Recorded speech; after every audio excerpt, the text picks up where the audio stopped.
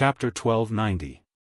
The order of the contestants for the Ares Draconic Rite had its own rules as well. In the Ares Temple Dragon Rite, there was no such thing as a fair starting line. The starting line of the contestants was based on the results of their training sessions, and the starting line was very orderly, divided into front and back. In the past, the starting line for the Ares Draconic Rite was set so that the contestant with the best results and fastest speed would be at the front, and so on. The lower the results, the slower the contestant would be at the back of the starting line. However, this year's Draconic Rite was different.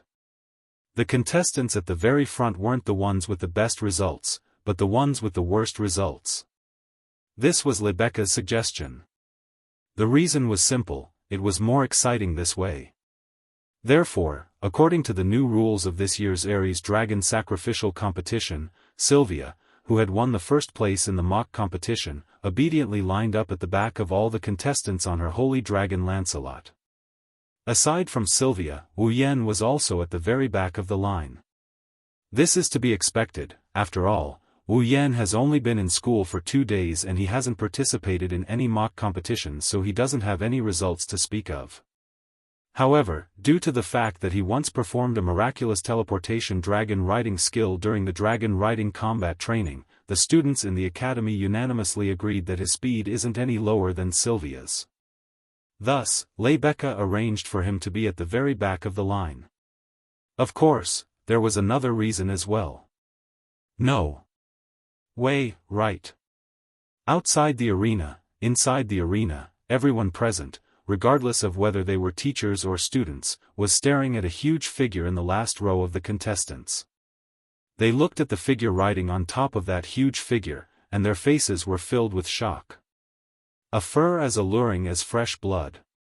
His chest and limbs were as thick as armor. His wings were completely disproportionate to his body, supporting his enormous body that seemed to be able to blot out the sun.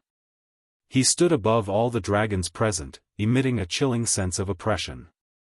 The strongest holy dragon in the academy, Gufflin. This was a holy dragon that everyone in the Ansari Academy and even the entire Ansari city didn't know about. It was quite famous. After all, it was the one who made Rebecca Randall famous. The most fundamental reason why the name Rebecca Randall became so famous. However, this was the Academy's strongest holy dragon. However, the one riding on it was not the most powerful person in the Academy who was full of heroic spirit, but the new student who had become a hot topic after entering the Academy for less than 2 days. Rune Randall. The entire place was silent. Obviously, the strongest holy dragon in the Academy, the perfect mount of the Student Council president, was being ridden by someone else. Everyone's hearts were shaken. Among them, the person who was the most shocked was undoubtedly Yashio, who was also in the last row. Riding Brigid, which he borrowed from Raymond, Yashio looked at Guffrin floating above everyone and Wu Yan riding on Guffrin's head. Yashio's heart was in a state of shock and didn't calm down for a long time. Yashur was also known as a genius dragon tamer. But Yashio asked himself honestly, there was no way he could be like Wu Yan. Tame Guffrin. Not to mention Gyuvlin, Yashur didn't even have the confidence to ride an immature holy dragon like Lancelot. Until now, he had only ridden an earth dragon, a winged dragon, and a water dragon. All of a sudden, Wu Yan's image in Yashur's heart grew. Compared to Yashur, Sylvia, who already knew about this matter, was calm and collected. She restrained her emotions and slowly suppressed the complicated emotions in her heart. She began to concentrate. Sylvia didn't know if she could win. But in order to prove herself and fulfill her promise with Wu Yan, Sylvia would give it her all. Contestants in position. Rebecca's voice came from the stage, waking up the audience from their stupor. She held the short gun in her hand and raised it high into the sky. The audience began to hold their breaths. A strange tension pervaded the air. A suffocating silence enveloped the entire place. Only the agitation of the hearts and the breathing of the dragons could be heard. The surroundings were silent. Ready, Rebecca wore a calm smile and closed her eyes. Then, she abruptly opened them. Bang! A dazzling flash lit up the sky and a dull gunshot echoed. Charge! In the next moment, every contestant's expression froze and they began to run at the same time. Bringing with them a thick cloud of dust and a bugle horn, they charged forward. Roar! The earth dragons roared and charged forward. The ground shook under their stomps. Roar! The pterosaurs flapped their wings and flew into the sky. Wallala! One by one, the water dragons rushed into the waterway not far away, raising waves of water as they disappeared from everyone's sight. The sight of nearly 100 dragons fighting to be the first to enter the arena shook the hearts of everyone present. Oh! Amidst the loud cheers, every dragon passed through the gates of the Ansari Dragon Riding Academy and entered the city center of Ansari. Due to the differences in the dragon race, the earth dragons, pterosaurs, and water dragons had different runways. The student council made a very detailed rule about the runways. Otherwise, the pterosaurs, who had the advantage of flying, would have a much better chance of victory than the earth dragons that could only run on the ground and the water dragons that could only swim in the waterways. Thus, for the sake of balance, the pterosaurs, earth dragons, and water dragons had different runways. They would only overlap when they reached a certain path or a section of the path before the final destination. However, the conditions were not unfair. Thus, every contestant's conditions were basically the same. It was just that it depended on their individual circumstances. In this Ares dragon sacrifice, the only two holy dragons were naturally on the pterosaurs' runways. The most basic ability of holy dragons was flight. No matter if they were pterosaurs, earth dragons, or water dragons before they evolved, they would all have wings and could fly after evolving into holy dragons. However, compared to the pterosaurs that could also fly, Gyvlin and Lancelot's speed was undoubtedly astonishing. Not only were they fast and powerful, even their stamina was superior to other dragons. If there was something unfair about this Ares dragon sacrifice, it would be these two holy dragons that were out of the norm. Or rather, Gyvlin, who far surpassed Lancelot in size, growth, and combat strength, was the real cheat. Moreover, the one riding it was Wu Yan. In the blink of an eye, Gyvlin overtook all the other contestants. They could only stare blankly at Gyvlin, who had turned into a streak of red lightning and was speeding along the runways. Lancelot was the only one who could barely keep up. Roar, perhaps it was because he hadn't participated in this kind of competition for a long time, Gyvlin let out an excited roar. His speed once again increased by a few notches, and he fiercely left Lancelot, who was following behind him, in the dust. Wu Yan bitterly laughed when he saw this. You're this excited just by participating in a competition? How did Lebeka torture you? Roar. Roar, Gyvlin let out another roar, but the meaning was unclear. However, its speed increased again. It was clearly fully immersed in the competition. Well, go ahead and do your best. Wu Yan patted Gyvlin's dragon horn and turned to look behind him. About 20 meters away in the sky, Lancelot is also trying his best to increase his speed. Wu Yan could see Sylvia's sweaty expression. Perhaps she felt Wu Yan's gaze. Sylvia lifted her head and met his gaze. Then, she saw Wu Yan's half-smile which made her angry. Lancelot. Sylvia immediately cried out. Don't lose to him. I can lose to anyone, but not to him. Roar, Lancelot seemed to be able to sense its master's anger. With a roar, it channeled all its magic into its wings and flapped them hard.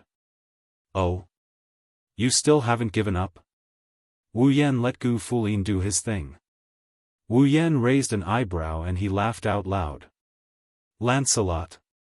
If you lose, I'll make the best dish for you. Lancelot's roar seemed to be stuck in its throat. It couldn't come out.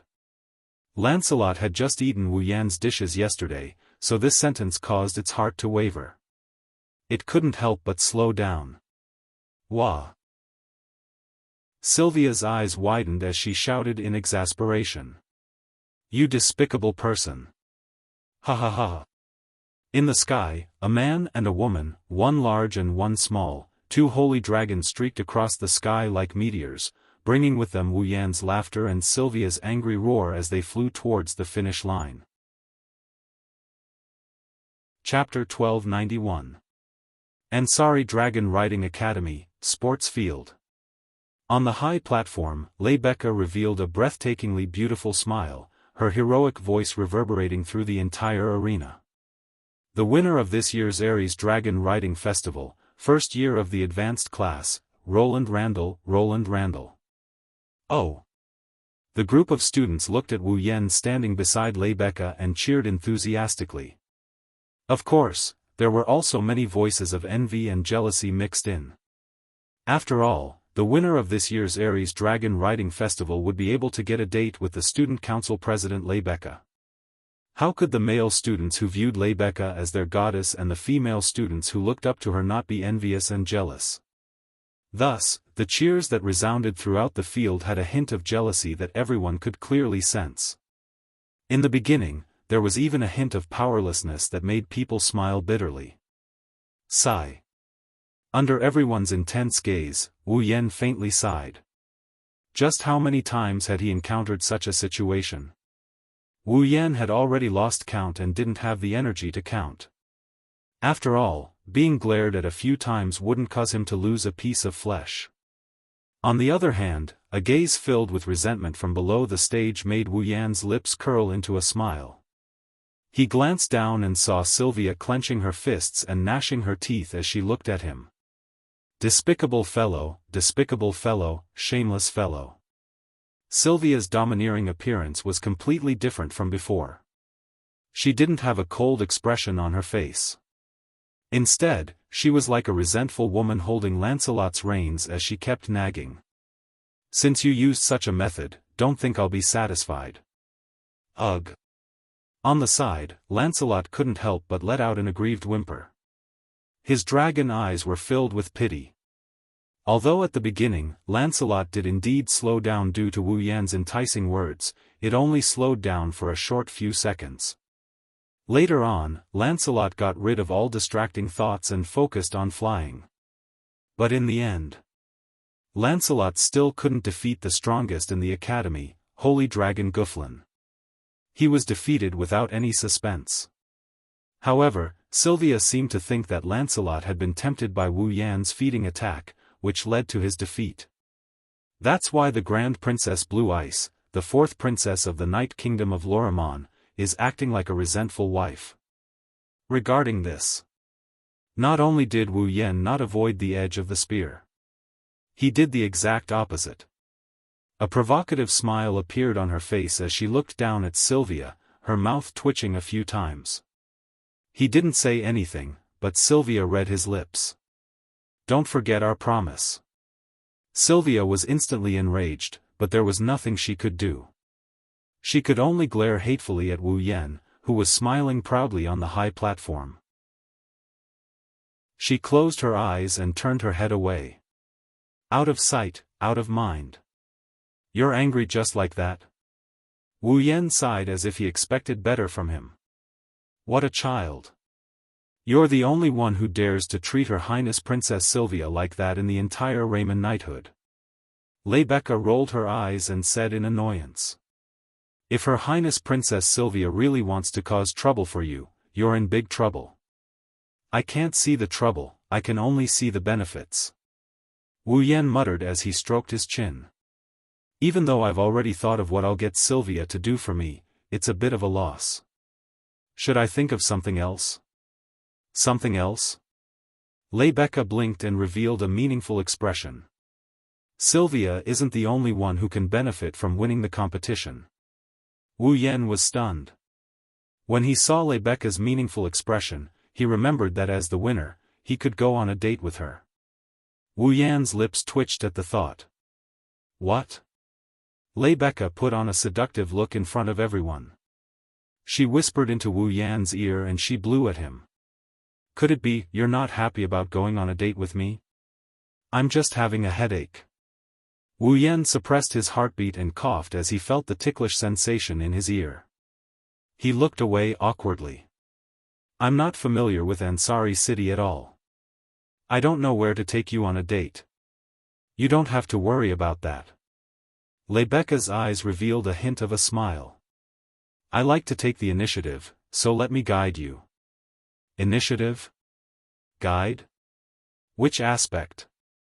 This time, Wu Yan was no longer trying to suppress his heartbeat. Instead, his imagination was running wild. At this moment, Rebecca. Below the high platform, an instructor panted heavily as he ran over while shouting with an anxious expression on his face. There's one more participant who hasn't returned. There's one more participant who hasn't returned? Wu Yan, Rebecca, and even Sylvia were stunned. Rebecca frowned. What's the meaning of this? It's been an hour since the end of the competition, but there's still one participant who hasn't returned.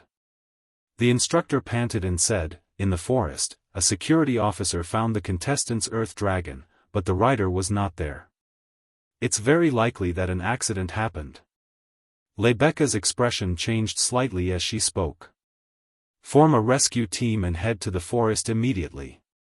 Yes, sir. He was clearly an instructor, but at this moment, he was following the orders of his student, Rebecca. It was very strange. I'll go too. Rebecca turned her gaze to the instructor. What's the name of the missing rider? It's the problematic student who rode someone else's fall in the competition. His name is Yashur Blake. It's Yashur Blake. It's him? Rebecca and Sylvia were shocked. Yashur? Wu Yan's expression froze before darkening. Yashur had only been in the academy for 2 days, but he was the only person in Wu Yan's class other than Sylvia and Raymond. He could be considered half a friend. Wu Yan was also concerned about Yashur's belongings. He didn't want anything to happen to Yashur. Rebecca. Wu Yan turned around to look at Rebecca. Let me join the rescue team as well. All right. Rebecca hesitated for a moment before nodding in agreement. Come with me on Guffrin and we'll search the forest. I'll go too. Sylvia stood up and glanced at Wu Yan with a solemn expression. It's the duty of the royal family to help citizens in trouble.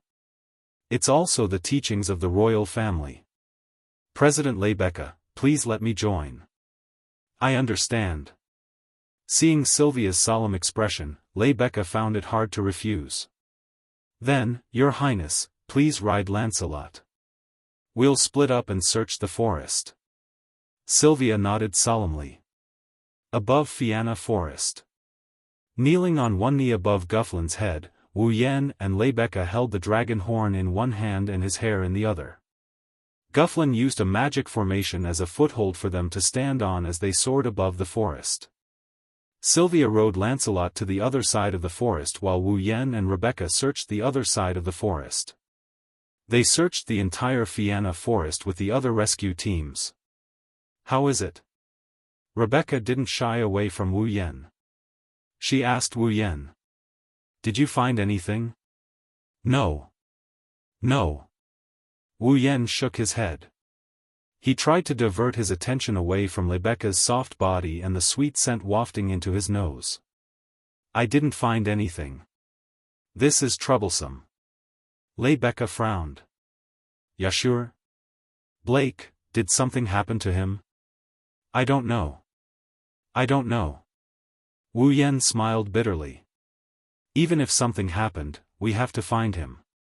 If he's alive, we have to see him. If he's dead, we have to see his corpse. That's true. Rebecca smiled bitterly as well. Gufflin. Wu Yan lowered his head and he shouted at Gufflin. Did you find anything? Roar. Wu Yan just wanted to give it a try. Who knew that Gu Fulin would suddenly stop in mid-air? He turned around and flew forward as if he was being pulled by some kind of force. Seeing this, Rebecca was surprised. Looks like Guffrin found something. Wu Yan didn't answer. Instead, he looked in the direction Guffrin flew with a glint in his eyes. He could feel that there was a very strange power that was sprouting there. Chapter 1292. In the sky, a red streak of light shot over from the distant horizon and appeared above a canyon. Lebecca stood on the magic formation above Guffrin's head and slowly opened her eyes. She couldn't help but close them due to Guffrin's extreme speed. There was still a trace of lingering fear on her face. There was no helping it. Guffrin didn't listen to Lebecca's orders at all and flew over at his fastest speed. He didn't care about his master at all. If it wasn't for Wu Yan grabbing her shoulder, she would have been flung away long ago. Guffrin. Lebecca took a deep breath and forced herself to calm down. Her eyes flickered with uncertainty. Why didn't you listen to my orders? Don't blame Guffrin. Wu Yan swept his gaze over the canyon below. There seems to be something under this canyon. Guffrin must have sensed it. That's why he's acting so strangely. Under the canyon? Lebecca was taken aback. She lowered her head and looked at the valley below. This is the outskirts of Fianna Forest? Who knows? Well, who knows? Wu Yan shrugged and narrowed his wine-red eyes. However, I am a bit concerned about the thing inside. Me too. Lebecca nodded solemnly. This is the first time Guffrin didn't listen to my orders. There must be something else under the canyon. Finished. Lebecca turned her gaze to Wu Yan. When their eyes met, Wu Yan immediately nodded. Let's go down and take a look. Lebecca hesitated for a moment. She seemed a bit apprehensive about going alone. However, in the end, she couldn't bear to return empty-handed. She clenched her teeth and agreed. Guffrin. Roar. Guffrin let out a small dragon's roar. He flapped his wings and descended into the canyon below. The canyon wasn't very wide, and with Guffrin's huge body, it could barely fit inside. He was barely able to squeeze in. Under Rebecca's careful instructions, Madame Givlin slowly descended along the cliff in the middle of the canyon, almost touching the sharp rocks on his body. His body was wrapped in a layer of mana, so his movements were extremely slow. Fortunately, the deeper they went into the canyon, the more space there was, the larger the space inside. In the end, the space here was enough for Gu Fulin to land with ease. Lebecca hurriedly had Guffrin speed up. It continued to descend. Just as Wu Yan, Lebecca, and Givlin were about to reach the ground, a sweet female voice that they had never heard before rang out from the bottom of the canyon. The voice turned into an echo that clearly reached their ears. I am your owner. As this voice rang out, the entire canyon fell into a deathly silence. Not long after, a voice filled with astonishment rang out. Huh! Hearing the astonished voice, Wu Yan and Lebecca's eyes lit up. It's Yashuo. Wu Yan affirmed. This is Yashuo's voice. Is it really Yashuo? Blake's voice. Lebecca perked up and patted Givlin's dragon horn. Givlin, go down. You. However, Givlin disobeyed Lebecca's order again. His huge body seemed to be frozen in the air. He only let out a slightly fearful roar before falling silent. Givlin? Lebecca's face was filled with confusion when Givlin disobeyed her order again. Wu Yan bitterly smiled and patted her shoulder. There must be something below that forced Givlin to disobey your order. Don't mind it too much, I understand. Rebecca retracted her dazed expression and regained her composure. But how are we going to go down? Hug me. Huh? This time, it was Lebecca's turn to be astonished. In exchange, Wu Yan looked annoyed. Are you going to hug me or not? You're not going to hug me and go down by yourself? Lebecca panicked slightly when she heard that.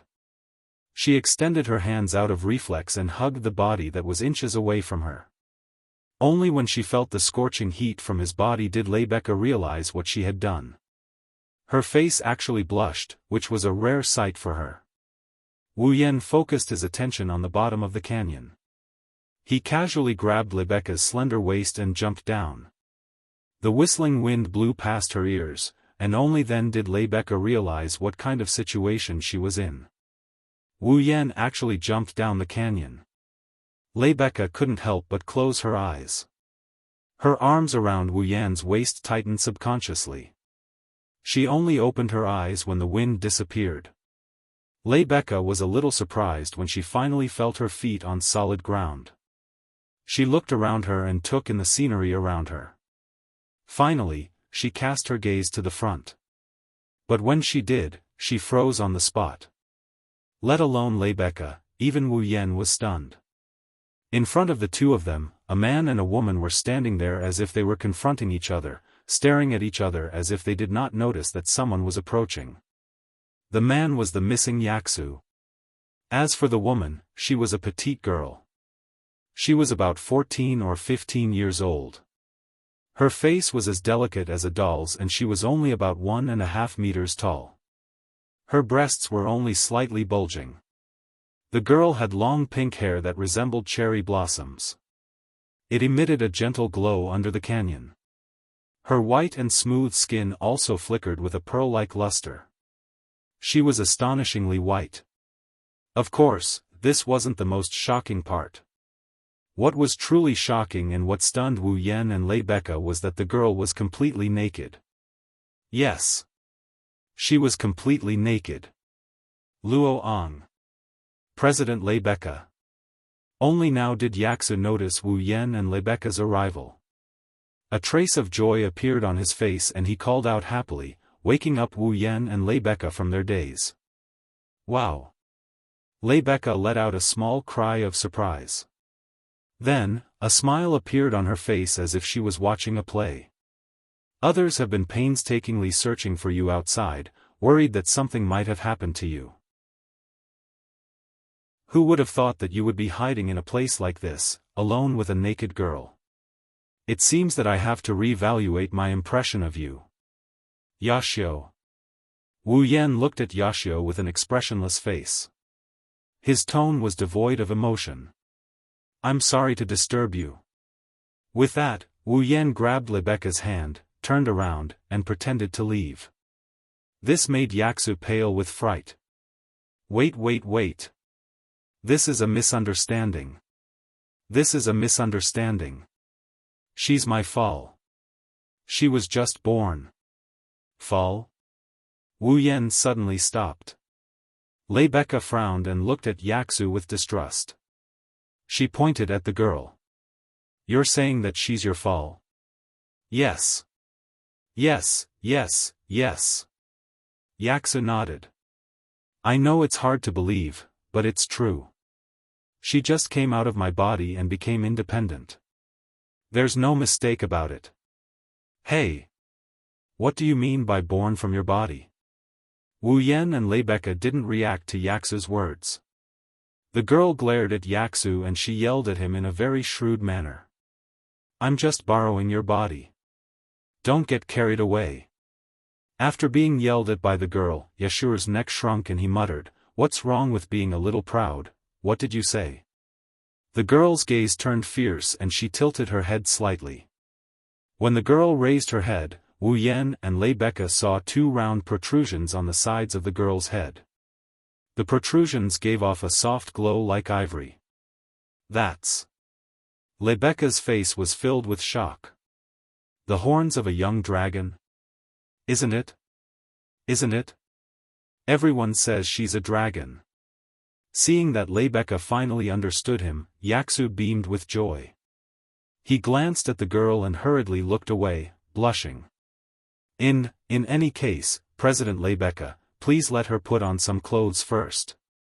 Huh? Why do I have to put on clothes? Unfortunately, not only did the girl not appreciate his kindness, she even puffed out her chest without concealing anything. Clothes are just something created by humans to hide their ugly nature. The honorable dragon race doesn't need that kind of thing. I don't care if you need them or not. Just let me put them on. Rebecca smiled as she watched Yaxu and the girl confront each other again. She felt a headache coming on. Wu Yan, who didn't say anything, stared at the girl who was punching and kicking Yaxu and frowned. Chapter 1293. Ugh. I'm so tired. I'm going to sleep. Wait. That bed is mine. What? You're fighting over a bed with your owner? Since when did you become my owner? Besides, if I give you the bed, where am I going to sleep? Humph. Aren't you a pet? A pet should sleep on the floor and watch the door. Go lie down there. Who's a pet? You're so noisy. I'm going to stomp you flat. Even if you say that. Wah. Don't suddenly take off your clothes. I told you that a noble dragon doesn't need clothes. So shut your mouth. Woo, the demonic noise seeped through the walls and ravaged his ears. Lying on the bed, Wu Yan clutched his head in pain, he almost went hysterical. It was only now that Wu Yan realized Yashu's room was right next to his. Why am I so unlucky? Wu Yan wanted to cry but had no tears. He pulled the blanket over his head and tried to reduce the noise. Unfortunately, neither Yashu nor his humanoid fall were louder than normal people. His efforts were futile. If this continued, he wouldn't even have a moment of peace, let alone sleep. He rudely kicked away the blanket covering his body. He resisted the urge to go next door and throw the guy and the girl out of the dormitory. He gnashed his teeth and spat out a resentful voice. I'm starting to hate this academy's board of directors. Although it was just a matter of today, the most troublesome problem student in the Ansari Dragon Riding Academy was Yashur. Blake had met with an accident during the Ares Dragon ritual, but it was a blessing in disguise. The news of the birth of Fall in his body quickly spread throughout the entire academy. It was natural. Everyone also knew that Yashu's Fall, who had refused to be born for so long, was now born as a young girl in this world. The entire Ansari Dragon Riding Academy was in an uproar. Let's not talk about what the students of the academy thought about this matter, but the higher-ups of the academy almost quarreled over this matter. The reason was naturally the problem of how to deal with Yaxu Buer. After all, Yahu's Fall wasn't just a dragon. Moreover, she was a young girl. Should he let her live in a dormitory like an ordinary young girl and live a human life, or should he let her be sent to the dragon house and be managed like the other dragons? This problem was truly a headache. The entire staff of the Ansari Dragon Riding Academy was divided into two factions during the meeting. They argued for an entire day, and in the end, the Academy Council made the decision to temporarily allow Pulav Yashur to live in the dormitory like a normal person. But Ashur himself had to take care of her. Because of this, Yashur's Fall moved into Apollo's abode and lived in the same room as Yashur. At the same time, Wu Yan's nightmare began. Looking at the ceiling, Wu Yan's eyes were lifeless. After a long time, he sighed faintly. It's rare for a nocturnal creature like me to feel sleepy tonight. Now, it's impossible for me to sleep, in that case. Why don't you have a chat with me, Lord Rune? As soon as Wu Yan finished, a voice suddenly rang out from Wu Yan's room. It startled Wu Yan. He quickly looked for the source of the voice, and his brows twitched. Lord Rune, he saw. On the ceiling of the room, a cute maid with short purple hair wearing a not-so-plain maid uniform was hanging upside down like a ninja. She had a polite smile on her face. When Wu Yan looked at her, she jumped down from the ceiling, patted her skirt, and bowed. Her movements were extremely elegant. Good evening. No matter how I look at it, no one would think that I'm having a good evening, right? The corner of Wu Yan's mouth twitched a few times, and he said weakly. Compared to that, I'm more curious about when you arrived, Corset. I just arrived. Corset raised a finger and winked playfully. So, Lord Rune, you don't have to worry about me finding out that you're doing something shameful in bed. Compared to me, you're doing something shameful, aren't you? Wu Yan put on a fake smile. Breaking into the boys' dormitory in the middle of the night and being alone with a man like me, aren't you afraid of being taken advantage of? Corsette's eyes widened when she heard Wu Yan's words. She seemed to be surprised. I'm just a maid, why would Lord Rune fall for me? It seems that you're unaware of your charm. Wu Yan was a little speechless. Putting aside her status, Corsette was indeed a very cute person. Although she wasn't as perfect as Rebecca or as elegant as Sylvia, no one would think that she was weaker than Rebecca or Sylvia in terms of appearance. However, judging from Corsette's behavior just now, she probably didn't even notice it herself. Forget it. Getting up from the bed, Wu Yan patted his cheeks and looked at Corsette. You must have something important to tell me so late at night, right? It's nothing important, I'm just reporting something that Lord Rune asked me to investigate. Investigate? Wu Yan's eyes lit up, and his expression became excited. Is it about Avalon's Holy Dragon royal family? Yes. Corsette nodded, but her expression wasn't very happy. Even her smile was gone. Unfortunately, Lord Rune, there isn't much progress on the matter you requested. There aren't even many words related to it. There are only a few records of a dragon similar to the Holy Dragon Emperor in some ancient legends, but Avalon didn't mention a single word about it. I think it would be difficult to find any information related to Avalon's Holy Dragon royal family in Loriaman's knighthood.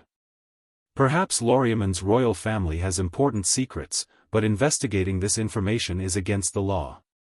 Even I can't do anything about it. At this point, Corsette's expression became a little apathetic. She was probably apologetic that she wasn't useful. Although her behavior was somewhat helpless, Corsette was indeed a very kind-hearted little maid. All right, it's fine if you can't find anything. Don't take it to heart. Even though he was a little disappointed, Wu Yan still spoke softly. You managed to find some clues in just one day. Even if it's just a legend, it's already very impressive. Before this, I didn't even find a single word related to it. Shirley's family is good at spying, and this is why I came to Lord Rune. Corsette shook her head, then her expression turned serious. Since even I can't find any clues related to the Avalon Holy Dragon royal family, it proves that this Avalon Holy Dragon royal family is definitely not ordinary. Their involvement might even exceed the level of what the Knight's Kingdom can bear. Corsette, please be bold enough to say that if Sir Laurent still wants to continue investigating the Avalon Holy Dragon royal family, please reconsider. If something goes wrong, Loriaman's knighthood might be involved. When that happens, both Lord Rune and Corsette will be guilty. Looking at the serious expression on Corsette's face, Wu Yan became silent. At first glance, Corsette's words sounded like she was exaggerating. After all, she said something like, even I don't have it. Clearly, Corsette was very confident in her ability. In this case, it was not unreasonable for Corsette to come here and give him a reminder. Avalon's Holy Dragon royal family might be involved in many aspects, but Wu Yan wasn't going to give up. After all, this was his dungeon mission, wasn't it? I understand. Wu Yan smiled at Corsette. I'll proceed with caution, thank you very much. Corsette smiled again. She lifted her skirt and bowed to Wu Yan. Then, I'll take my leave first. If Lord Rune needs my help, please don't hesitate, I will. Wu Yan shrugged and he teased her. Then, I'll have to trouble you to come to me in the middle of the night. Remember to bring me some benefits, I'll think about it. Corsette smiled mischievously, then her body turned into a shadow and disappeared. A cheating maid. Wu Yan didn't know whether to laugh or cry. Chapter 1294. In the following days, Wu Yan began to live a leisurely and busy life. The end of the Ares Dragon sacrificial rite caused the academy life of the Ansari State Dragon Riding Academy to start moving forward. Under such circumstances, Wu Yan began to live the same life as every other student in the academy. Every day, he would go to the classroom to attend theoretical classes related to dragon breeding or participate in actual combat exercises with a group of students. He would learn all kinds of dragon riding skills and enrich his experience and knowledge of riding dragons. He lived a very peaceful life. With perfect memory, Wu Yan would be able to get full marks in every theory class he attended. With endless martial training, Wu Yan's dragon riding skills were unmatched in the entire academy. With these two aspects added together, Wu Yan's grades gradually climbed up and he quickly became the first in the school year. At this point, the negative evaluation of Wu Yan completely disappeared from the Ansari Dragon Academy. Now, what Wu Yan left behind in the Ansari Dragon Academy could not be considered a legend nor a miracle. However, his reputation was no longer below the famous True Red Empress Lebecca and Blue Ice Princess Sylvia. The skyrocketing theoretical results and miraculous dragon riding skills gradually raised Wu Yan's reputation. In the Ansari Dragon Academy, he was basically the same as Lebecca and Sylvia, no one didn't mention him. Furthermore, he was far superior to the genius dragon tamer Yashu, who was known as the problematic student. Above Blake. Now, even the people in the Ansari city had more or less heard of Wu Yan's deeds. Now, in the Ansari Dragon Riding Academy, if someone were to ask who the strongest person in the academy was, there would definitely be someone who would answer Lebecca. If someone were to ask who the person with the highest status in the academy was, it would definitely be Sylvia. But if someone were to ask who the most talented person in the academy was, it would definitely be the genius dragon tamer Yashu. It would be Wu Yan. Therefore, Wu Yan also got a nickname in the Ansari University's Dragon Riding Academy. He was known as the Rider of the God Race. It meant that the talent of the rider was no longer in the category of humans, but a performance that could only be possessed by a true god. Of course, it would be an exaggeration to say that he was comparable to a god. However, to be able to rise from a cheating student to the top of the school year in less than a month. He even had such a miraculous dragon riding skill. Even the academy's strongest holy dragon Guflin had been tamed by him. These feats shocked the students more than just a little bit. Naturally, even the evaluation of the students was upgraded exaggeratedly. But it was undeniable. Wu Yan had indeed received everyone's approval and no longer had any negative comments. What was worth mentioning was that under Wu Yan's stimulation, Sylvia had also been frantically learning and improving her dragon riding skills. Under such hard work, Lancelot had also grown a lot, and his strength had improved significantly. As for Wu Yan, while he was doing his duty as a student, he was observing Yak from a close distance. This Yak was referring to Yahu's Fall, who maintained her human form. She was also the petite pink-haired girl at the bottom of the canyon that day. The reason for observing Yak was simple. Because Wu Yan suspected that this dragon girl who defied common sense and maintained her human form was very likely related to the holy dragon imperial family of Avalon that he was looking for. Wu Yan had the bloodline of the true ancestor, and had a bloodline level far above humans and dragons. It was also because of this that normal dragons would accept his control, and even the holy dragon would show him respect. After recognizing Wu Yan, they made an exception and allowed him to ride, just like Guflin. However, Yak, this girl who looked even weaker than the weakest dragon, not only ignored the faint bloodline pressure on her body, she was completely unaffected by it, and would even roar at him with a face full of arrogance sometimes. The respect that normal dragons had for Wu Yan could not be seen from this girl at all. This alone was enough to make Wu Yan suspicious. Maybe it's because AI Ku is too weak, she's as weak as a human. She couldn't sense the bloodline pressure coming from Wu Yan. But, there was one time when AI Ku told him about it in front of him. It feels like you're a little different from normal stupid, ignorant and stupid humans. The moment he heard this, Wu Yan immediately had this thought in his mind. While ignoring her own bloodline pressure, she could more or less feel something different about him. This Yak was definitely not normal. With this in mind, Wu Yan began to observe Yak, and conveniently asked Jianghu about his participation in the youth ritual. If he could prove that Yak was the last descendant of the Holy Dragon Imperial family of Avalon, then Wu Yan could basically use the bullet of 12, Yod Bet.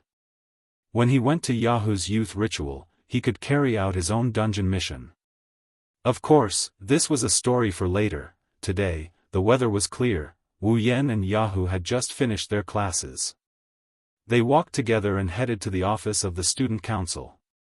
This was because Lei Becca had come directly to the first-grade classroom of the advanced class in the morning and made a declaration amidst the uproar.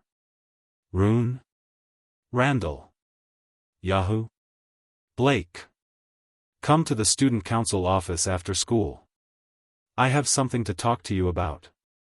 And so, under the envious and jealous gazes of their good friend Ramon, Wu Yan and Yaxu left everyone else and went to the student council office. The student council office was located at the top of the central tower of the Ansari Dragon Riding Academy. Although it was not very big, the layout was more luxurious than the dean's office. Just the door alone gave off the feeling of a famous museum or conference room. Standing in front of the magnificent door, Yeshu fidgeted around nervously. He glanced at Wu Yan, who didn't seem to care about anything, and he couldn't help but feel sad. Ever since the establishment of the Ansari Dragon Riding Academy, the student council had great power. Not only could they interfere with the matters of the Academy Council, they could also obtain a seat in the Ansari City Council. The authority of the student council president was above the mayor. Moreover, the student council president was the famous Empress Zhenhong. To a commoner like Jianghu, it was natural for him to feel restrained. At this moment, Jianghu was surprised by Wu Yan's casual attitude. After all, Rune? Randall was Lei Becca? Everyone in the academy knew about Randall's guard. Didn't he need to be more respectful? You're already here? Then come in. While Yashio was still thinking about this, an extremely elegant and beautiful voice reverberated in his ears from within the door, causing Yashio to be completely startled.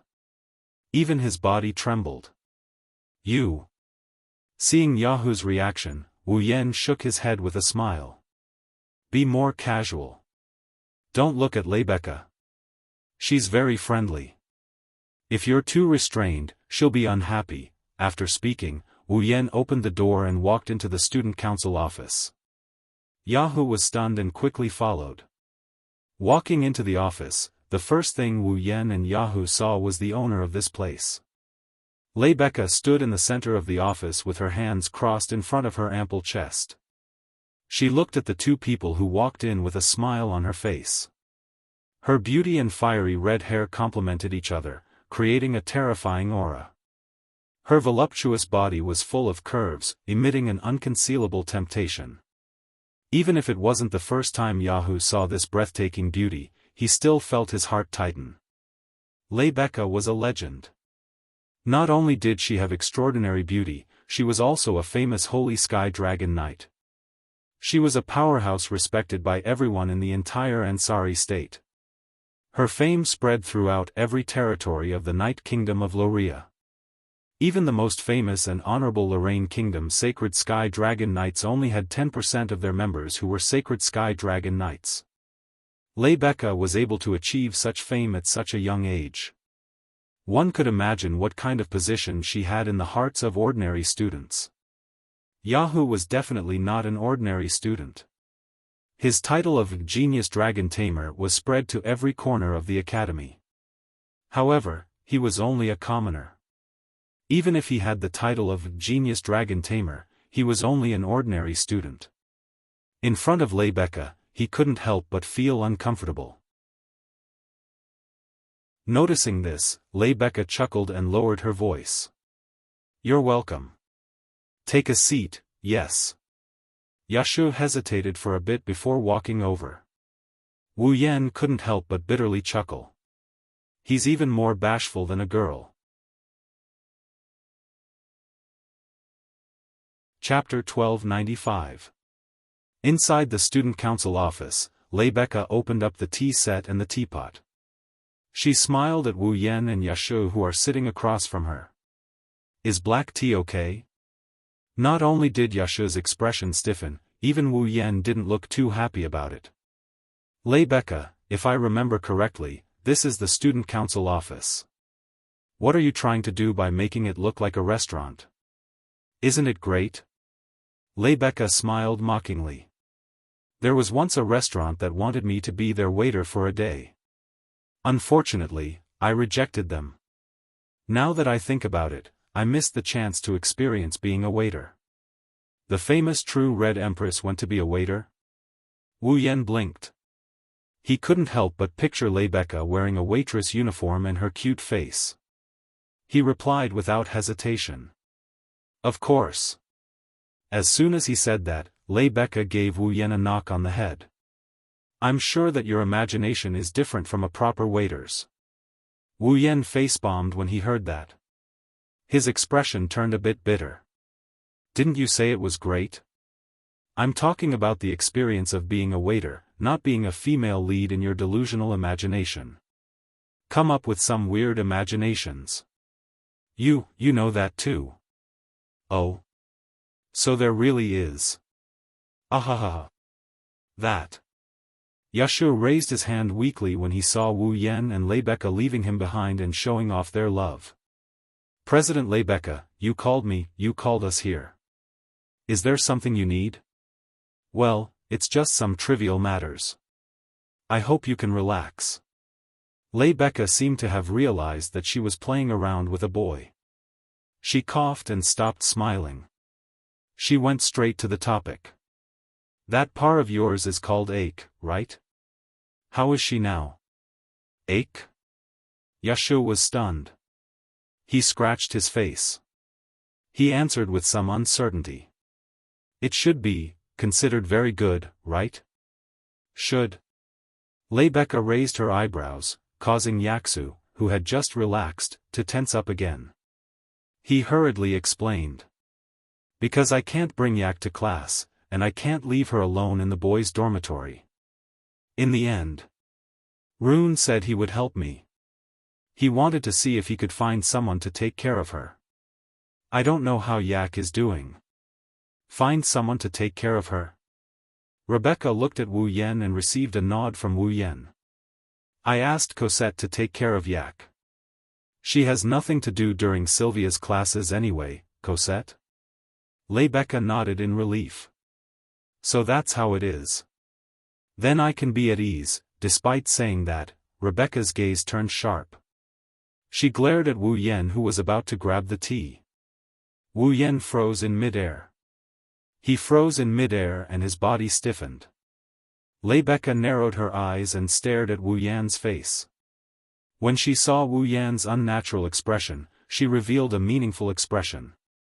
Your relationship with Cosette seems to have improved by quite a bit, WH.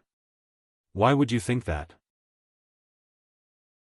Lebecca clearly didn't have any special relationship with him and he didn't develop any unspeakable feelings with Cosette. However, when Lebecca asked that question, Wu Yan felt an inexplicable sense of guilt, causing a trace of a smile to appear in Lebecca's eyes. It seems that when I didn't know, as a guard, you seem to have hidden something from me. Seeing Lebecca's sudden display of aggression, Wu Yan couldn't sit still and turned his head away. He kept recalling in his mind. What did I do to anger Lebecca to make her like this? Humph. Lebecca lightly snorted when she saw Wu Yan remaining silent. She sat back down and cast her gaze at Yashu. She coldly asked. Do you want to join the student council? Ha.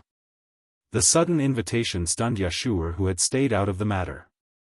He didn't react for a long time. Join the student council? Yashu stupidly muttered. When Lebecca nodded in confirmation, Yashu panicked. President, you're not joking, right? No. Lebecca's emerald eyes rippled with seriousness. I'm very serious. But. Yashu was completely flustered. My theoretical results aren't that good. My actual combat results were obtained by riding someone else's fall. Is it all right for someone like me to join the student council? You're underestimating yourself too much. Rebecca shook her head slightly. Just being able to ride someone else's fall is already an amazing ability. Even I can't do that, but you've done it. It proves that you're capable. Does Long have the ability to ride someone else's fall too? Yashur took a deep breath and directed his attention to Wu Yan, who was drinking his black tea innocently as if it had nothing to do with him. Furthermore, his dragon riding technique can be said to be the best in the academy. His theoretical results are also the best in the entire year. He even managed to tame Guffrin, president. He is much more outstanding than me, so, Roan also needs to join the student council, and he has already agreed. Rebecca said slowly. I feel that your ability is also extraordinary.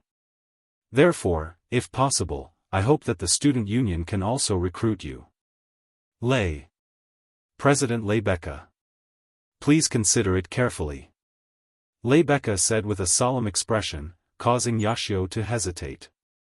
Right at this moment, woo, woo, woo. A long rhythmic cry suddenly rang out above the academy, startling all the students. Rebecca and Yashur stood up abruptly and looked out the window. That's a second-level emergency alert. Rebecca went to the window and opened it. She looked out the window and Yashur did the same. Wu Yan didn't know what's going on and he kept asking questions. A second-level emergency alert? What's that? As the land of dragon breeding, Ansari will always encounter emergency situations. Based on the danger caused by these emergencies, the Academy has divided them into several levels of alerts. Rebecca continued to look out the window as she explained without turning her head. A second-level emergency alert means that the dragons in the Academy have suddenly lost control for some reason and left the dragon house. With that, Rebecca and Yashur turned their gazes to a certain corner below. There, a small pterosaur was wantonly running back and forth on the ground like an earth dragon, crashing into one tree after another. A few dragon servants from the dragon house rushed over in a panic and surrounded the pterosaur with weapons that didn't deal much damage. Then, under the watchful eyes of everyone present, a figure charged straight towards the frenzied pterosaur and jumped onto its back. It was Sylvia. What is Her Highness doing? Yashur couldn't help but jump in fright when he saw this with his own eyes. That was to be expected. After all, apart from their master, dragons wouldn't allow anyone else to ride on their back. Only Wu Yan and Yashur were exceptions due to different reasons. As for Sylvia, she didn't have the ability to do so. Thus, the moment Sylvia jumped onto the pterosaur's back and hugged its neck, the pterosaur began to shake its body even more violently. Sylvia could only hold on with all her might, but she wouldn't be able to hold on for much longer. And because of Sylvia's actions, Long Ding was at a loss for what to do and panicked. That idiot! Wu Yan didn't care about Sylvia's identity as he cursed out loud. He jumped out of the window and charged towards pterosaur and Sylvia. Roan! Yashur was shocked to see Wu Yan jump out of the window. Rebecca watched closely as Wu Yan charged out, a strange look of anticipation in her eyes. Let me see more of your talents. Calm down. On the other side, Sylvia hugged the pterosaur's neck with all her might while suppressing the fear in her heart. The strength in her body was gradually dissipating. Competing with a dragon in terms of physical strength was undoubtedly a foolish thing to do. But Sylvia had done it. Even if she didn't regret it, she couldn't help but feel fear. It was a mistake, and the pterosaur had flung Sylvia out of the window. Chapter 1296. The scene of the sky and earth spinning was imprinted into Sylvia's eyes. When her body was also spinning in the air, Sylvia's screams also resounded through the sky. It was clearly a young pterosaur that hadn't even grown its wings yet and couldn't fly. However, Sylvia's voluptuous body was thrown high into the sky by the other party's fling, and she flew out fiercely like trash. In such a position, if she were to land on the ground uncontrollably, then Sylvia's slender body would definitely be severely injured from the impact of the landing. It might even endanger her life. Understanding this, the draconic guards were all shocked. They also let out sharp screams that echoed through the sky along with Sylvia's screams. Just as Sylvia was about to fall to the ground and become the victim of this accident, a figure suddenly charged down from the sky, leaving behind afterimages as it streaked across the sky. It was extremely fast and arrived at a certain location in the blink of an eye. Sylvia's body also flew towards the figure and was picked up by the waist. Then, the figure lightly landed on the ground as if it was weightless. Sylvia, who had closed her eyes and was about to endure the pain of landing, slowly opened her eyes with lingering fear. A face close to her entered her field of vision. Her expression froze in place. Humph. Seeing Sylvia open her eyes, Wu Yan coldly snorted and put her on the ground. I'll teach you a lesson later. After saying that, Wu Yan stomped on the ground and flew in front of the pterosaur. He then jumped high into the air and landed heavily with a sharp explosion. Below him was the berserk pterosaur. Boom! Woo! A muffled sound rang out. The berserk pterosaur felt as if a heavy mountain had smashed down on its back.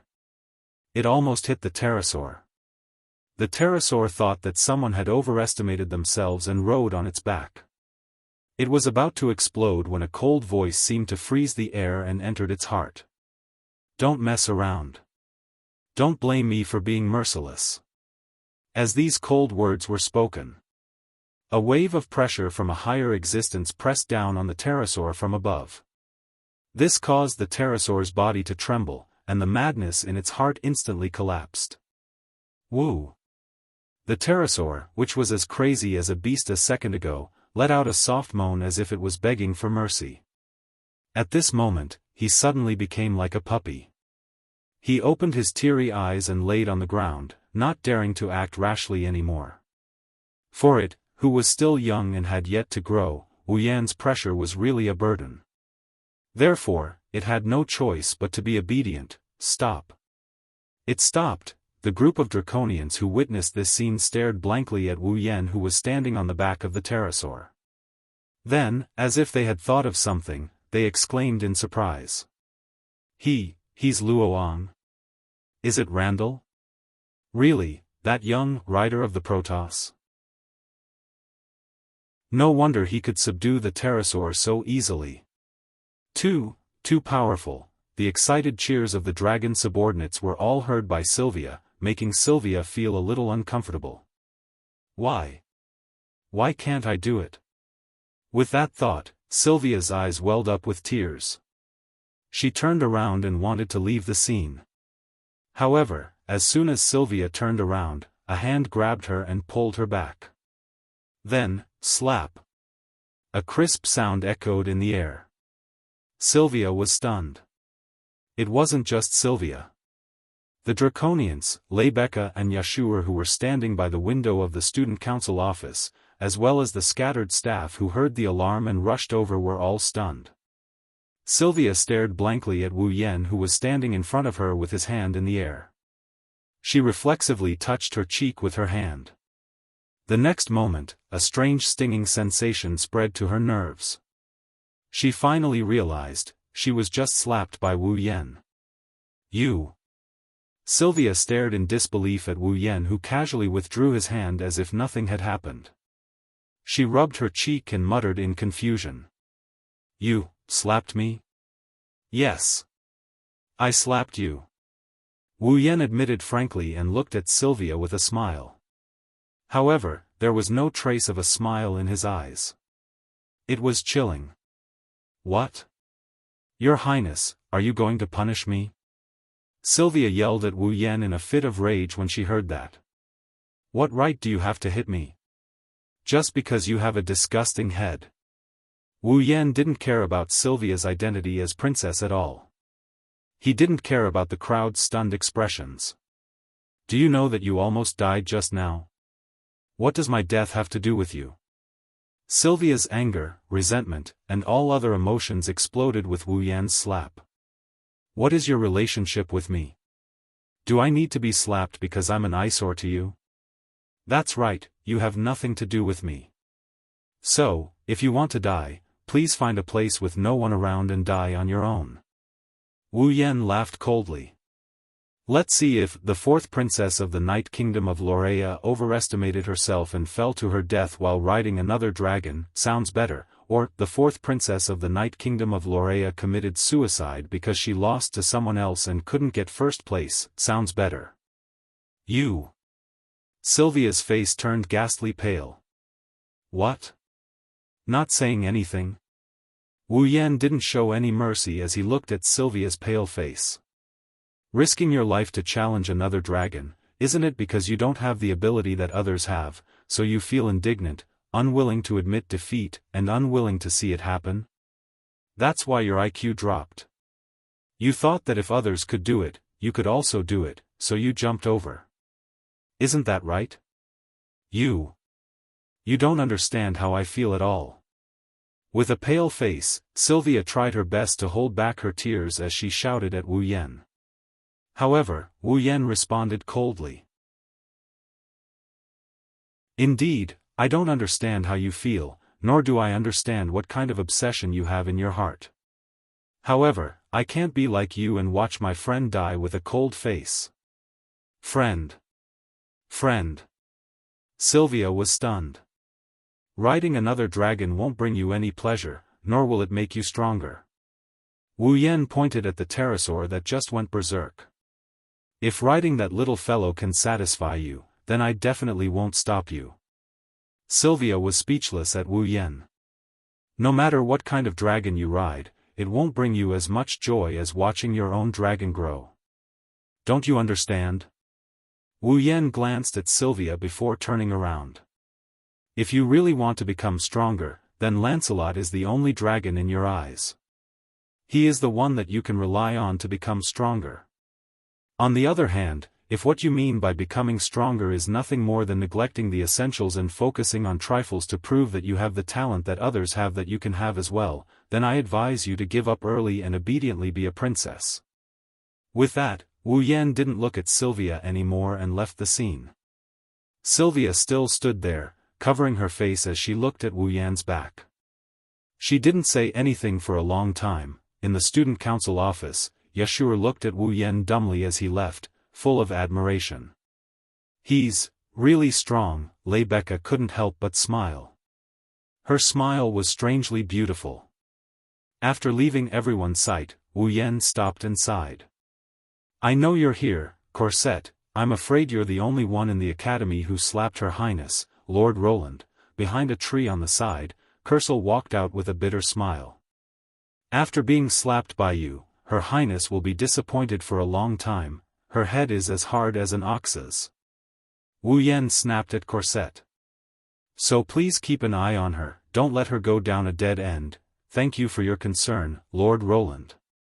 I'll accept it on behalf of Her Royal Highness. Corset smiled, lifted her skirt and bowed. Please continue to teach Her Highness from now on, Lord Roland. With that, Cosette turned around and ran in the direction of Sylvia, causing Wu Yan to shout in ridicule. Remember to give her benefits next time. Being a maid is a benefit in itself. With these words, Cosette disappeared from the scene. Chapter 1297. Ansari Dragon Riding Academy, 7th Dragon House. In the dragon room that belonged to Lancelot, Lancelot, covered in silver-white fur, was lying on the floor with his mouth wide open as he munched on an extra-large portion of beef placed in front of him. Judging from the speed at which he ate and the faint pleasant dragon roar, it was obvious that he was in a good mood. Sylvia, in her uniform, stood beside Lancelot, wiping its body as she watched it happily eat, but her heart was filled with bitterness. Lancelot wasn't a particularly gluttonous dragon. He rarely displayed a particularly good mood because he was able to eat good food.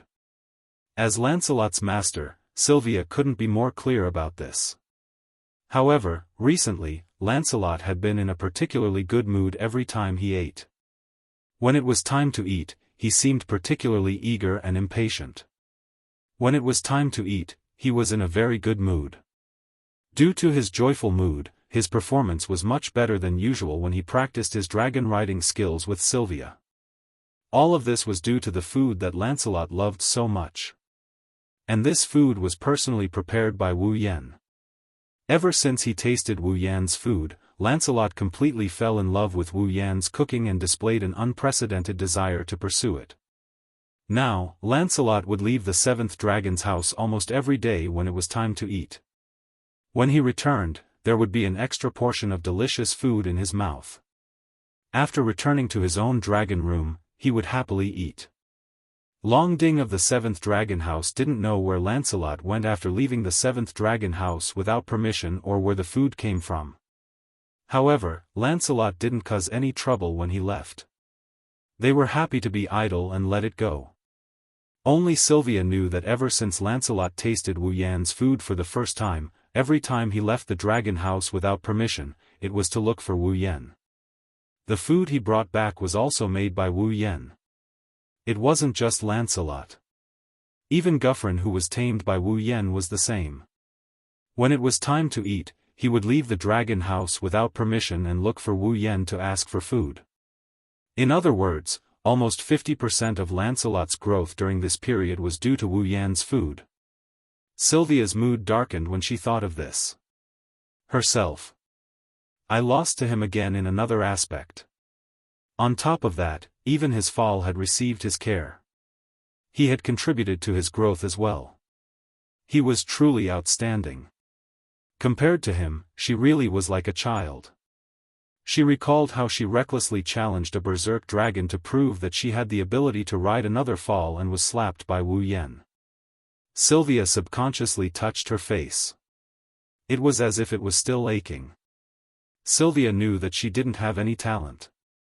It wasn't that she didn't have the talent to ride another fall, it was that she didn't even have the talent to become a dragon nurturer. Loriaman had a rule that all citizens of 7 years old must go to a Bayan forest to undergo the youngling ritual and have the dragon mother appraise them to see if they had the talent to become a dragon nurturer. If they did, they would receive the dragon mother's nursery and receive the star carving. They would become a dragon nurturer. If they didn't, the dragon mother wouldn't even appear in front of them and they could only leave dejectedly. Logically speaking, Sylvia, who obtained Lancelot, should have the talent to become a dragon nurturer. However, only Sylvia knew that during the youngling ritual when she was 7 years old, she didn't get the chance to become a dragon nurturer. In fact, she didn't get chosen. The only reason she was able to obtain Lancelot and become a dragon nurturer was because someone had given her a hand. Sylvia couldn't help but recall the conversation she had with him when she was 7 years old. Why do you want to become a dragon nurturer so badly? Woo, because I must have my own fall. Why? Because I want to become a great knight. But I didn't get chosen. The dragon mother didn't give me her nursery. I failed to live up to my royal father and royal sister's expectations. I can't become a great knight. Woo. Sigh. Alright, stop crying. Woo. Alright. Stop crying. Didn't you want a fall?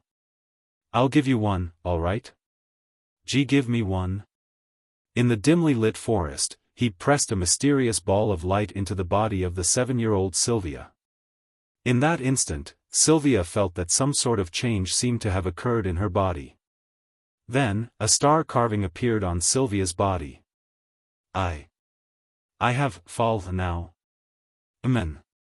I've given you fall. So stop crying, okay? But, is this okay? Well, it's useless to give it to me. I don't really need it anyway. If you need it, I'll give it to you. Alright, I'm leaving. Remember, stop crying. Wait. Big brother. What's your name? Me? My name is Wu Yan. Sylvia muttered subconsciously, calling out that name that was etched in her heart. Then, she thought of her own performance, and her bright and beautiful eyes were filled with heart-wrenching gloom. She even began to mock herself. If Big Brother sees me now, he'll be very disappointed, right? As Sylvia said that, she even had an extreme thought. If he had entrusted Lancelot to someone else, then Lancelot would be better than staying by her side, right? Perhaps, he might even be stronger than when he was by my side. That might not necessarily be the case. After all, she didn't have the talent to be a dragon nurturer, did she? Just as that thought rose in her mind, a familiar voice that was also etched in her heart coldly echoed in Sylvia's heart. No matter what kind of dragon you ride, it won't be as joyful as watching your own dragon grow. Don't you understand? If you really want to become stronger, then Lancelot is the only dragon in your eyes. He's the one you need to become stronger.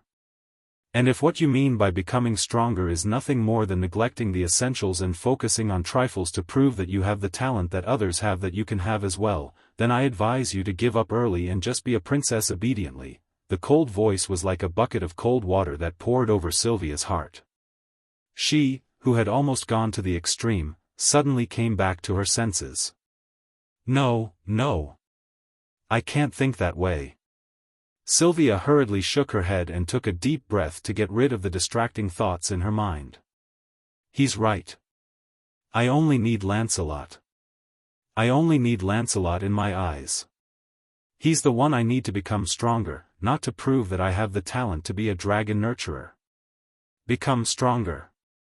I have to become stronger. Sylvia's dim eyes lit up as she clenched her fists tightly.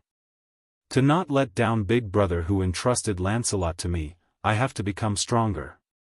I have to become stronger. Kaboom! Just as Sylvia's fighting spirit was reignited, a thunderous boom came from the sky outside. The sudden sound of thunder caused Sylvia's face to turn pale with fright. Her awe-inspiring image was shattered, and she covered her ears like a timid little girl, trembling as she squatted down. Although it was hard to imagine, the famous Princess Blue Ice was indeed afraid of thunder. Roar! While Sylvia crouched down in fear, Lancelot stood up abruptly and let out a huge roar filled with enmity towards the window. It was as if he had seen a parasite. It was only then that Sylvia, who was trembling as she lifted her head to look outside the window, realized that the clear sky outside was now covered in a thick layer of ominous dark clouds. It was pitch black and hard to imagine. What is that? Looking at the sky covered by ominous dark clouds and the sticky feeling of discomfort that permeated the air like a rotten swamp, Sylvia's icy blue eyes trembled violently, and a trace of unease surfaced in her heart. Chapter 1298. The originally clear sky was instantly covered by a thick layer of dark clouds like a lake that had been filled with dirty water. The dark clouds stirred into a black whirlpool that slowly rotated. Inside, traces of red lightning surged back and forth, bringing with them frequent rumbles of thunder. In Apollo's abode, Wu Yan was reading a few scattered legends about dragons similar to the sacred dragon emperor that Cosette brought him. His hand that was flipping through the books suddenly paused and he looked out the window. Looking at the whirlpool of dark clouds and flashing red lightning, Wu Yan's frown deepened and he stood up from his bed. Something's not right. Wu Yan wasn't the only one with such thoughts. The strongest student council president of the Ansari Academy also had the same thought. The proof was Guffrin's enormous body suddenly soared into the sky under Wu Yan's gaze and stopped above the academy. Lebecca in her uniform was standing on a rotating magic formation. Her emerald eyes first glanced at the ominous clouds in the sky before looking in Wu Yan's direction. Roland. Lebecca raised her voice and shouted at Wu Yan as if she already knew that he would be standing by the window in his room. You feel it too? Lebecca. Wu Yan narrowed his eyes, he nodded and he replied. That's definitely not natural. Someone is messing with us. I think so too. Lebecca raised her head, her beautiful face suddenly becoming serious. She closed her eyes. Lebecca opened her red lips and slowly spoke.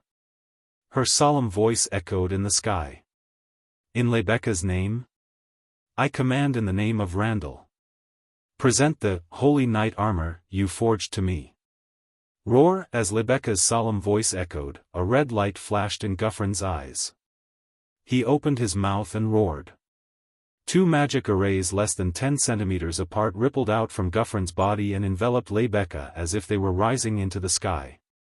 The magic formations gradually slid over Lebecca's voluptuous body, causing her to emit an intense light. Within the light, two ripples appeared. The magic formations slid over Lebecca's body and had the opposite effect. The other dissolved all of Lebecca's clothes into light. The other condensed into a set of armor that looked like a tight suit and covered her body. By the time the light dissipated, a set of sacred and alluring skin-tight armor had replaced Lebecca's original clothes, becoming her strongest weapon. Lebecca? Randall, level 70. Guffrin, level 70.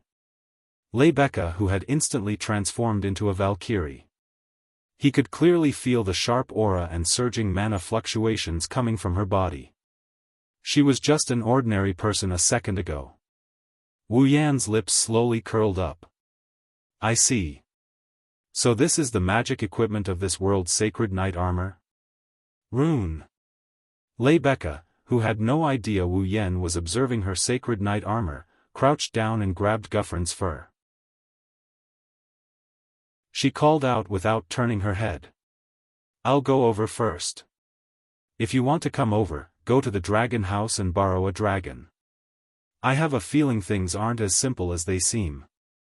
After saying that, Lebecca rode Guffrin and turned into a red blur.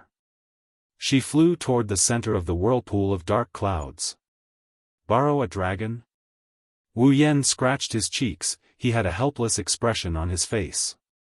Looks like Lebecca has subconsciously forgotten about my own fall. But that's fine too. A black and white dragon isn't suitable for an appearance here. After saying that, Wu Yan jumped out of the window and landed on the ground. He charged forward. The strongest sacred dragon in the academy was Guffrin. No one could find an existence comparable to Guffrin. However, Guffrin wasn't the only sacred dragon in the academy. There were 4 other sacred dragons. Wu Yan didn't plan on using his familiar to impersonate Fall in a situation like this. But, if he wants to borrow a dragon, he's going to borrow as strong a dragon as he can.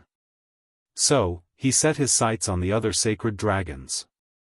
The 7th dragon house was a place provided by the Ansari Academy for sacred dragons to rest. Wu Yan's target was the 7th dragon house. When Wu Yan arrived at the 7th dragon house, there was already someone there. Sylvia? Wu Yan called out in surprise when he saw Sylvia holding Lancelot's reins at the entrance of the 7th dragon house. Rune. Sylvia, who was observing the sky with a serious expression, followed the sound, and when she saw Wu Yan standing there with an astonished expression, her serious expression crumbled and turned into an unnatural one. Wu Yan had just taught her a lesson and slapped her in the face. Now that she saw Wu Yan, she felt awkward. Not just Sylvia, even Wu Yan's expression became a bit resentful. He opened his mouth and was about to say something when his expression changed. He abruptly lifted his head and looked at the horizon. Under Wu Yan and Sylvia's watchful eyes, a magic formation of the same size as the dark cloud vortex appeared without any warning and covered the dark clouds. Shortly after, a gigantic dragon twice the size of Guffrin, with dark gray fur and bulging muscles, with a decaying aura, emerged from the magic circle and descended from the sky. Roar! A frightening roar that shook one's heart echoed through the pitch-black sky like a demon. It turned into sound waves that reverberated in the air. It even reached the ears of Wu Yan and Sylvia, who were looking up from the academy. That's... Sylvia looked at the naked giant dragon in disbelief. She couldn't help but take 2 steps back. Her delicate body trembled and her eyes were filled with fear. What is that? TCH. Wu Yan curled his lips and turned to look at Sylvia. Sylvia, ride Lancelot and bring me there. Wah. Sylvia's panic turned into fear when she heard Wu Yan's words. She shook her head with all her might without thinking. No. I don't want to. Ha. Wu Yan didn't expect to receive such an answer. He paused and became angry. Why? That kind of monster. Sylvia's shoulders trembled, the fear in her heart written all over her face. I don't want to go near it. Wu Yan clenched his fists. His eyes flashed with a cold light. I thought you were just a little stubborn. I didn't expect you to be a coward who doesn't even dare to face the enemy. It's a sin for the Loriaman royal family to have a princess like you. What did you say? Sylvia's body trembled. She was stunned on the spot. That dragon is clearly very dangerous to Ansari City.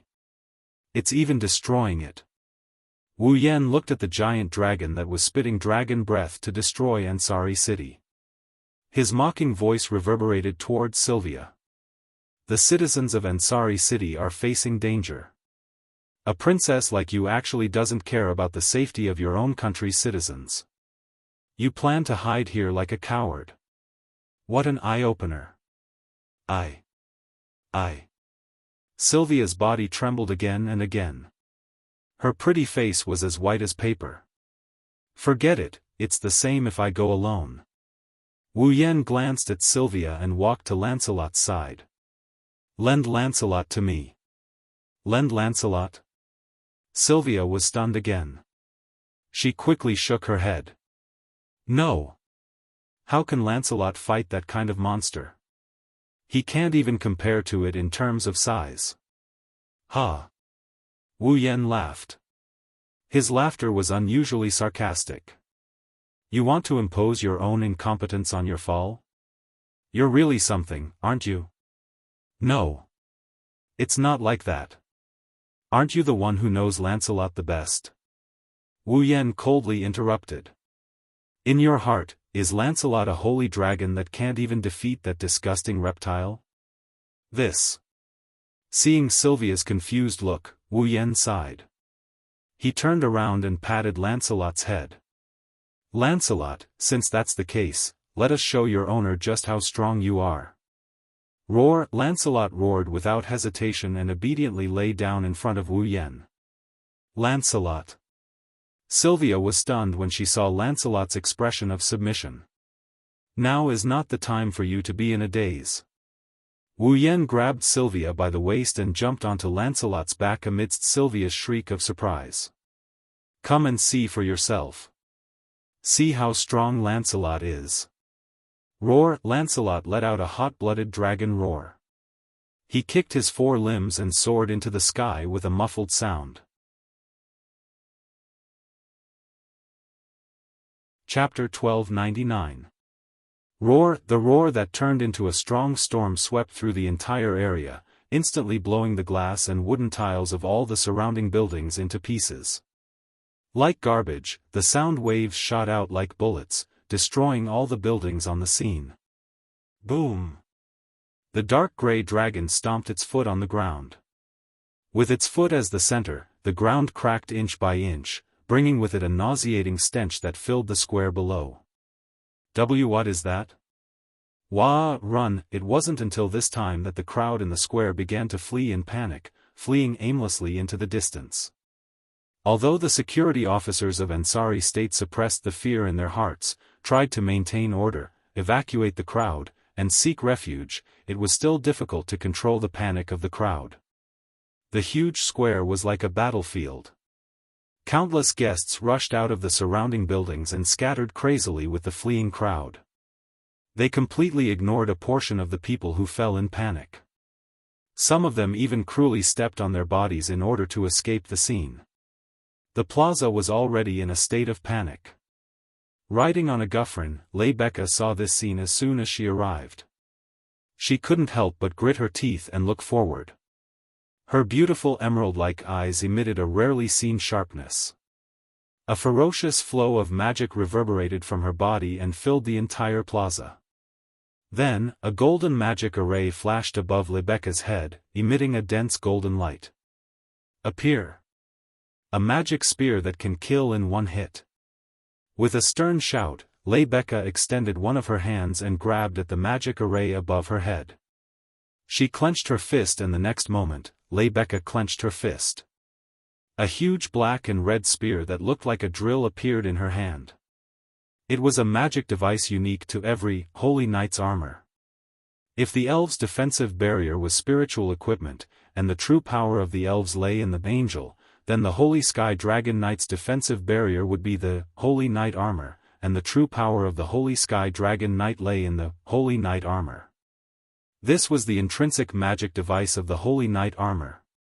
Its name is Kai Borgu.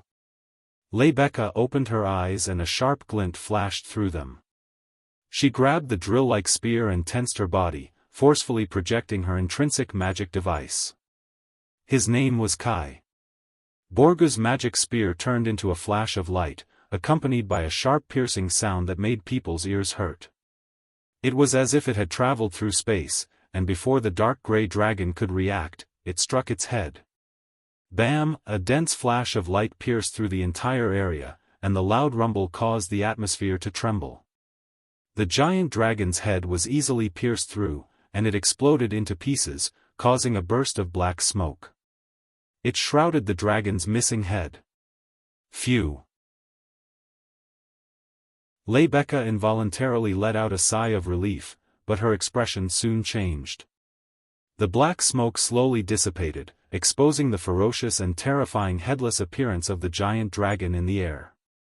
Not a single drop of blood flowed out of the wound on its neck. There were only pieces of rotten flesh. However, the piece of flesh on the decaying wound suddenly seemed to come alive. It began to squirm and quickly spread into the shape of a dragon's head. In the next second, the dragon returned to its original form. What? Witnessing this surreal scene with her own eyes, even Rebecca's expression changed abruptly, and she cried out in alarm. Roar! At this moment, the decaying dragon's ferocious eyes revealed traces of madness. It tilted its body, and the tail hanging behind it swept out like a giant whip. A sharp sound reverberated, and the tail that had turned into a black shadow swept towards Rebecca. Rebecca's eyes narrowed, and with a delicate cry, she reached out with her slender hand. Of course, Rebecca didn't want to use her own hand to receive the dragon's attack. Otherwise, even if she had the Holy Knight armor, she would be sent flying and heavily injured. After all, no matter how ugly her opponent was, it was still a dragon, and it seemed to be a holy dragon that had matured to a higher level than Guthrin. Receiving its attack with her bare hands was definitely a foolish thing to do. Thus, Rebecca mobilized the magic power of the Holy Knight armor, and through the rider's consciousness, it fused with Guthrin's magic power and instantly superimposed. Roar! Guthrin let out a roar that wasn't any weaker than the decaying dragon's roar from before. His forelimbs stretched out like Rebecca's, and the magic power in his body and Rebecca's combined turned into billowing waves. Soon after, a magic formation that was as large as Guthrin's body shook, and it blocked in front of Rebecca and Guthrin. Boom!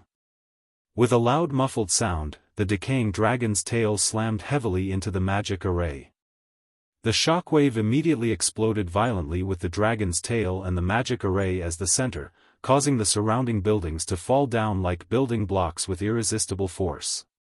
The most fundamental difference between a Holy Sky Dragon Knight and a Dragon Knight was that the dragon's master didn't have the Holy Knight armor. It wasn't just because the Holy Knight's armor could increase the owner's combat strength, it could also increase the owner's own fall's strength. Under such circumstances, 1 + 1 was definitely more than just 2. This was the true strength of a Holy Sky Dragon Knight. Thus, even though the decaying dragon's growth rate was higher than Guthrin's, its attack was still firmly blocked. Ha! Rebecca let out another shout, and the magic formation that blocked the decaying dragon's tail madly spun, creating a powerful repulsive force. Bang! As if struck by a heavy hammer, the repulsive force fiercely passed through the dragon's tail and landed on the decaying dragon's body. Following a shockwave, the decaying dragon was forced back without any explanation. Its body tilted and heavily smashed into the ground. With a boom, the ground trembled and cracked open inch by inch. Guffrin. Leibecca had no intention of showing any mercy. Together with Guffrin, she was about to pursue the decaying dragon and destroy it once and for all. However, President Leibecca. Stop! Below the square, a sharp cry rang out, causing Leibecca to subconsciously stop her attack. She looked towards the source of the voice, and immediately, the image of a male student in academy uniform appeared before her eyes. Leibecca was shocked. Yashur? President Leibecca. You can't attack directly. As Yashur ran over, he shouted his reason at the top of his lungs. Yak. Yak was sucked into that guy's body. What did you say? Leibecca cried out in shock. Roar! In the time it took to cry out, the decaying dragon on the ground suddenly raised its head and opened its toothless mouth at Leibecca and Guffrin. Magic formations filled with boundless magic power shot out and rippled upward. Danger! Yashur's expression changed greatly. Damn it! Leibecca's expression changed as well. In the next instant, layers of magic formations shot out. The ripples in the air condensed into a destructive shockwave and shot toward Leibecca, who was standing above Guffrin's head like a jet of fire. It was an offensive magic unique to the dragon race. It could also be said to be their strongest offensive magic, Dragon Breath. Leibecca clenched her teeth and extended her paladin armored hand. Strands of magic power surged from her hand as she planned to meet the incoming dragon breath head-on.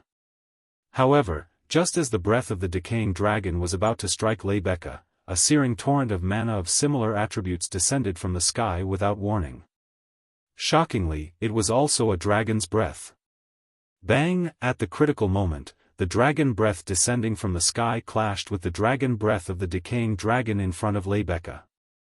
It was as if two waves were crashing into each other, causing the atmosphere to reverberate and mana ripples to cancel each other out. Leibecca, who was about to take the attack from the decaying dragon, and Yashur, who was running over, were startled. They looked up at the source of the descending dragon breath. A holy dragon with silvery white fur and a small but familiar body appeared in their field of vision. Two figures were standing on the back of the sacred dragon. Leibecca and Yashur were delighted. Rune! Your Highness! They were Wu Yen and Sylvia, who had arrived on Lancelot the Holy Dragon. Chapter 1300. Corpse Ash Dragon, Level 72. Wu Yen rode on Lancelot with one knee on the ground. He held the reins with one hand and carried Sylvia with the other. She didn't dare to look at the Corpse Ash Dragon. He glanced at the Corpse Ash Dragon and obtained its information through the system. Then, he looked at Leibecca with admiration in his eyes.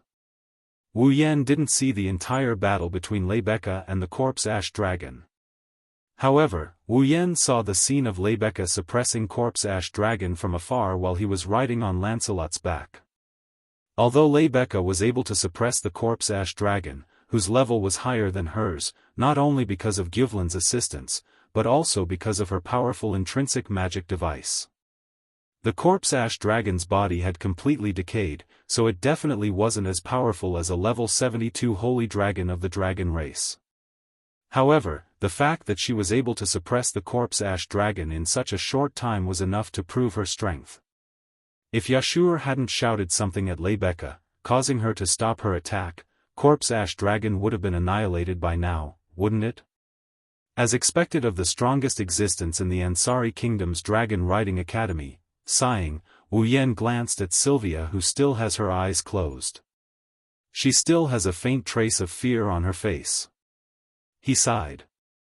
Compared to Empress Truard, Princess Blue Ice wasn't as popular, but her reputation was on par with Empress Truard. Yet, there was an absolute difference in strength between the two. Even her mental fortitude was a level lower than Princess Blue Ice. This is truly shocking. However, no matter what, Sylvia's strength as a dragon knight was unquestionable, and she had just been promoted to the first year of the advanced class. She was only 16 years old and had grown up in a greenhouse. Her actual combat experience was all training. She had never fought a real battle before, so he couldn't ask for too much from Sylvia. After all, not every princess is as outstanding as Sylph. Of course. If possible, Wu Yan wouldn't mind helping Sylvia out. Now, the timing isn't bad. Open your eyes. The cold words caused Sylvia's shoulders to tremble. She opened her eyes in fear and she looked at Wu Yan with a bit of fear in her eyes. She didn't even care about her shyness. She hugged Wu Yan's neck tightly and stuck to his body. Her voluptuous breasts pressed against Wu Yan's body until they were flat. However, Wu Yan didn't lose his composure. At the very least, he can't afford to be distracted. Take a good look at how weak the person you fear is and how strong Lancelot will become because of his master's strength. Wu Yan slowly closed his eyes and inserted his consciousness into Lancelot's body like the roots of a tree. It entered Lancelot's body and merged with Lancelot's consciousness, transmitting to each other. Lancelot is a divine dragon. But he's only a young divine dragon. Therefore, not only was his physique inferior to Gu Fulin's, even his strength was inferior. Of course, his level. Lancelot, level 64. Just like the information from the system, Lancelot is only around the middle of the 7th rank. Even if Lancelot relied on the dragon race's powerful physical strength and dragon blood magic to unleash the power of a peak mid-7th order powerhouse, which was very close to a high 7th order powerhouse, he was still not a match for the 8th order corpse grey dragon. Although the corpse grey dragon can't unleash its full power due to the decay of its body, it's still not something a middle of the 7th rank dragon can deal with.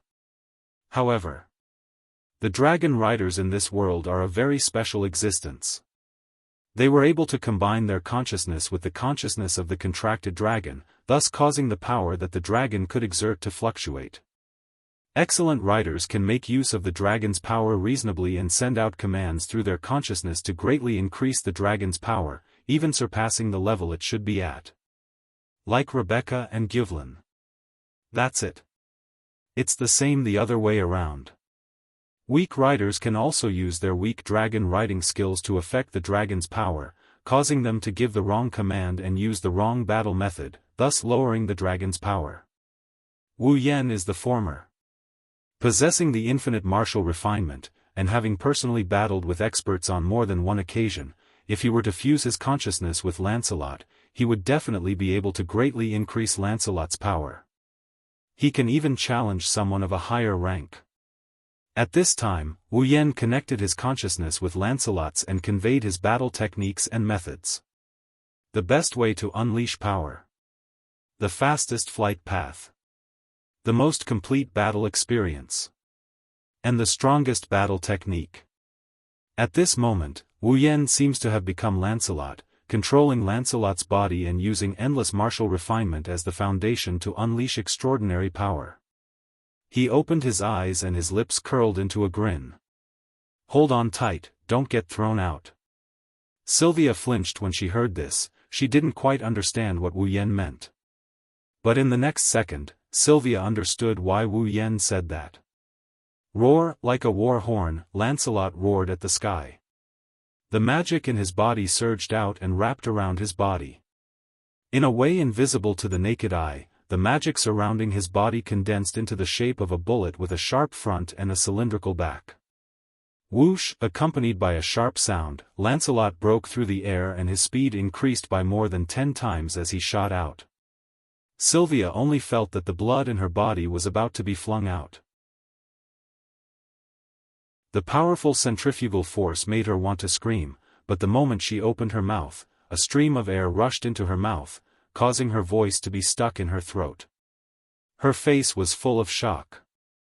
Is this really Lancelot flying? This speed, isn't it a little too scary?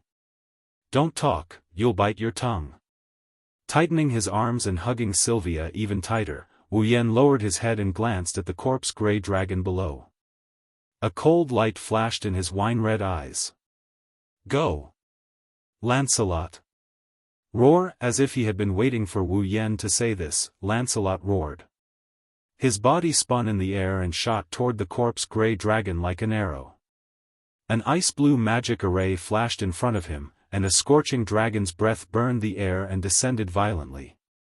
Roar, the corpse-gray dragon did not want to be outdone and roared as well. Magic arrays of different sizes popped out from the front of the dragon's mouth and gradually overlapped. A dragon's breath with a decaying aura shot out from it and met the scorching dragon's breath head-on. Boom, the two surging dragon breaths were like two erupting volcanoes. They collided fiercely in the air, creating a loud explosion. The collision brought about a violent shockwave and sparks, bursting into the entire arena. On the ground, rocks were cracking and buildings were collapsing. Thick smoke and dust were stirred up and spread in all directions. Roar, the corpse-gray dragon's ferocious eyes shone with a crazy light. The magic in its body flowed like water into the magic array in front of its mouth. The decaying dragon's breath was like adding oil to a fire. Its scale expanded instantly and overpowered Lancelot's dragon's breath. In terms of dragon's breath and magic, Lancelot, a holy dragon who had yet to mature, could not compete with the corpse-gray dragon, which had matured even more than Gyuvlin. However, the lack of dragon's breath and magic did not mean that its strength was the same. Whoosh, with a sharp sound, a black shadow like a drill swept up the surrounding airflow and shot out from the flame-like dragon's breath like a tornado. It split the dragon's breath in half, broke through the dragon's breath and the atmosphere, and hit the corpse-gray dragon's decaying body heavily. Boom, roar, a thunderous explosion resounded through the clouds and created a sound wave. The corpse-gray dragon roared again, but its roar was mournful. Instead of sounding mighty, it was filled with pain. Its huge body turned into an afterimage and shot backward like a marble. It smashed into a mountain not far from Ansari City. With a muffled sound and dust filling the air, the corpse-gray dragon's body was embedded in a layer of rock, forming the shape of a dragon.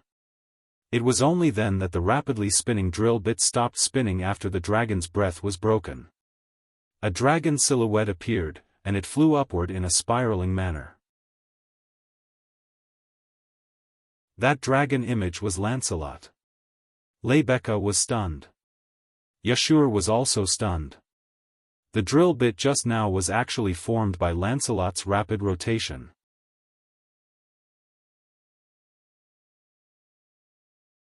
Chapter 1301. Using the body as a weapon had always been a dragon's specialty. However, Lebecca and Yashur didn't think that Lancelot's method of spinning his body into a drill bit was his fighting style. No, it should be said that no dragon would want to do such a thing.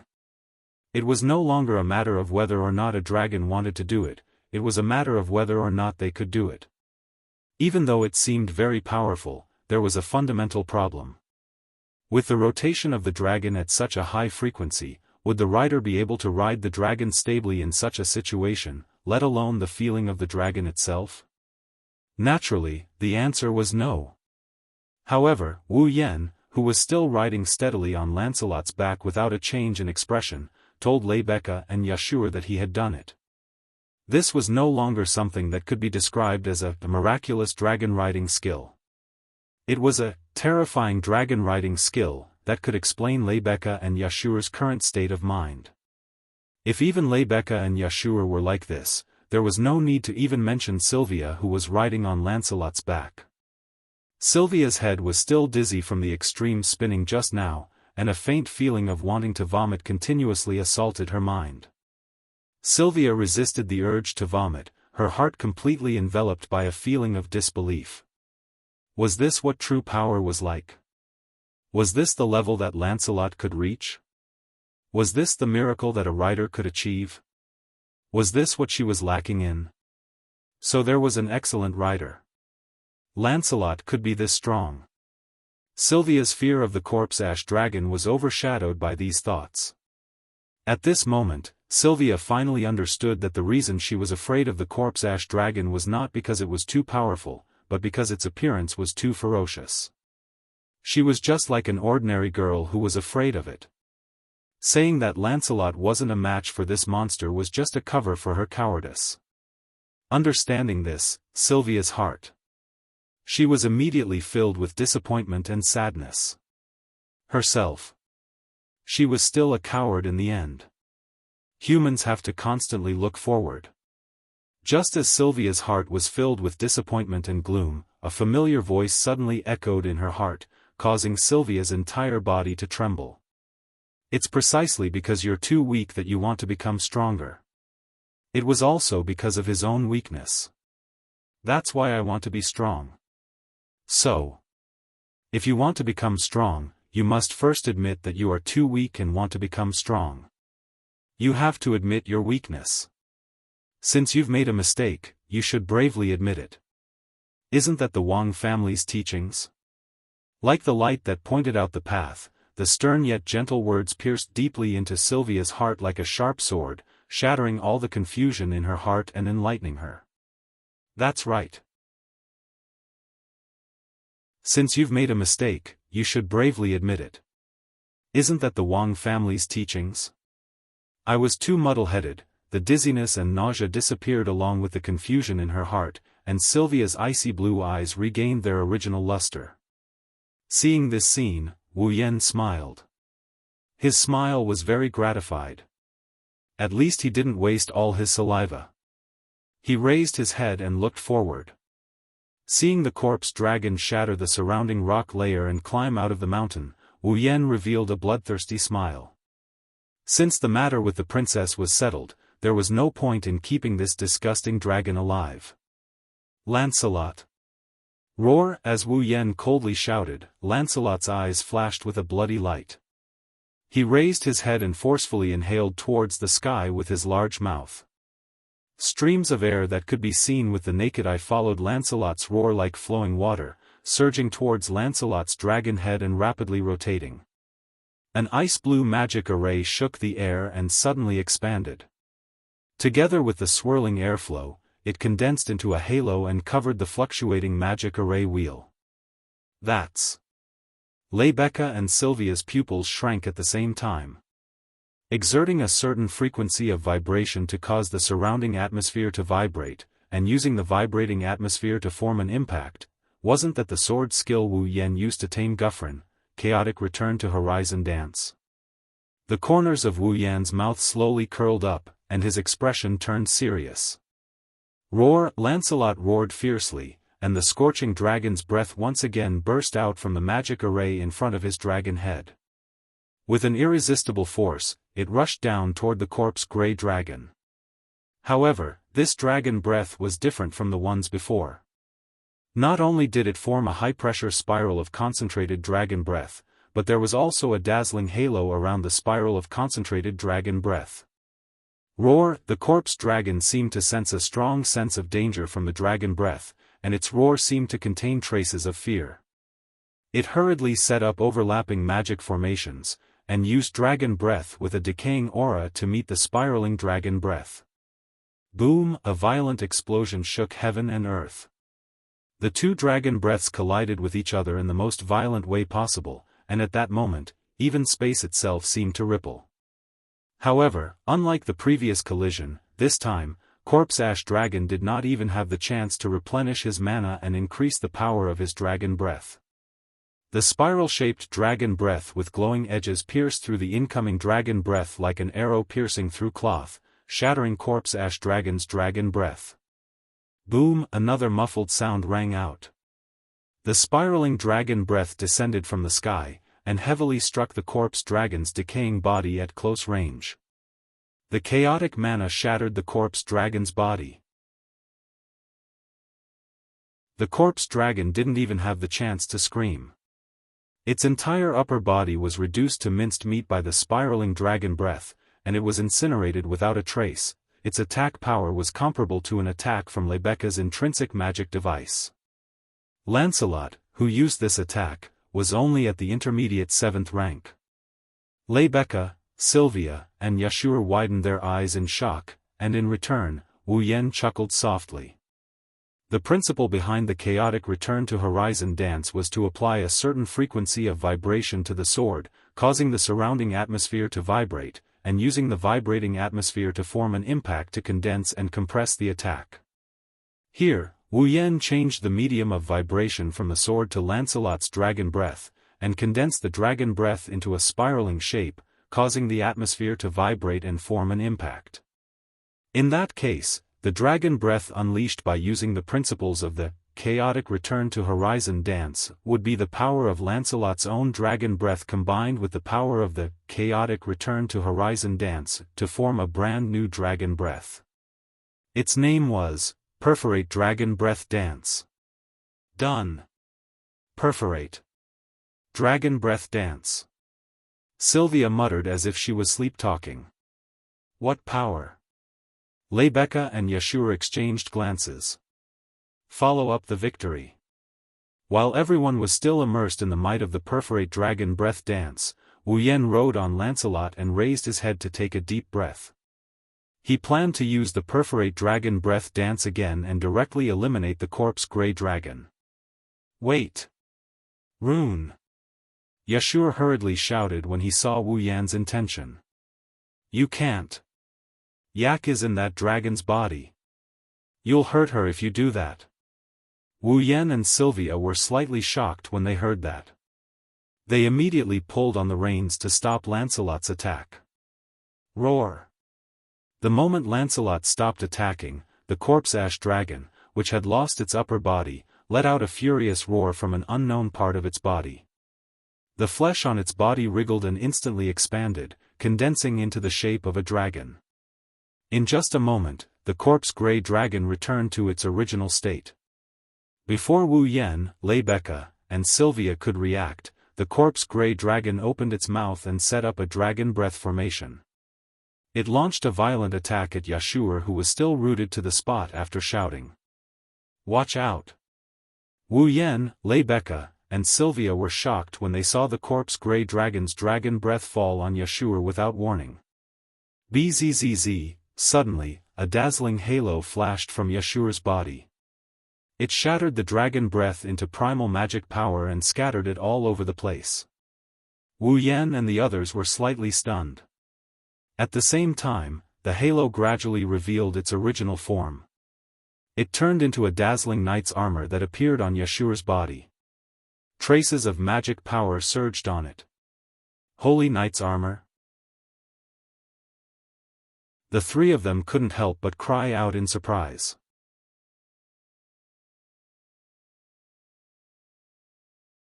Chapter 1302. The sudden change caused everyone present to have a dazed expression on their faces, including Yashur, who was equipped with the Saint Knight armor. This is... Yashur raised his hands and looked at the cold armor covering them. He clenched his fists and a strange power filled his body. Although Yashio had never felt such power before, he instantly understood the essence of this power. It was the magic of the Dragon Clan. In other words, the armor on his body was the genuine, Holy Knight armor. I have the Holy Knight armor. I've become a Holy Dragon Knight?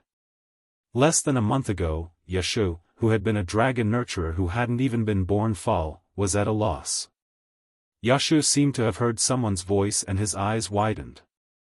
When he reacted, confidence appeared on his face and he shouted in the direction of the corpse dragon. Thanks. Yak.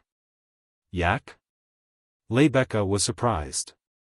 Could it be that the Holy Knight armor was given to Yashu by Yak? How is that possible? Sylvia cried out in shock. To create the Holy Knight armor, one must first become a holy dragon. Is Yak a holy dragon? But she was just born. Even if she becomes a holy dragon, without a certain amount of magic, she can't create the Holy Knight armor. Yak, on the other hand, is only a baby dragon less than a month old, yet she has enough magic to create the Holy Knight armor. Wu Yan's eyes flickered. Yak, you are indeed not an ordinary dragon, Suddenly, Wu Yan felt an intense gaze on him. He narrowed his eyes. Wu Yan pulled on the reins and turned to look in the direction of the gaze. He saw the tallest clock tower in Ansari city. It was so tall that he could see the entire city. At the top of the clock tower, in front of the balcony, a tall, thin, silver-haired man wearing a mask stood there. His hair was silver, and his bangs were crimson in color. Next to the man, there was another woman with long black hair tied into a ponytail behind her head. She was a petite girl wearing revealing clothes. The source of the gaze was the silver-haired masked man. Wu Yan frowned when he saw the man and woman. A thoughtful look appeared in his eyes. Rune.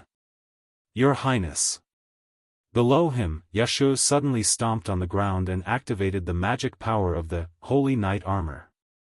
He shot up into the sky and turned into a blur. In the blink of an eye, he landed behind Wu Yan and Sylvia and stood on Lancelot's back. You. She looked at the person who could only shout helplessly on the ground a second ago, but at this moment, he was wearing the Holy Knight armor that even Sylvia dreamed of. Sylvia's eyes were filled with complicated emotions as she looked at Yashu, who was emitting a mighty aura. Yashu didn't notice the complicated look in Sylvia's eyes as he stared at the corpse-gray dragon below. His first sentence was shocking. I want to ride that dragon. Wah! Sylvia was the first to gasp. Ride that dragon? Are you crazy? No. I'm serious. Yashu's face under the helmet revealed a solemn expression. I can ride any dragon, and with the help of the Holy Knight armor, I might be able to make that dragon listen to me obediently. That way, not only will I be able to stop it from attacking, I might even be able to save Yak inside its body. This. Sylvia was at a loss for words for Wu Yan. Although it sounded ridiculous, it was undoubtedly the most feasible method at this stage. Moreover, Yashu had the Holy Knight armor. Even if he wasn't careful and took the risk to ride the corpse dragon and failed, he would at least be able to save his own life. Let's give it a try. While Sylvia's face was still filled with uncertainty, below, a strange scene unfolded. Lebecca, who was riding Guffrin and facing off against the corpse dragon, shouted. Even if we can't ride the dragon, as long as we can merge the rider's consciousness with the dragon's, we might be able to find a way to make it stop. Lebecca has a point. Wu Yan nodded and turned around. Before Sylvia could react, he stuffed the reins in her hands. Sylvia, why don't you ride on Lancelot and send Yashu over to the dragon? Me? Sylvia panicked and became uneasy. Aye. What are you afraid of? Wu Yan pressed down on Sylvia's shoulder. Didn't you see it just now? Lancelot beat it to a pulp. But you were the one riding Lancelot. Sylvia tightened her grip on the reins and said in a low voice. I don't have such excellent dragon riding skills like you, I can't display such power. I'm not asking you to fight, I'm just asking you to send Yashu over. Wu Yan gripped Sylvia's shoulder and looked her in the eye. Don't tell me that you're afraid of sending someone over? No. Calm down. Wu Yan tightened his grip again. I'm sure Lancelot would love for you to ride on it and settle this matter personally, roar. Lancelot immediately let out a long howl and echoed Wu Yan's words. Sylvia was stunned for a moment before her expression settled down and she took a deep breath. I understand. Taking Wu Yan's place and sitting on Lancelot's back, Sylvia's expression returned to her usual calm and collected self. Although I can't do what you did, I swear in the name of the Loriaman royal family that I will abandon fear and send Yashu to Blake. Blake, send him to that dragon and face it head-on. That's more like it. Wu Yan and Yashu laughed. Sylvia blushed and looked at Wu Yan suspiciously. What about you? Look over there. Wu Yan didn't waste time and turned to look at the clock tower.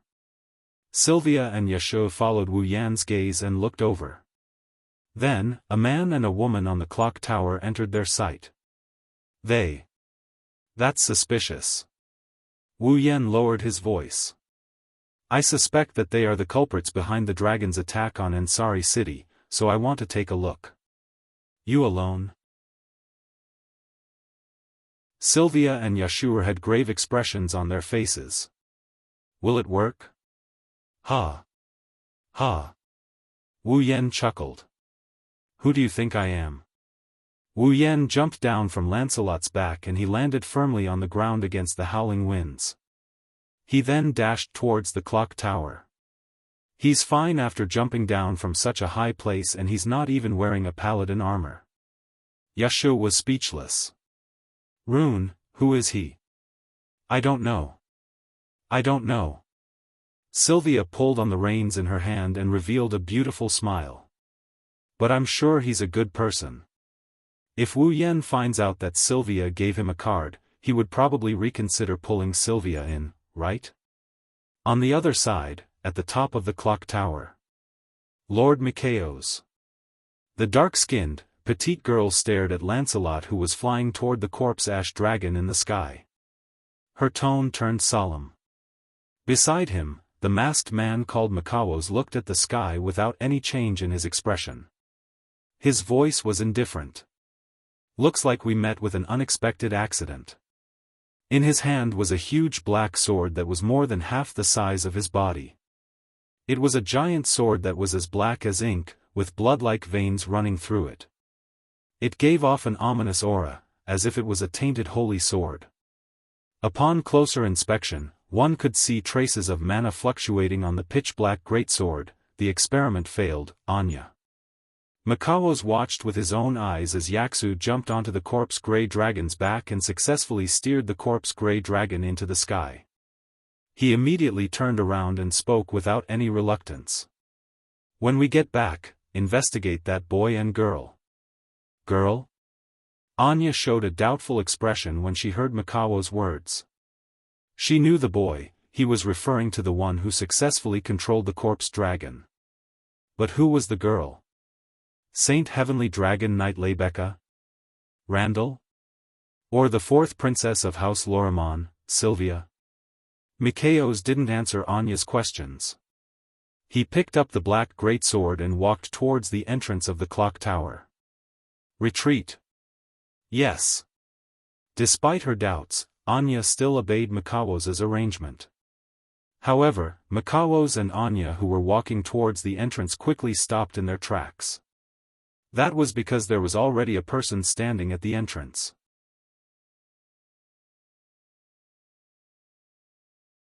Chapter 1303.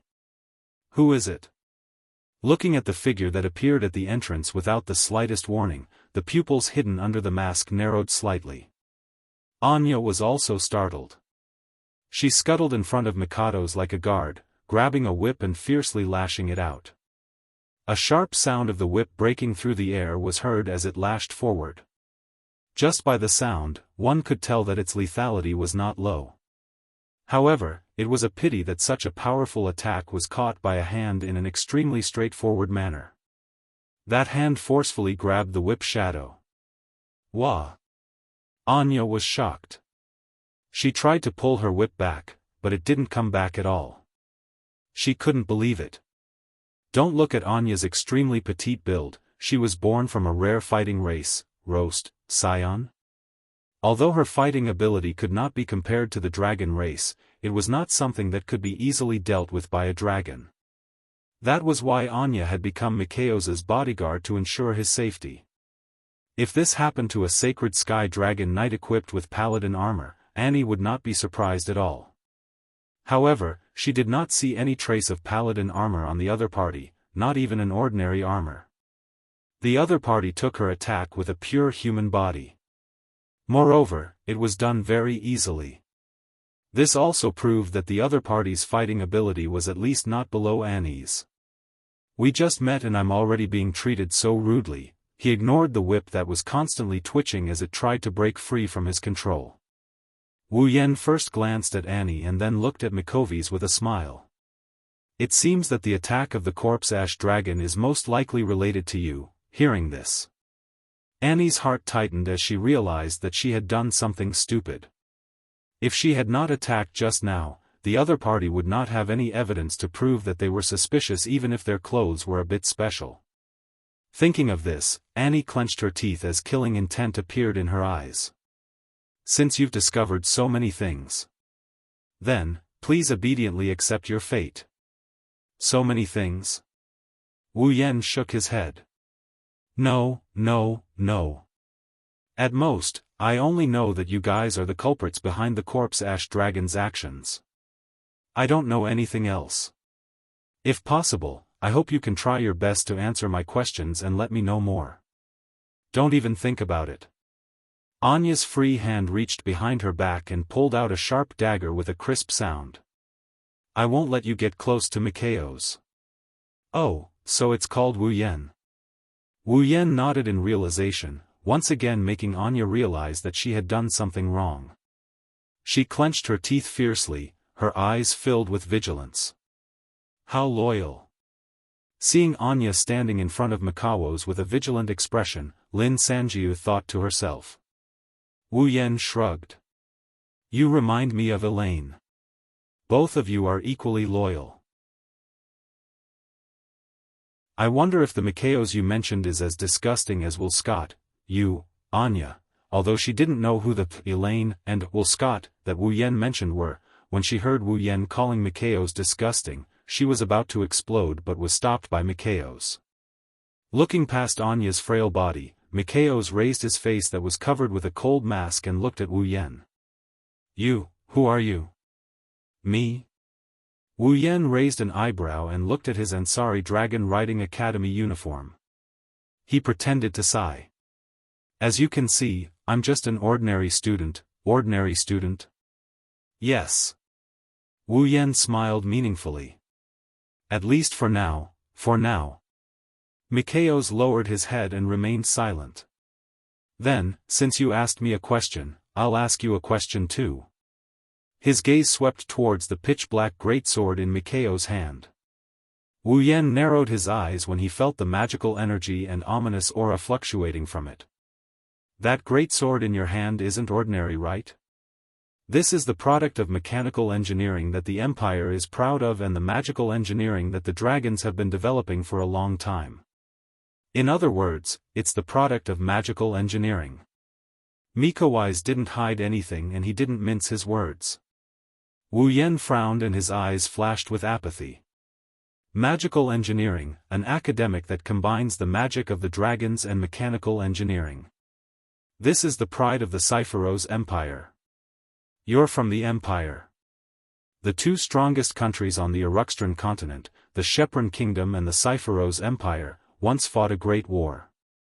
Now, although the war had stopped, the Cold War between the two countries was still going on, and it had lasted for a full 50 years. Therefore, the relationship between the Shepron Kingdom and the Cypheros Empire, not to mention good, it wouldn't be an exaggeration to say that it was bad. Under such circumstances, no one would believe that someone from the Cypheros Empire would appear in the knighthood of Lorimon without any ulterior motives. After all, although the Lorea Kingdom occupied the heart of the Uruxtran continent, it was only a small country and a vassal state.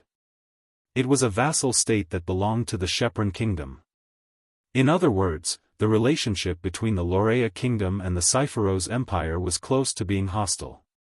If that was the case, it would explain why the other party had sent a corpse ash dragon to attack Ansari City. To the people of the Cypheros Empire, the Lorea Kingdom was also hostile. No matter how many people died, they wouldn't feel any heartache.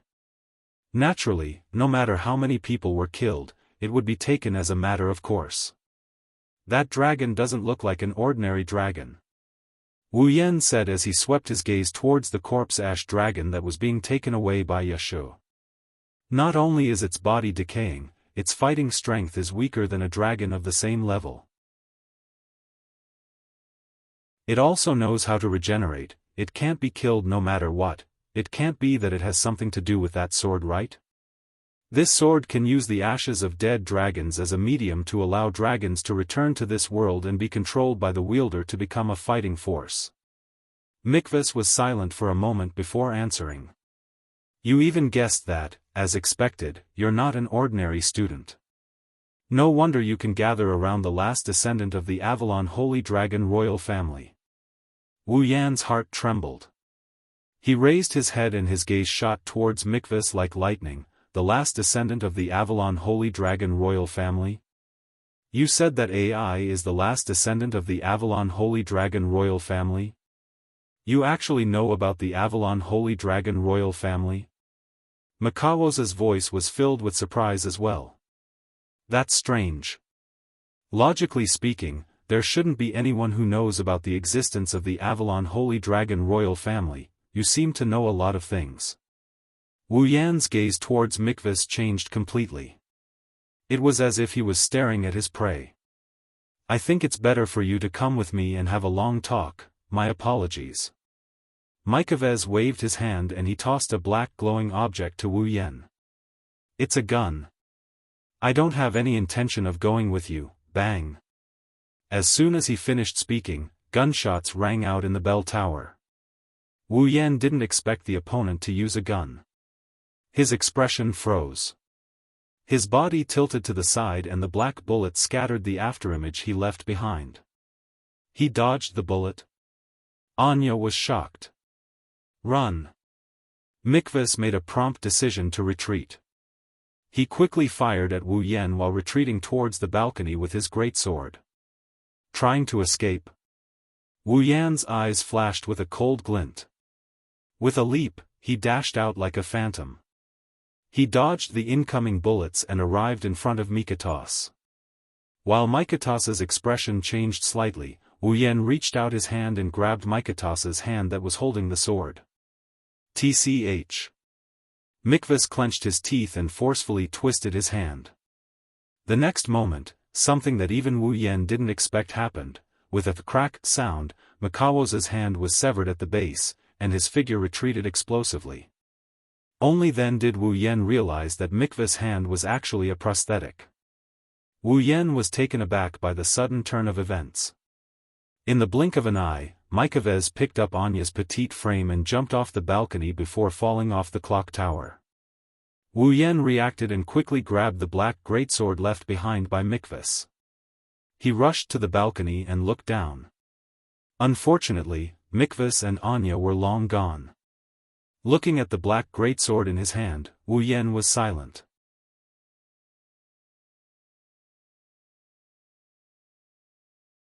Chapter 1304.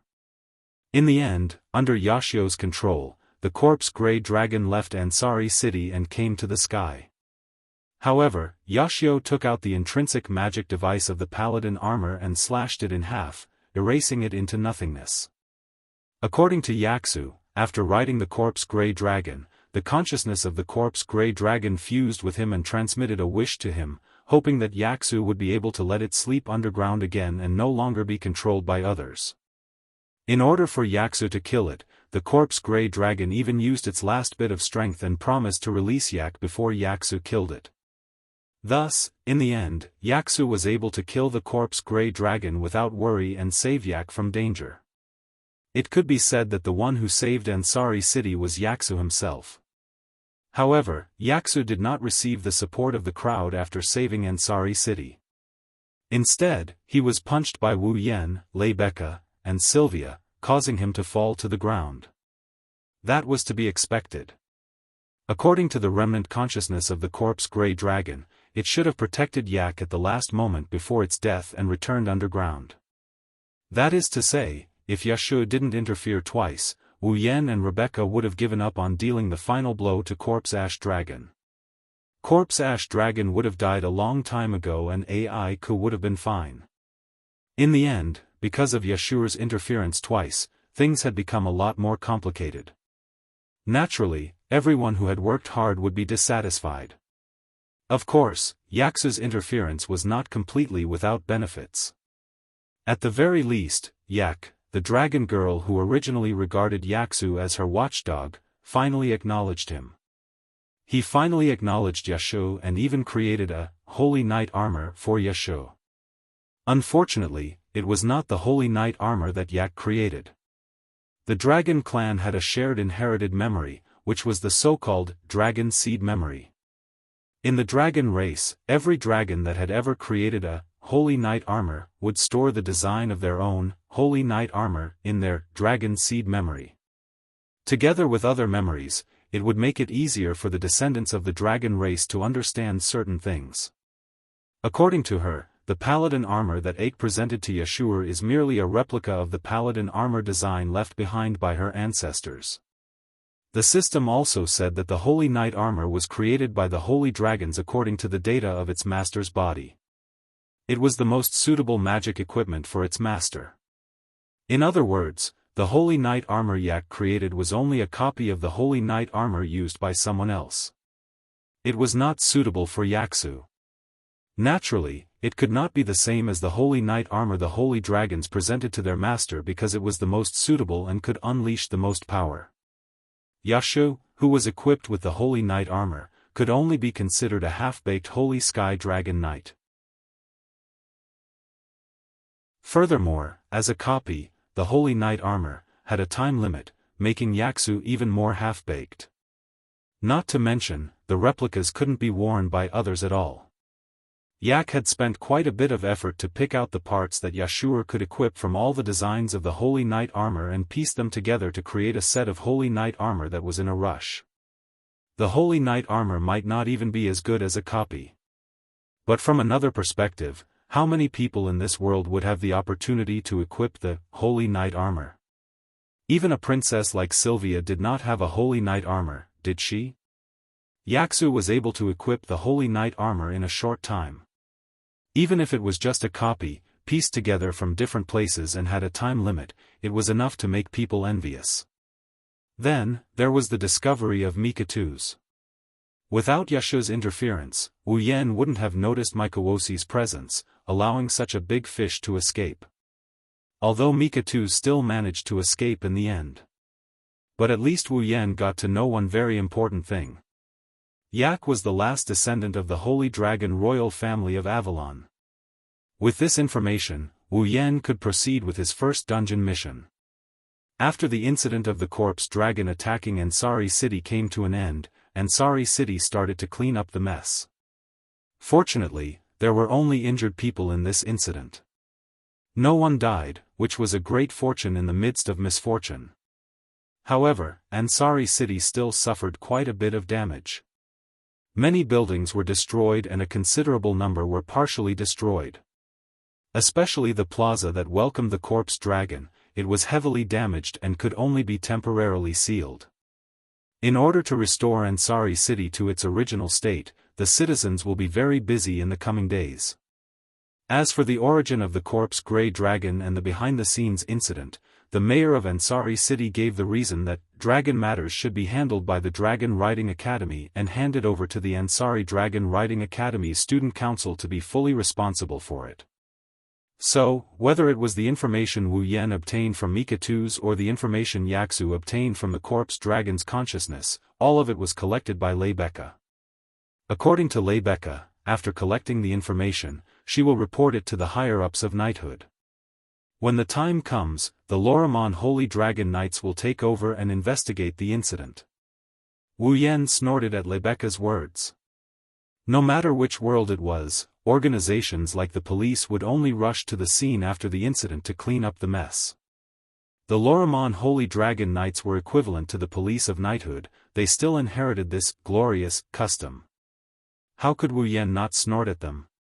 However, this had nothing to do with Wu Yan. He already obtained the information he wanted. Although he didn't know how Mikatu's knew that Yak was the last descendant of the Holy Dragon royal family, if what Mikatu said was true, it was clear to him which time he should return to. Wu Yan couldn't help but think that perhaps it was because Yak was the last descendant of the Holy Dragon royal family that she was born in this world as a human girl. Moreover, in less than a month after her birth, she was able to create the holy knight armor that only holy dragons could create. Even if it was just an imitation, it was still very impressive. After all, creating the holy knight armor required a lot of mana and the prerequisite was that she was a holy dragon.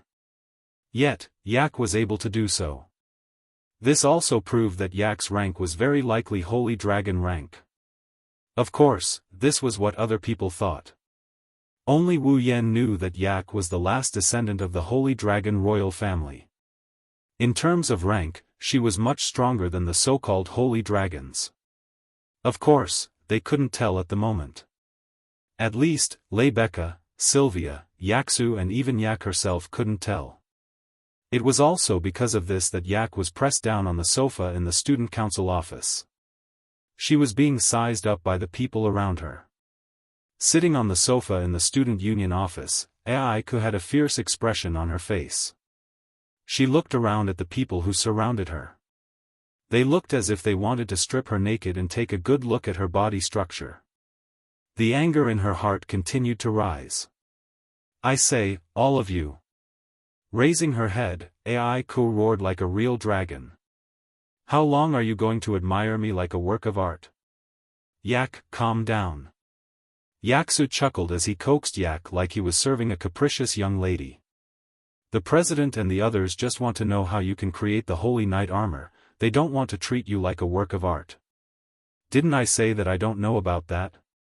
Yak didn't seem to have any intention of calming down. She was still shouting loudly. Besides, even if I created the holy knight armor in a hurry, there's no need to be so surprised, right? Perhaps there's no need to be surprised if other dragons created it. Wu Yan leisurely explained as he sipped his black tea. He was the only one who wasn't looking at Yak. But you're just a dragon whelp that was born less than a month ago. Not only can you create the holy knight armor that only holy dragons can create, but you also have the ability to pay for the mana required to create the holy knight armor. What's there to be surprised about? Yak didn't feel relieved. Instead, she proudly puffed out her chest and raised her head. Who do you think I am? Do you think those normal dragons can compare to me? Wu Yan, Rebecca, Sylvia, Yaksu and even Corset who came with Sylvia looked at each other speechlessly. Yak was smaller than any other dragon but she was more arrogant than any other dragon. She was the only one of her kind.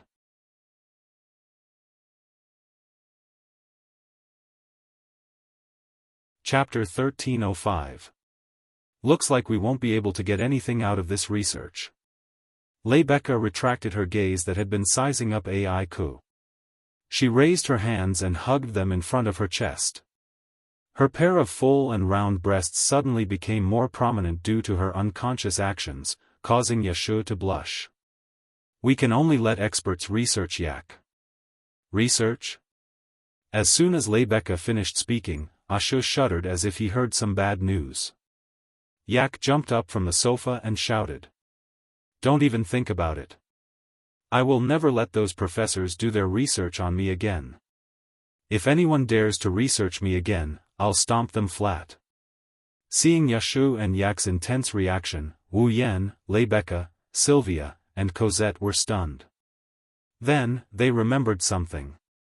When Yak was just born, in order to figure out why a dragon like her would be born in this world as a human girl, the Ansari Dragon Writing Academy had also arranged for a doctor who had a great authority in dragon research to examine Yak. However, this doctor's research method was rather extreme. She had a strong interest in Aiku and even kidnapped Aiku in private, intending to dissect her. Fortunately, at that time, Sylvia just happened to bump into Yashur who was jumping around anxiously because of Yak's disappearance. With Sylvia's help, Yashur finally found Yak and rescued her from the doctor's scalpel. Later, that professor didn't seem to want to give up on the opportunity to research Yak. She ran to the Ansari Dragon Academy and became Wu Yan, Yashu, and Sylvia's class teacher. While teaching, she was also eyeing Yak covetously. It was because of this that Yashu and Yak reacted so violently. Thinking of this, Wu Yan and the girls looked at each other and smiled bitterly. Forget it, Rebecca. Wu Yan looked at Rebecca and shook his head. Since Aiku isn't willing, let's not force it. Anyway, there's no harm in this matter for us. This is a good thing for Yashur. Just let it be. This. Lebecca pondered for a moment before nodding. Roland is right. It's not a bad thing anyway. Let's just let it be for now. Yashio and Yak heaved a sigh of relief. Their expressions as if they had just escaped death amused everyone present. How unfortunate. Lebecca suddenly sighed regretfully. If it wasn't for the appearance of the corpse ash dragon, I wouldn't have been able to survive. I wanted to go on a date with Laurent that day. Pooh. Wu Yan, who had just sipped a mouthful of black tea, shuddered because of this sudden statement. He spat out all the tea and sprayed Yashur, who was sitting opposite him, with an astonished expression on his face. I'm sorry. Wu Yan smiled apologetically and said, What are you talking about all of a sudden? A date. Sylvia's face slowly turned red, and her mind started to wander. This is shameless. As the student council president, how can you? Oh. Corset looked at Sylvia in shock. Her Highness actually wavered. And not at all. That's not a shameless thing. Your Highness. Lebecca smiled and interrupted Sylvia's weak retort. The reward for winning the Ares Dragon ritual is a one-day date rite. Have you all forgotten? Wu Yan and the rest were startled but soon understood. If you didn't mention it, I would have forgotten. Wu Yan said, and Lebecca looked like she had suffered a blow. I didn't think my date rite would be forgotten by you. In the Ansari Dragon Riding Academy, Lebecca's popularity was at its peak. There wasn't a single student who didn't worship this powerful and beautiful goddess of their dreams. Otherwise, on the day of the Ares Dragon ritual, when Lebecca announced that the winner would get a one-day date with her, the spectators and contestants wouldn't have nearly rioted. Now, a member of the opposite sex had forgotten about a date with Lebecca. Even if Lebecca was only pretending to be shocked, she still felt strange. On the contrary, Sylvia, Yashur, and Yak looked at Wu Yan with praise. Not being affected by beauty, this is the attitude a true knight should have. Even President Lebecca's charm can be ignored. Laurent, you're amazing. Well, you're much better than my guard dog who only knows how to be infatuated with human females. Wu Yan didn't know whether to laugh or cry when he heard the three of them talking about the same topic. Lebecca calmed herself down and she smiled. She whispered into Wu Yan's ear in a sweet voice. Then, when do you plan to exercise the one-day date rite? Me? Wu Yan scratched his face and shrugged. I can do it any time, it depends on your mood. Then let's do it tomorrow. The corner of Rebecca's mouth curled into a happy arc. I'll look forward to it. Seeing how Wu Yan and Lebecca decided to go on a date in front of everyone, Asho couldn't help but feel envious. Yak snorted in disdain. Cosette maintained a smile on her face. Sylvia, on the other hand, had a bad feeling about this. Sylvia wasn't sure why that was the case. Maybe, Wu Yan is the only person who called her by her name, the only person who didn't hesitate to reprimand her when she made a mistake or was weak, and the only person who helped her out. His position in her heart has become a bit special. At that thought, Sylvia suddenly recalled something. Right. With a serious expression, Sylvia turned around and looked at Wu Yan. Speaking of the Ares Dragon ritual, I've also made a declaration to you. You won that time. You said that I have to promise you one thing. You can also mention that thing together, speaking of which, there is indeed such a thing. Wu Yan first blinked his eyes and then nodded his head as though he was enlightened, revealing a bright smile. The next moment, Wu Yan uttered a sentence that shocked everyone in the audience. Sylvia, give me corset. The air froze. What? Yashur opened his mouth wide. Cosette. Lebecca's expression froze. Give you? Sylvia stared blankly at Wu Yan, who is all smiles. Her petite body started trembling. She trembled from anger.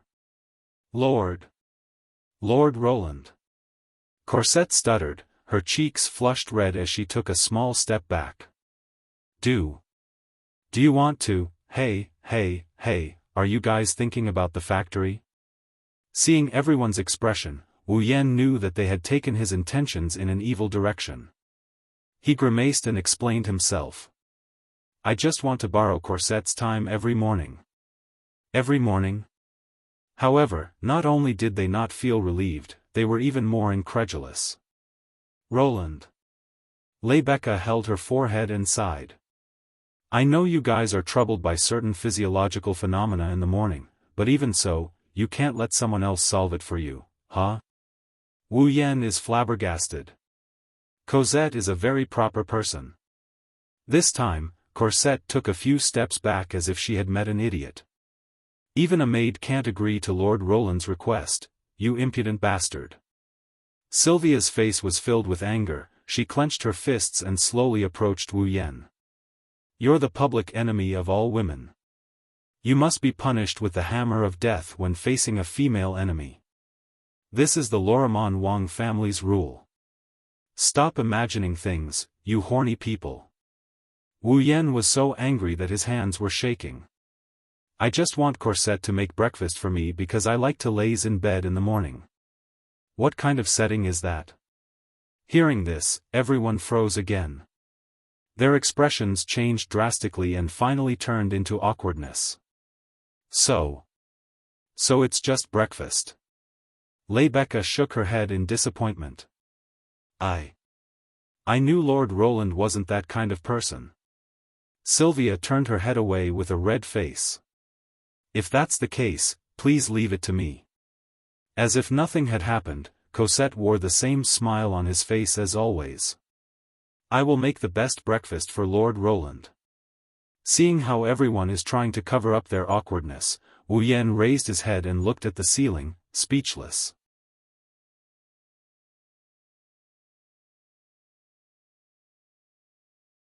Chapter 1306. At night.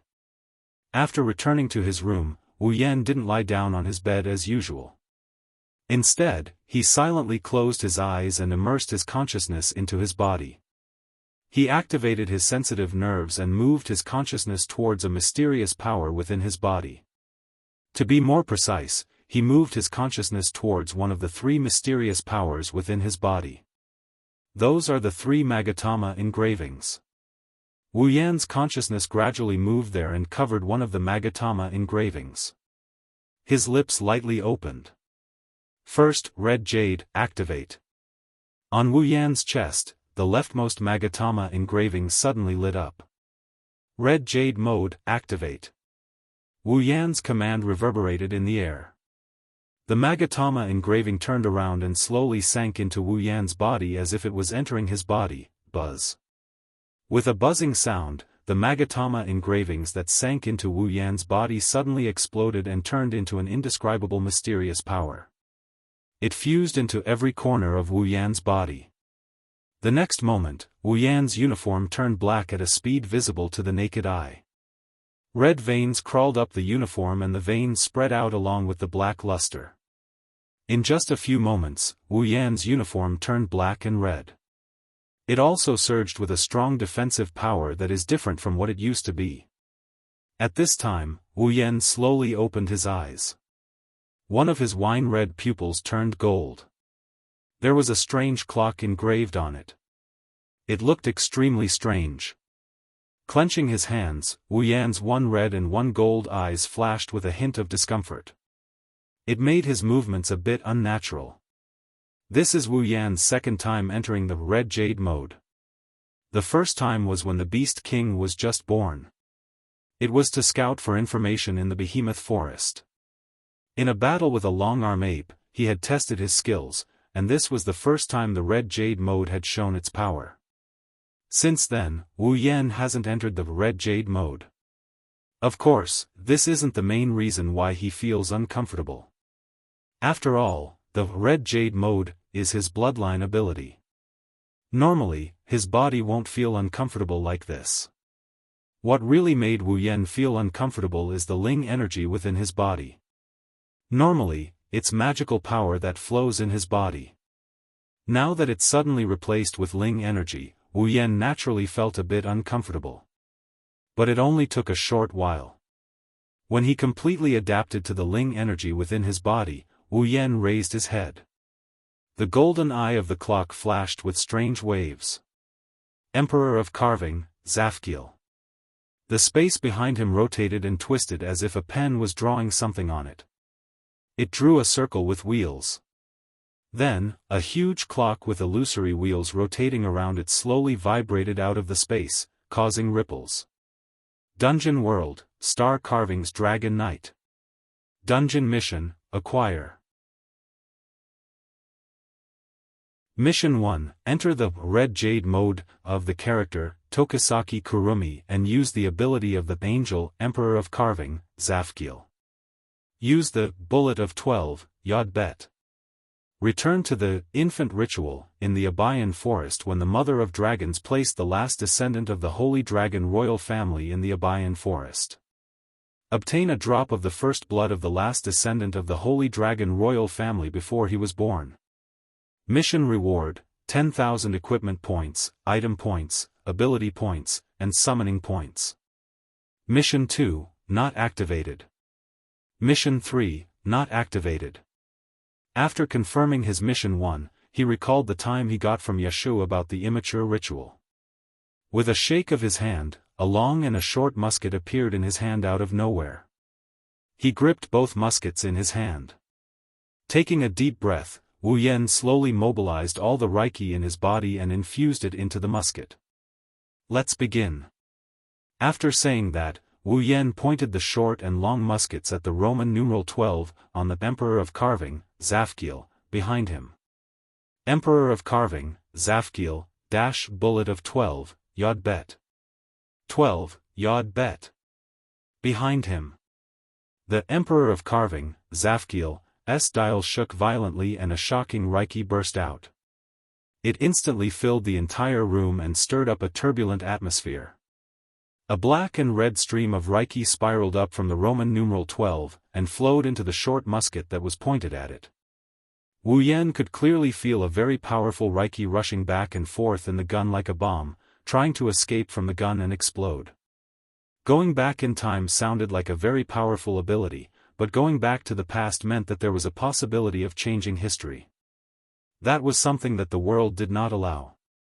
Now, Wu Yan was basically trying to break the operation of the world. How could such an ability not cause any abnormalities? Wu Yan could feel that if he didn't try his best to suppress the rampaging spirit power within the pistol, the spirit power would have already escaped from the gun and exploded like a real bomb, turning the surroundings into ashes. Last time, how much pressure did Kurumi endure to send him back in time? While desperately trying to control the Reiki in the gun, he thought of this question. In the next second, Wu Yan did not waste any more time. He pointed the gun at himself and pulled the trigger. Bang!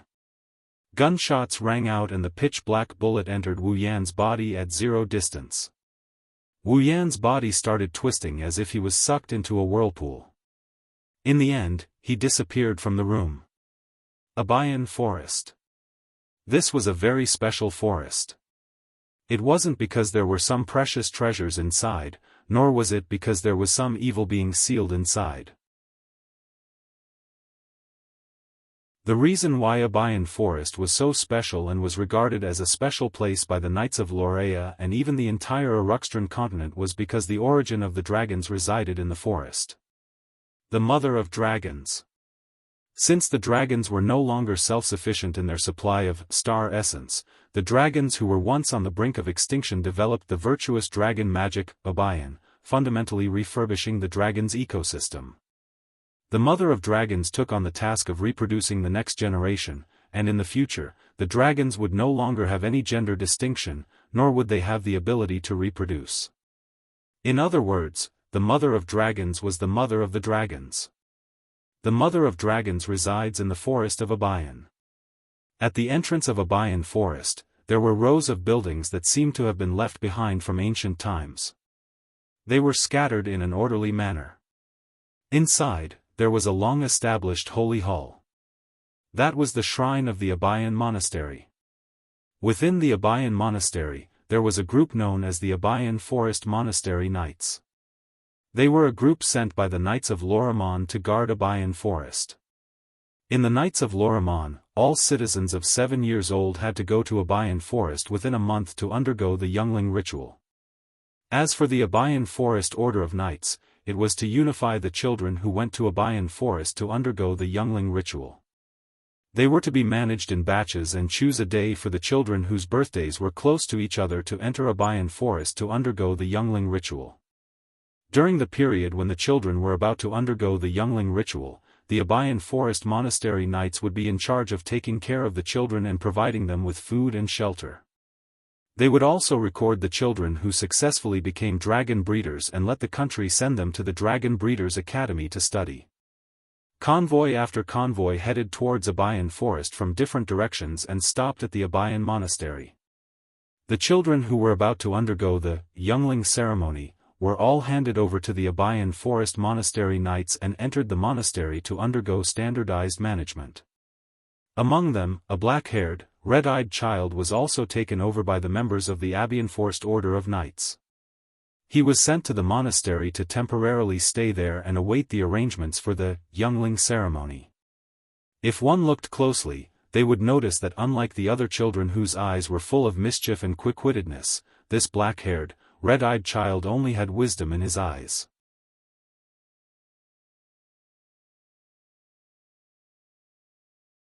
Chapter 1307. Children, remember to follow the monks who are leading the way. Don't go anywhere else, okay? In Abayan Abbey, a kind nun who was about 40 years old was talking to those kids behind the leading nuns in a gentle yet strict tone. She was very familiar with leading the kids at present, making them obedient and not disgusted with her. Walking in the corridor of Abayan Abbey, those young monks and nuns who were not involved in the work were glancing at the kids with full of curiosity. Alim walking in the corridor of Abayan Abbey, those young monks and nuns who were not involved in the work were glancing at the kids curiously. It was apparent that they were just probationary members of the Abayan Forest Monastery Knights and not members of the order. Even though the Abayan Forest Knights of the Abayan Forest Monastery had the name of a knight order, none of them had the aura of a knight. Instead, they dressed up like monks and nuns and didn't call themselves knights to the outside world. Instead, they referred to themselves as monks. After all, no matter how strong the members of the Abayan Forest Monastery Knights were, they were still formed in the name of cultivation. The knights here didn't require their members to be qualified knights. Instead, they required them to have a kind heart. It was also because of this that the Abayan Forest Ascetic Knights became the protector of the sacred land of Abayan Forest, which had to deal with children all day long. Without a doubt, the Abayan Forest Monastery Knights were the most suitable guardians. Amidst the noisy group of children who obediently followed behind the cultivators who led the way, Wu Yan was there as well. Moreover, he was there openly. At this moment, Wu Yan's figure had completely transformed into a 7-year-old child. He was going to participate in the youngling ritual and came to the Abayan Forest 9 years ago. Originally, when he used the bullet of 12, Yod. When the power of the bullet of 12, Yod, returned, Wu Yan wanted to enter the Abayan Forest directly. He wanted to find the Mother of Dragons. He wanted to obtain the blood of Yak before she was entrusted to him and complete his first mission. But after thinking about it, Wu Yan had to give up on that idea. According to the knighthood of Lorimon, the children who went to the Abayan Forest for the youngling ritual would be arranged by the Abayan Forest Monastery Knights. They would enter the Abayan Forest in batches. They would search for the Mother of Dragons. However, although they said they were looking for the Mother of Dragons, no one knew where she was. Because after entering the Abayan Forest, the youngling ritual would begin. The Mother of Dragons could use her special ability to test whether the children in the Abayan Forest had the talent to become a dragon nurturer. If they did, the Mother of Dragons would appear in front of them and bestow them a dragon's child. The children who didn't have the talent to become dragon nurturers could only wander around a Bayan forest with nothing to show for it. After that, they would be escorted out by the Abayan forest's forest ascetic knights. If Wu Yan entered the Abayan forest with his original appearance, he might not even see the face of the mother of dragons. He would exhaust the spiritual power that supported the time reversal and return to the future world. Instead of that, he might as well pretend to be a kid who came here for the youngling ritual and enter the Abayan forest to wait for the mother of dragon to come to him. Wouldn't that be better? As for whether he had the talent to become a dragon nurturer, Wu Yan didn't doubt it at all. He didn't think that as a true ancestor, he would lose to a group of ordinary children. Therefore, as soon as Wu Yan arrived, he immediately extracted some magical power from the star carving that sealed his power and used an illusionary spell to turn his body back to his 7-year-old appearance. He blended into the group of children who came for the youngling ritual and entered the Abayan forest under the arrangement of the Abayan forest monastery knights. Looking around at the children following behind the monk who led the way, looking at the trainees and nuns who were pointing at them, Wu Yan sighed. He felt extremely uncomfortable in his heart. No matter what, he couldn't get used to a 20-something-year-old uncle blended in with a group of 7-year-old children and being treated as a piece of art. It's a good thing that Wu Yan chose to mix in with this group of kids for the youngling ritual. Otherwise, he would be worried that he would run out of bullet 12 yod during the process of pretending to be a youngster. The power of the bet returned with no gains at all. Under the guidance of the monk, the group of children passed through the corridors of the monastery and arrived at the entrance of Abayan forest. Arriving here, the cultivators who led the way let the children stand where they were, and they dispersed on their own. But not long after, a very approachable old man with a bald head, a long white beard, and a black cloak, who looked like an ancient magician, appeared in front of all the children. "Hello, children." The old man had a peaceful expression on his face as he spoke to the children in a hearty voice that did not match his appearance at all. "I'm the leader of the Abayan Forest Monastery Knights, Kargas. Just call me Grandpa Kargas." "Ka jia si Grandpa, okay." Upon hearing that, the group of children immediately dragged out their accents in a lively and polite manner. They greeted Kargas in a tone similar to how they greeted teacher in class, causing Kargas to laugh out loud. "Very good. Very polite. I believe that all of you will be able to successfully become a youngling and become a glorious dragon breeder." Upon hearing Kargas's words, the children revealed an excited expression. Even though they could not understand the importance of glory and the feeling in their hearts at their age, they would still feel happy when they were praised by others. "Grandpa Kargas has something to say to all of you here. All of you must remember it well." When Kargas reached this point, he withdrew his smile. His expression was still as peaceful as before, but there was a sense of seriousness in it. It caused the group of children to subconsciously quiet down and widen their eyes. After a while, the Holy Land, Abayan Forest, will be opened. All of you will be allowed to enter together and undergo the youngling ritual. Kargas pointed at the dense forest behind him. "Over there, all of you will be able to do your own activities for a day. Nobody will accompany you in." The group of children was stunned for a moment before they began to clamor. Uneasiness was written all over their faces. This was only natural. Who would not be afraid to let a group of children who had just reached the age of 7 move around alone in a forest? "Children, all of you don't have to worry. All of you will not be in danger in the Abayan forest. The Dragon Mother will protect all of you," Kargas said in a humble tone, finally calming the group of children down. Upon seeing this, Kargas continued to explain. "In the forest, all of you must rely on your own strength to find the Dragon Mother. If you can find it, then all of you will become a dragon breeder." Kargas did not mention that the Dragon Mother would appear in front of those who only had the talent of dragon breeder. Instead, he gave such an ambiguous explanation and continued to explain. "Also, remember, all of you must return to the entrance of the forest when the sun goes down regardless of whether you have obtained a youngling or not. If all of you have not returned by the time the sun goes down, then the knights will send someone to look for all of you. So, if you don't want to spend the night with the bugs, remember to return to the entrance of the forest, okay? Yes, it was unknown whether or not they had understood, but the children once again dragged out their words and replied. Only then did Kargas nod his head in satisfaction. He turned his head and looked at the surrounding cultivators. Bring them into the Holy Land. Yes. Different from the children's response, the monks came to the front of the children again and led them to the entrance of Abayan Forest. Then, they let the children enter Abayan Forest by themselves. Looking up at the Abayan Forest that was getting closer and closer to him, Wu Yan's wine-red eyes shone brightly. The corner of his mouth slowly rose.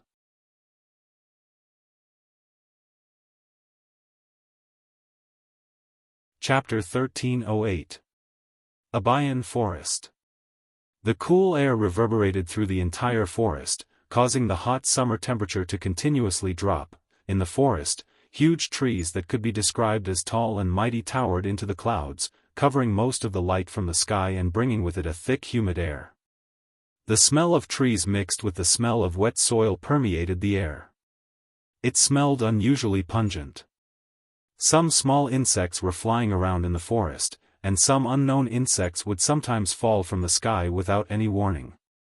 The chirping of birds could be heard frequently, and the pungent smell in the air was gently drifting around. Logically speaking, the rancid smell that only existed in the forest was absent here. Although the smell that permeated the air was pungent, it was very refreshing. Judging from this point alone, Abayan Forest was different from other forests. Disregarding everything else, although this forest appeared somewhat gloomy due to the dim light, the air seemed to ripple with a sacred aura that could dispel some of the fear in people's hearts, so that people would not be afraid to even walk into the depths of the forest. Perhaps the reason why the Abayan Forest was called the Holy Land was because of the holy aura it exuded. Wu Yan didn't know if it's because the Dragon Mother is resting here that the entire forest is filled with this holy aura. But, he has to admit that this holy aura is very useful. Without it, the children who were going through the infant ritual wouldn't even dare to walk around. They would just stay in place and cry.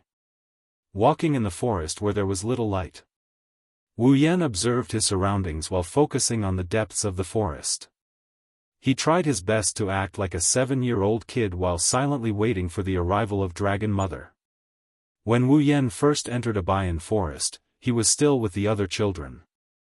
Yashu, who didn't know him, was one of them. However, Wu Yan didn't come to Abayan Forest to get his hatchlings. He came to Abayan Forest to find Dragon Mother. Plus, he wasn't a real child, so he needed to be with others. As soon as he entered Abayan Forest, he left the other children behind and walked into the depths of the forest alone. Raising his head, he looked at the top of the forest. The dense foliage was like a shadow that covered the sky, blocking the sunlight that was pouring down from the sky. Not allowing them to move forward, strands of sparse light seeped through the gaps between the leaves, illuminating the ground full of dead leaves and soil. It also illuminated Wu Yan's face. Wu Yan recollected his thoughts and he continued walking in the forest. He only hoped the Mother of Dragons would appear before him as soon as possible. After all, he had a limited amount of time in this world. Not only did he need to meet the Mother of Dragons, but he also needed to negotiate with her and get her to agree to let him take the blood of Yak. In order to prolong his time in this world, Wu Yan even drained all of his spirit energy in the red jade mode. If it was a real elf, they would die if their spirit energy was drained. Wu Yan drained him of all his spiritual energy. The moment he arrived at this time, he deactivated red jade mode. It's as if he's running out of time. He could only use it again after 24 hours. Only now did Wu Yan know that when he used up all of his spirit energy in the red jade mode, the duration of the red jade mode would be reset to 0. Wu Yan couldn't help but feel lucky. He didn't want to use the red jade mode to fight others. If he were to recklessly use his red jade mode's power before the time limit was up, he would run out of energy and the red jade mode would be cancelled. At that time, he would be in trouble. Ding! Just as Wu Yan was rejoicing over the fact that he discovered another limitation of ruby mode, a melodious voice echoed in his ears. Wu Yan stopped in his tracks and froze on the spot. Ding! Her melodious voice echoed in the forest. This time, Wu Yan could clearly feel a strange wave of energy rippling around him. The source of the sound was none other than this ripple that carried a pleasant timbre. This sound. Wu Yan came back to his senses and thought of a possibility. His face lit up. Buzz. It was also at this moment that a blinding light flashed, enveloping the entire forest within their field of vision. Wu Yan reflexively closed his eyes and quickly opened them. The next moment, he was stunned. Because the scene in front of Wu Yan was no longer a dense forest, but a cave-like place. The top was covered by rock, and there were cold rock walls all around. Spheres that provided light to the dark cavern floated back and forth. It was an extremely strange scene, but Wu Yan felt that it was natural. This place is... Wu Yan frowned slightly and looked forward.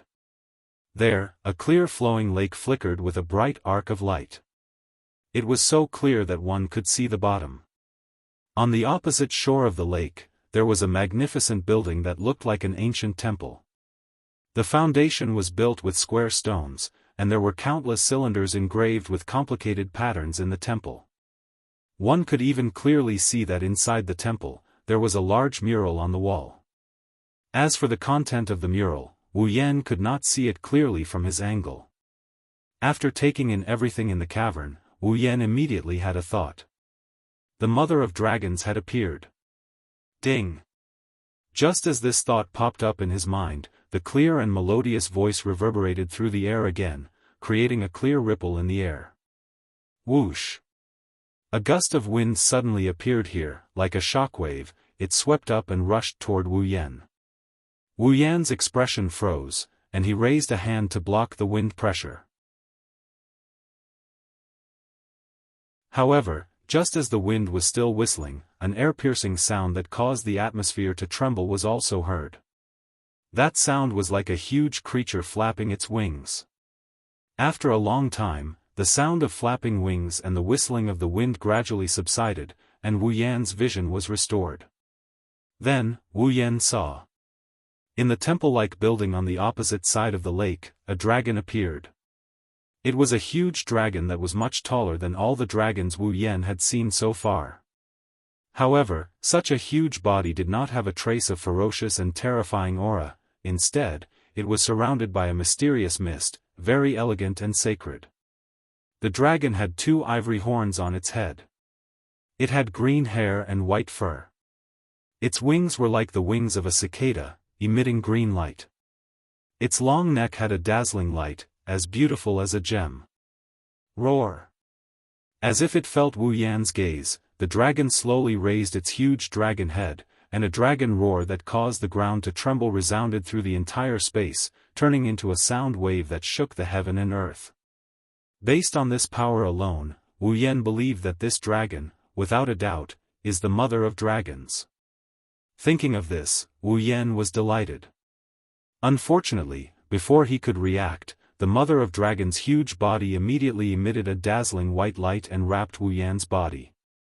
A stunned expression appeared on Wu Yan's face, and he felt a force that did not belong to him invading his body. Then, an aura full of life silently appeared in his body. This. Feeling the sudden life force in his body, Wu Yan thought of something and hurriedly wanted to say something, but a scorching feeling slowly emerged on the back of his hand. Accompanied by a dragon head engraving that was surrounded by a ring in the middle, that is the star engraving. Wu Yan is becoming a real dragon cultivator. Buzz! Suddenly, a bloody mist burst out from Wu Yan's body that was covered in white light, and the light that covered the surface of his body was scattered away like rotten wood. The explosion of the bloody mist caused the life force that invaded Wu Yan's body to let out a cry full of fear, as if it had encountered something terrifying. With a turn of its head, it drilled out of Wu Yan's body, turned into a ball of light, and landed on his palm, and began to tremble. Suddenly, Wu Yan was stunned, the mother of dragons was also stunned.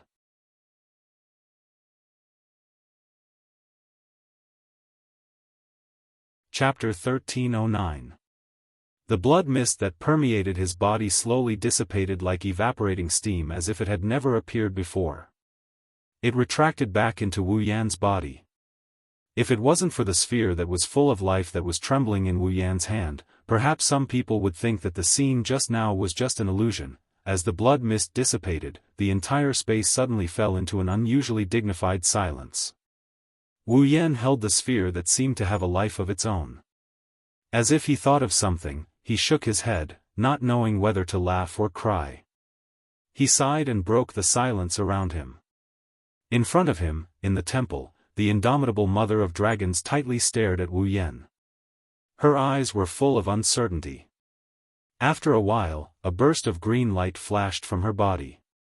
When the light dissipated, the indomitable giant dragon had disappeared and was replaced by a woman. It was a beautiful woman with long green hair that reached her waist. Her body carried a dreamy soft green light as if she walked out of a dream. She was about 25 years old. She looked unusually young. Her body reverberated with a noble and elegant aura like a lady from a noble family. She could not help but attract people. She wore a dress that looked like a priest of a temple, similar to a dress. The skirt reached her ankles, faintly making people feel a touch of tranquility. It was worth mentioning that the woman had 2 horns on her head. 2 dragon horns. Furthermore, there were countless branches growing out of each dragon horn. It was like a crown. Not only did it not destroy the woman's beauty, but it also added a lot of charm. Looking at the beautiful woman who suddenly appeared, Wu Yan was slightly startled and hesitated for a moment. Lin Mengya asked with uncertainty. "You are the mother of dragons?" The woman should be the mother of dragons. She raised her head and looked straight ahead with her clear emerald eyes. She cast her gaze on Wu Yan and nodded. Then, a voice that clearly belonged to a young girl, but full of vicissitudes of life, echoed from the mother of dragons' slightly opened red lips. "Why did the baby I gave you seem to be rejected by your body and was pushed out?" Yes, the life that just appeared in Wu Yan's body was now lying in Wu Yan's hand trembling. It was the baby dragon that the mother of dragons entrusted to him. In other words, the sphere in Wu Yan's hand was equivalent to a living dragon egg waiting to be hatched. Feeling the life aura from the sphere that was doing subtle movements in his hand, Wu Yan, who already faintly knew what it was, now that he got the mother of dragons' affirmation, he shook his head and smiled bitterly. "Although I don't quite understand the principle, the reason. It should be because those restless fellows in my body can't tolerate such a weak thing existing in the same body as them." Restless fellows? The eyes of the dragon mother narrowed slightly. She pondered for a moment before she calmly opened her mouth. Who are you?" "Me?" Wu Yan raised an eyebrow and he grinned. "I'm just an ordinary child in the Knight's Kingdom of Lorimon. No. You're not from the Kingdom of Knights." Upon hearing Wu Yan's answer, the mother of dragons replied indifferently, startling Wu Yan. "Due to the fact that the dragon tribe is facing extinction, we dragons can only sign a contract with humans. We can obtain star essence from humans and survive," the mother of dragons said in a ruthless tone that was cruel to the dragon tribe. However, not all humans can be kind to the dragon tribe and gain the trust of the dragon tribe. Therefore, when I decided to let the dragon tribe rely on humans to survive, I chose the Kingdom of Knights.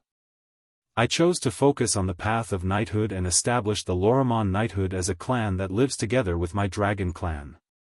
It's also because of this reason that I can obtain the information of everyone in the knighthood through the virtuous dragon magic, Obion. It's also through this that I can find out who has the talent to become a dragon breeder and obtain a dragon's partner. Dragon Mother looked at Wu Yan with an indifferent expression as she affirmed Wu Yan. "Therefore, I can be sure that you're not from the Kingdom of Knights." Upon hearing this, Wu Yan's heart sank as he stared at the mother of dragons. Since you can obtain the information of everyone in the Kingdom of Knights and you're sure that I'm not from there, why did you choose to entrust your young to me? Wu Yan asked in a deep voice as he raised the sphere that was emitting life energy in his hand. According to what you said, people who aren't from the Kingdom of Knights shouldn't be able to obtain your entrustment and become a dragon breeder, right? That's not the case. The Mother of Dragons shook her head gently. With the magic of my dragon tribe, I can more or less obtain some information on the Uruxtran continent. However, due to the close relationship with the Kingdom of Knights, the information I obtain is more detailed. It's not that I didn't entrust my young to someone outside of the Kingdom of Knights. Not long ago, I made an exception and let someone from the Kingdom of Shepron become a dragon breeder because I wanted to see something from her, but I can't get any information from you. Mother Dragon was silent for a while, and then her voice sounded with a little seriousness. It's as if you don't belong to this world. Wu Yan raised his head abruptly. His wine-red pupils shone brightly as a strong suspicion rose in his heart. He realized that he seemed to have underestimated the Mother of Dragons, who could only be the center of the dragon tribe's reproduction system. Putting aside how powerful she was, just her wisdom and analytical ability alone made her worthy of being the mother of the dragon tribe. Suppressing the suspicion in his heart, Wu Yan closed his eyes. When he opened them again, they had returned to normal. You said that you can't get any information from me? Wu Yan looked at Dragon Mother with a smile that didn't look like a smile on his face. In other words, you don't even know my identity and you're already planning to entrust your young to me? It's because I can't see through you that I've decided to entrust my young to you. The Mother of Dragons remained silent for a long time before replying. After all, it won't be long before the dragon tribe faces the fate of extinction. What? Wu Yan was shocked. Extinction? The dragon tribe faces extinction? Isn't this joke a little too much? Although the dragon tribe is powerful and their lifespan is incomparable to the average human, there will still be an end. The Mother of Dragons spoke as if it had nothing to do with her. Same for me. This time, it was Wu Yan's turn to be silent. The dragon tribe's ecosystem has been fully updated. The Mother of Dragons would be responsible for the reproduction of the next generation and entrust them to the humans to sign a contract with them to obtain star essence. Other than the Mother of Dragons, the other dragons no longer have a gender and no longer have the ability to reproduce. Once the Mother of Dragons' lifespan is exhausted and ushered in the end of her life, the dragon tribe will no longer be able to replenish themselves with the new generation. It's only a matter of time before they face extinction. That's what the Mother of Dragons wanted to express. The purpose of the virtuous dragon magic, Obion, is to link the dragon tribe and the human tribe together so that the dragon tribe can continue to live. But in the end, it's just a measure to prolong their lives. From beginning to end, the Mother of Dragons used an indifferent tone to narrate these things. I can't see through you. I don't know if letting you become a dragon breeder will bring about a good ending or a bad ending. But for the dragon tribe that is on the verge of extinction, even if the ending is bad, it will only bring forward what should have happened. If it's a good ending, perhaps it will bring the dragon tribe a ray of hope. The Mother of Dragons looked deeply at Wu Yan. That's why I chose to entrust the youngling to you. I planned to gamble on you. Unfortunately, in the end, something unexpected happened. You.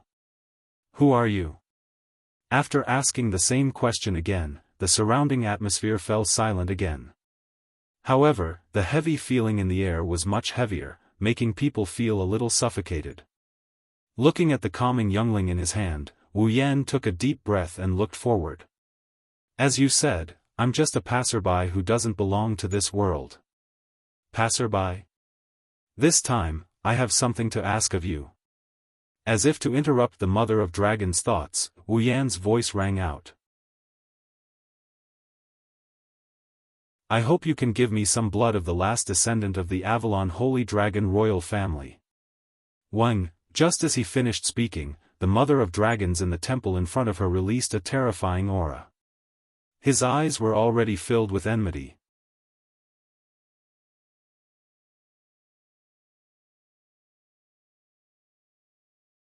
Chapter 13:10. The terrifying aura that surged from the Mother of Dragons turned into a wave of air that reverberated, causing ripples to appear in the surrounding space. Wu Yan narrowed his eyes as he was extremely surprised. When the Mother of Dragons mentioned the survival of the dragon clan, she spoke with an indifferent attitude. She did not seem the slightest bit surprised that her clan was about to come to an end. Her expression did not even change. But now, he had only slightly expressed his desire for some blood of the last descendant of the Avalon Holy Dragon royal family. The Mother of Dragons, who had been indifferent from the start, actually had such a huge reaction. Even the aura that surged from her body was not a sign that she was about to use her power, but it was all hostility. Yes, the aura that surged from the Mother of Dragons was made up of pure hostility. Could it be that he had unintentionally offended the Mother of Dragons in some way? While Wu Yan was thinking about this, Dragon Mother's cold voice entered his ears. "You're right. You're right. You can go back." With an unquestionable tone, the Mother of Dragons said coldly. "There are still some children undergoing the youngling ritual, waiting for me to give them youngling. Our conversation ends here." Hearing the Mother of Dragons' words, Wu Yan's eyes narrowed slightly. "Can I know the reason? I don't know where you found out that I had already given birth to the last descendant of the Avalon Holy Dragon royal family and was about to let her be born. But since you came for her, then this reason is enough for me to treat you as an enemy of the Dragon clan." The Mother of Dragons' voice was getting colder and colder. "Leave now. I can pretend that nothing happened. You were so calm when talking about the survival of the Dragon clan, but when talking about the last descendant of the Avalon Holy Dragon royal family, you showed such a strong hostility." Seeing that the Mother of Dragons had begun to order him to leave, Wu Yan was baffled and his brows gradually furrowed. "It seems that in your heart, the importance of the last descendant of the Avalon Holy Dragon royal family seems to be much more important than the survival of the Dragon clan itself." Hearing that, the Mother of Dragons stared closely at Wu Yan and immediately closed her eyes. Because the key to the survival of the Dragon clan depends on the last descendant of the Avalon Holy Dragon royal family. Wu Yan's heart tightened. In his mind, Ai Ke's appearance could not help but slowly appear. Until now, he still hadn't figured out why Ai Ke was born in this world in human form. Was it because Yak was the last descendant of the Avalon Holy Dragon royal family that she descended into this world in human form? The answer, of course, although he didn't know what exactly was going on, after combining it with the words of the Mother of Dragons, Wu Yan had a feint of the Holy Dragon royal family. The reason why Ai Ke was born into this world in human form was to use her identity as a dragon to mate with a human male and produce offspring, thus preserving the dragon bloodline that was on the verge of extinction. Humans had an abundance of star sprites. Through the union with humans, the half-human half-dragon offspring might be recognized by the planet and regain the right to make the star sprite self-sufficient. That's hard to say. Thinking of this possibility, coupled with the Mother of Dragons' words that the key to the survival of the Dragon clan depends on the last descendant of the Avalon Holy Dragon royal family, Wu Yan was even more certain of the guess in his heart. If that's the case, then it's no wonder the Mother of Dragons would suddenly have such a strong hostility towards him. After all, it's not an exaggeration to say that Ai Ke is the last hope of the Dragon clan. Based on this situation, it's undoubtedly impossible to get the Mother of Dragons to give him the blood of the last descendant of the Avalon Holy Dragon royal family. However, from what the Mother of Dragons just said, Wu Yan found a chance to get her to agree. Immediately, Wu Yan's furrowed brows gradually loosened and a relaxed expression appeared on his face. "I just want to get some blood of the last descendant of the Avalon Holy Dragon royal family. This shouldn't be a request that can harm her, right? Go back." The Mother of Dragons' expression was still cold and did not waver at all. This made Wu Yan feel helpless from the bottom of his heart. If that's the case, of course, I won't accept the blood of the Avalon Holy Dragon royal family for no reason. I'm willing to pay a price. Go back. This time, the mother of dragons' voice carried a hint of anger. No matter what price you pay, it can't compare to the importance of that child. Is that so? Wu Yan's expression was calm and the corner of his mouth suddenly lifted. Then what if I say I have a way to extend your life and let you live for a while longer? Wah! The mother of dragons' expression changed drastically. Seeing this, Wu Yan did not waste any time and directly reached out his hand and pointed at the void in front of him. Immediately, a green gem appeared in his hand without any warning and was exposed in this space. It's a thumb-sized tear-shaped green gem, Breath of Time, can only be used on living organisms. An item born from soil that is still in good condition after a long period of time. Chance of birth is 1%.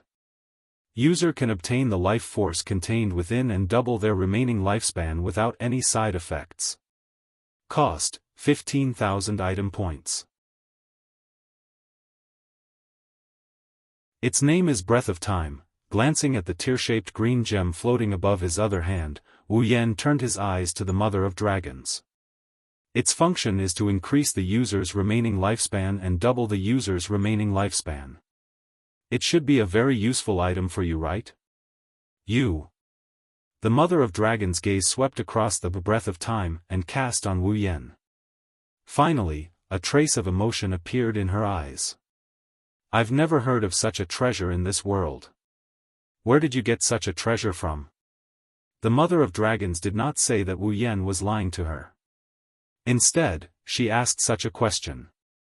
That's because the rich life force from the breath of time made the Mother of Dragons' life that was faintly nearing its end show signs of revitalization.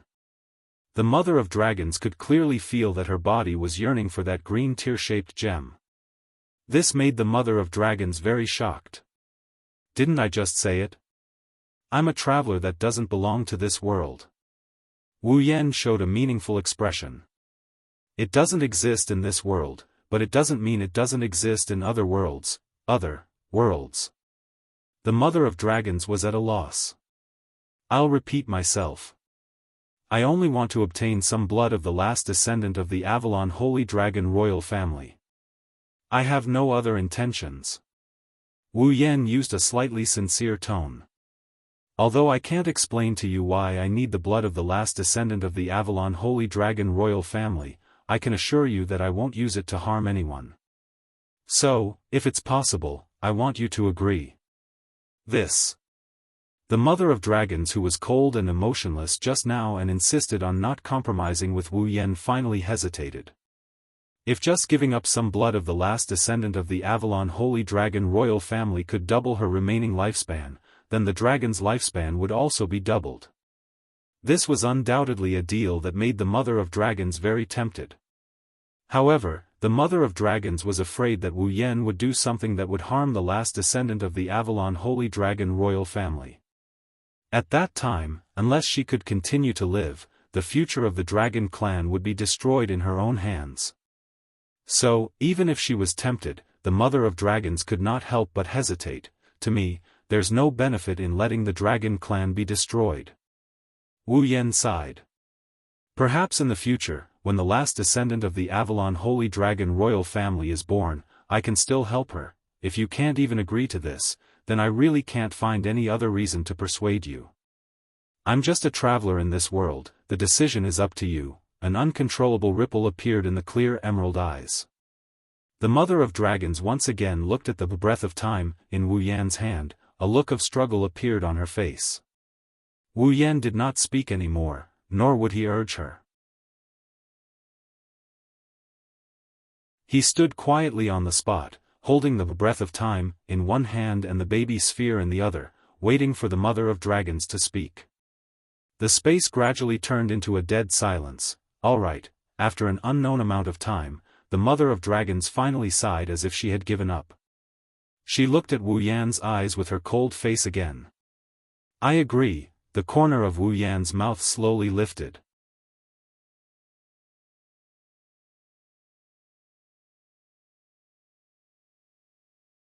Chapter 13:11. So this is the last descendant of Avalon's Holy Dragon royal family? In the temple, Wu Yan stood not far from the Mother of Dragons. He raised his eyes and looked at the glowing sphere floating in front of him. His wine-red eyes showed a hint of surprise. Just like how the Mother of Dragons wanted to entrust her offspring to, without the control of the Mother of Dragons and the human body, the appearance of a dragon's offspring was like a glowing sphere. However, the sphere floating in front of Wu Yan's eyes was incomparable to the one lying in Wu Yan's hand. Their appearance was almost the same. They both looked like glowing spheres without any sense of substance. It was as if the sphere was formed by the light source itself. It even gave a feeling that it was impossible to touch. However, the sphere in Wu Yan's hand was only about the size of his palm. The sphere floating in front of him was bigger than his current height of 7 years old. It had a diameter of 1 meter. It was like a small sun. Even though it wasn't born yet, a rather strong mana was already fluctuating around the sphere. He believed that when the sphere turned into a complete life form, its mana would be even stronger. It was only now that Wu Yan finally understood why Yak, who was born less than a month ago, had enough mana to make the Holy Knight armor. Yak's potential wasn't something an ordinary dragon could compare to. No wonder that little girl is so arrogant, without thinking. Wu Yan directly expressed his inner thoughts. Looks like she does have the capital to be arrogant, The Mother of Dragons frowned when she heard Wu Yan's words. Little girl? Well, don't mind it. Realizing that he spilled the beans, Wu Yan bitterly laughed out loud. Seeing that Wu Yan didn't seem to have the intention to explain, the Mother of Dragons opened her mouth. She seemed to want to ask something, but in the end, she gave up and took a step back. You said that you have a way to obtain the blood of dragons when they are still in their infancy state. Then I'll leave it to you, she said as she spoke. The Mother of Dragons also nailed her gaze on Wu Yan like a steel nail.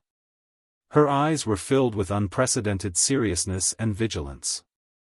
As the emotions in the Dragon Mother's heart changed, a strange ripple appeared in the surrounding space. Although Lin Li could not sense a drop of mana fluctuation from it, he could still feel it. Although there wasn't any mana fluctuations, Wu Yan felt like he was being stared at by many pairs of eyes. Even his skin was prickling. This space was directly constructed using the magic of the Dragon Clan. It didn't really exist in the world. It could be considered as a space of consciousness, or an illusion space. What was the use of this space? Wu Yan wasn't Mother of Dragons.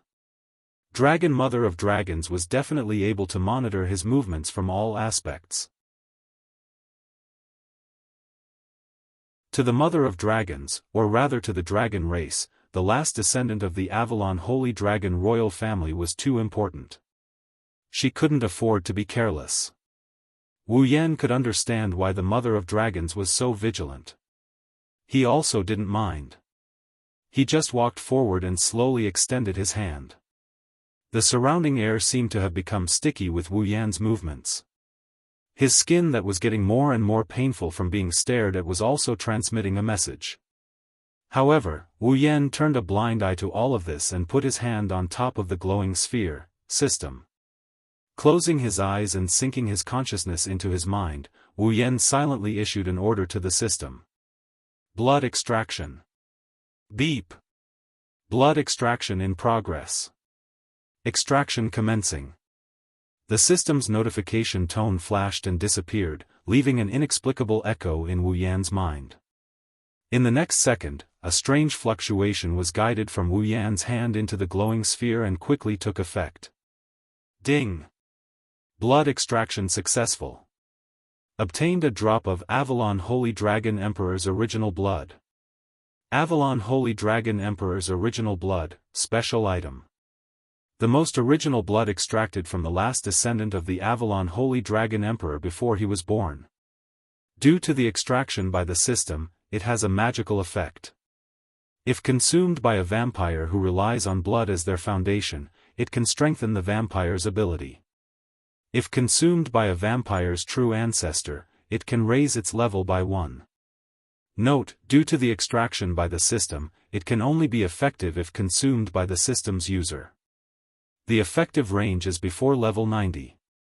Once the user reaches level 89, the consumption will be ineffective. Ding! Dungeon Quest 1 completed. Obtained 10,000 equipment points, item points, ability points, and summoning points. At the same time that the blood extraction was successful, the system's notification that the Dungeon Quest 1 was completed also rang and echoed in Wu Yan's mind. However, Wu Yan's thoughts were no longer on the system's notification but on the Avalon Holy Dragon Emperor's original blood feedback. Special item? Magical effect? Vampire's true ancestor consumed it and raised its level by 1. His calm heart suddenly trembled and stirred up shocking waves. Wu Yan's consciousness confirmed the information about the Avalon Holy Dragon Emperor's original blood over and over again. His heart was filled with disbelief. He was the vampire's true ancestor. In other words, if he consumed the Avalon Holy Dragon Emperor's original blood, his level would be raised by 1? And it would be effective until he reached level 90. His heart trembled fiercely. The disbelief in Wu Yan's heart gradually faded and was replaced by indescribable ecstasy. Wu Yan made a prompt decision and ordered in his mind again. System, extract blood. As soon as his voice fell, several notifications echoed one after another. Ding! Blood extraction successful. Obtained a drop of Avalon Holy Dragon Emperor's original blood. Ding! Blood extraction successful. Obtained a drop of Avalon Holy Dragon Emperor's original blood. Ding! Blood extraction successful. Obtained a drop of Avalon Holy Dragon Emperor's original blood. Ding! Blood extraction successful. Obtained a drop of Avalon Holy Dragon Emperor's original blood. 4 notifications sounded in succession, raising the excitement in Wu Yan's heart to a peak. It was not until the 4th system notification sounded that Wu Yan came back to his senses and hurriedly stopped extracting the blood, his heart blooming with joy. A total of 5 drops of Avalon Holy Dragon Emperor's original blood could raise Wu Yan's level by 5. Of course, when Wu Yan reaches level 89, consuming the original blood of the Avalon Saint Dragon Emperor will no longer be effective, so he can only consume 4 drops. But that would also raise his level to level 89. Level 89. That was the peak of Tier 9. 1 more level and he would be a demigod. Thinking of this, Wu Yan's heart could not remain calm. With great difficulty, he suppressed his ecstasy, slowly opened his eyes, and retracted his hand from the sphere. All right. Returning his calm gaze to the vigilant mother of dragon, Wu Yan nodded gratefully. Thank you. It's only a transaction. Seeing Wu Yan let go of the sphere, the mother of dragon secretly sighed in relief and said indifferently. Since the transaction is complete, then please leave.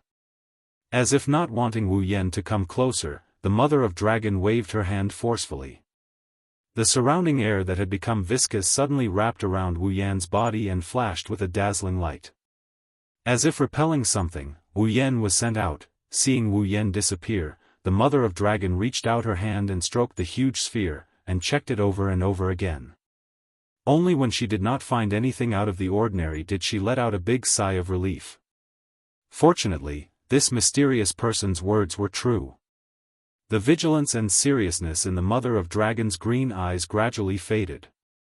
Even though Wu Yan had already left, the mother of dragon still maintained her vigilance.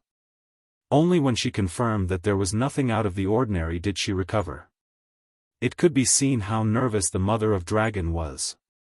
If it wasn't for the fact that the breath of time was a rare treasure for the dragons, the mother of dragons would never risk exposing the last descendant of the Avalon Holy Dragon royal family to others before she was even born. However, I didn't think that the last descendant of the Avalon Holy Dragon royal family would appear again.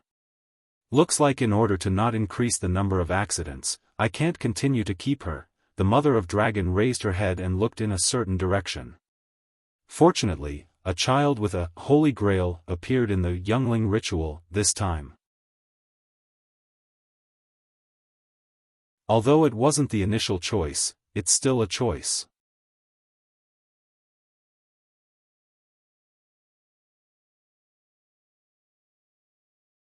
Chapter 13:12. Abian Forest. In the sky, strange-looking wild birds flew across the sky with the same strange cries. The surroundings were filled with cicada-like cries. The sunlight gradually transitioned from an intense golden color to a somewhat dusky sunset.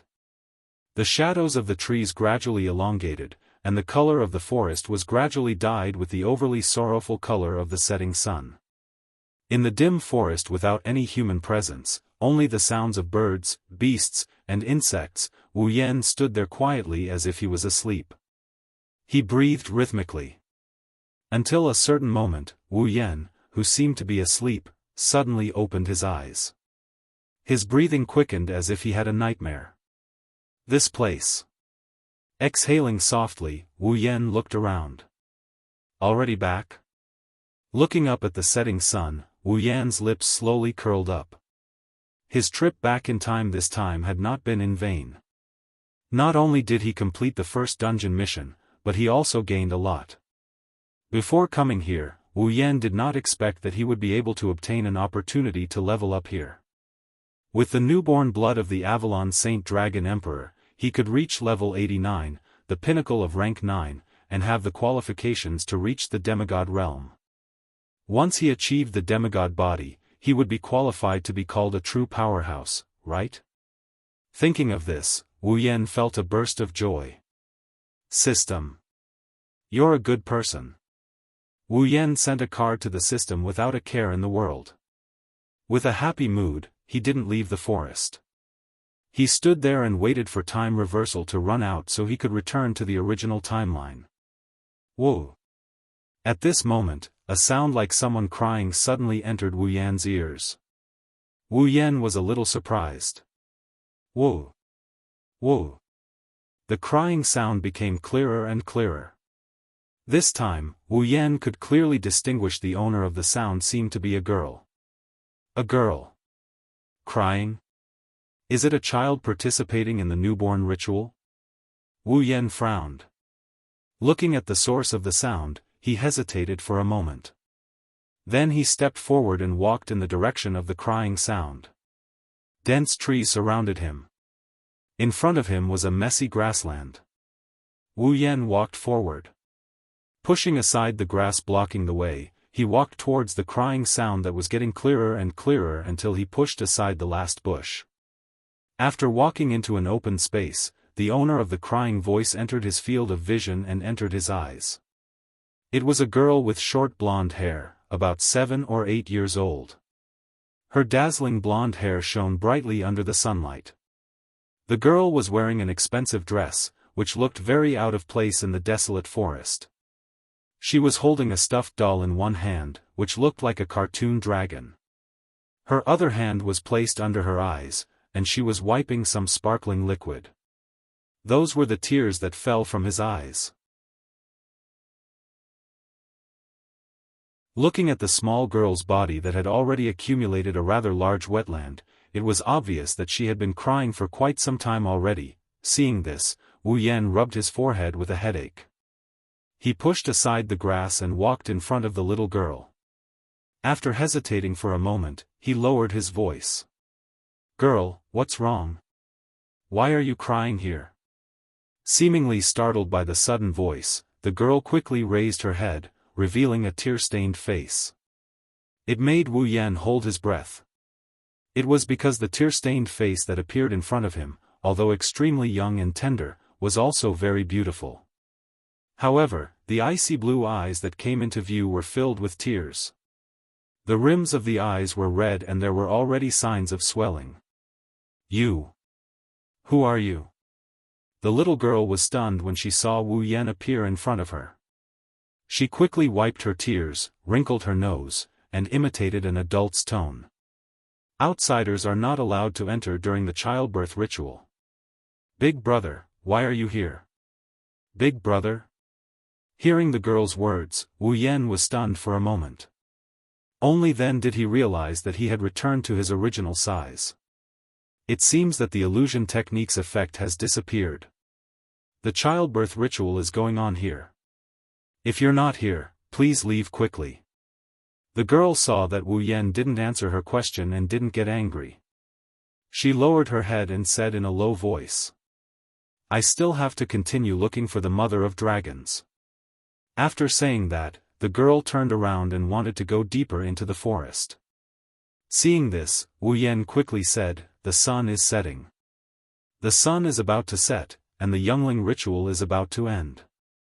Even if you continue walking, you won't be able to find the mother of dragons." "Of course not." The girl turned around and shouted at Wu Yan in an agitated manner. "As long as the sun hasn't set, I will have a chance to find the mother of dragons, get a baby, and become a dragon breeder." The girl's excited shout scared Wu Yan. Seeing the tears that she had just stopped rolling down her cheeks again, Wu Yan scratched his cheeks and asked her suspiciously, "Why are you so obsessed with becoming a dragon breeder?" Because.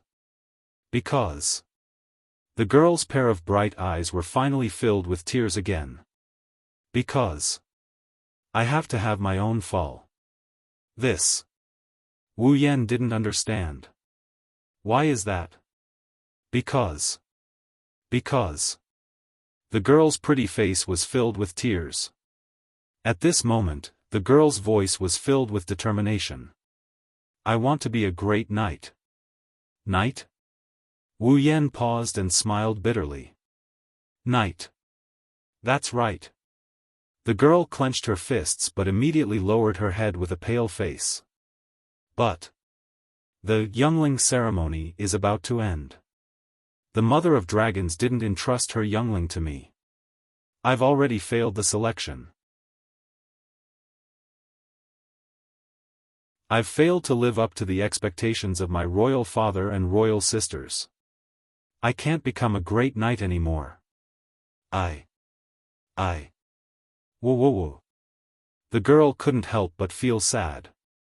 Tears rolled down her face and Wu Yan's hair went numb from crying. Okay, don't cry. Whoa. However, the wound in the girl's heart was completely touched by Wu Yan. She couldn't stop her tears. Scratching his ears and cheeks, he paced back and forth on the spot. Listening to the girl's cries, his heart felt like it's being squeezed by a hand. He desperately thought of words to comfort her. Suddenly, Wu Yan seemed to have thought of something. With a flip of his hand, a glowing ball appeared in his hand. That was the youngling that the mother of dragons wanted to give him. Okay, don't cry. Wu Yan walked in front of the girl. He squatted down. Didn't you want fall? I'll give you one, okay? Give me one. Maintaining her crying posture, the girl was stunned on the spot. Wu Yan immediately grabbed the ball in his hand and pressed it on the girl's chest. Wang! The ball suddenly emitted a strong light and entered the girl's body. Ah! The girl's clothes fell apart with a bang, revealing her white body. A strange force acted on the girl's body, causing her to let out a muffled groan. Then, star carving slowly appeared on the girl's chest and imprinted itself into her body. At this moment, the girl felt something seemed to have changed in her body. Feeling the change clearly, the girl's eyes violently fluctuated, as if she was sleep-talking. She murmured, "I have fall." Wu Yan showed a big smile. "I'll give you fall, so don't cry anymore, okay? But. Although the girl did not understand what had happened, she knew that it was this gentle big brother before her who had given her the fall she had always dreamed of. Is this okay? Well, it's useless to give it to me anyway, I don't really need it. If you need it, I'll give it to you." Wu Yan waved his hand carelessly, but his eyes suddenly focused. He could feel a strange pulling sensation tugging at his body. This was the sign of his return. Wu Yan immediately stood up. "Okay, I'm leaving. Remember not to cry anymore." With that, Wu Yan turned around and walked into the nearby bushes. Wait. The girl hurriedly chased after him. Big brother. What's your name? Me? Wu Yan turned around with a smile in his eyes. I'm Wu Yan. Wu Yan. The girl repeated the name, memorizing it in her heart. Seeing Wu Yan turn around again, she quickly ran after him. Big brother Wu Yan. Wait. The girl grabbed Wu Yan's clothes, making Wu Yan slightly anxious. He didn't want anyone to see him mysteriously disappear. What's wrong? This is for you. The girl solemnly raised the stuffed doll in her hand. I know I owe Big Brother a great favor, but at least, please accept this. This. Wu Yan hesitated, but when he felt the pulling force getting stronger, he stopped thinking. I understand, then I'll accept it. After taking the stuffed doll, Wu Yan turned around and rushed into the bushes. Hurry up and get out of the forest. Just as he said that, Wu Yan dashed into the bushes and disappeared from the spot in the next second. The girl stared blankly in the direction Wu Yan disappeared, her hand on the star carving. Wu Yan.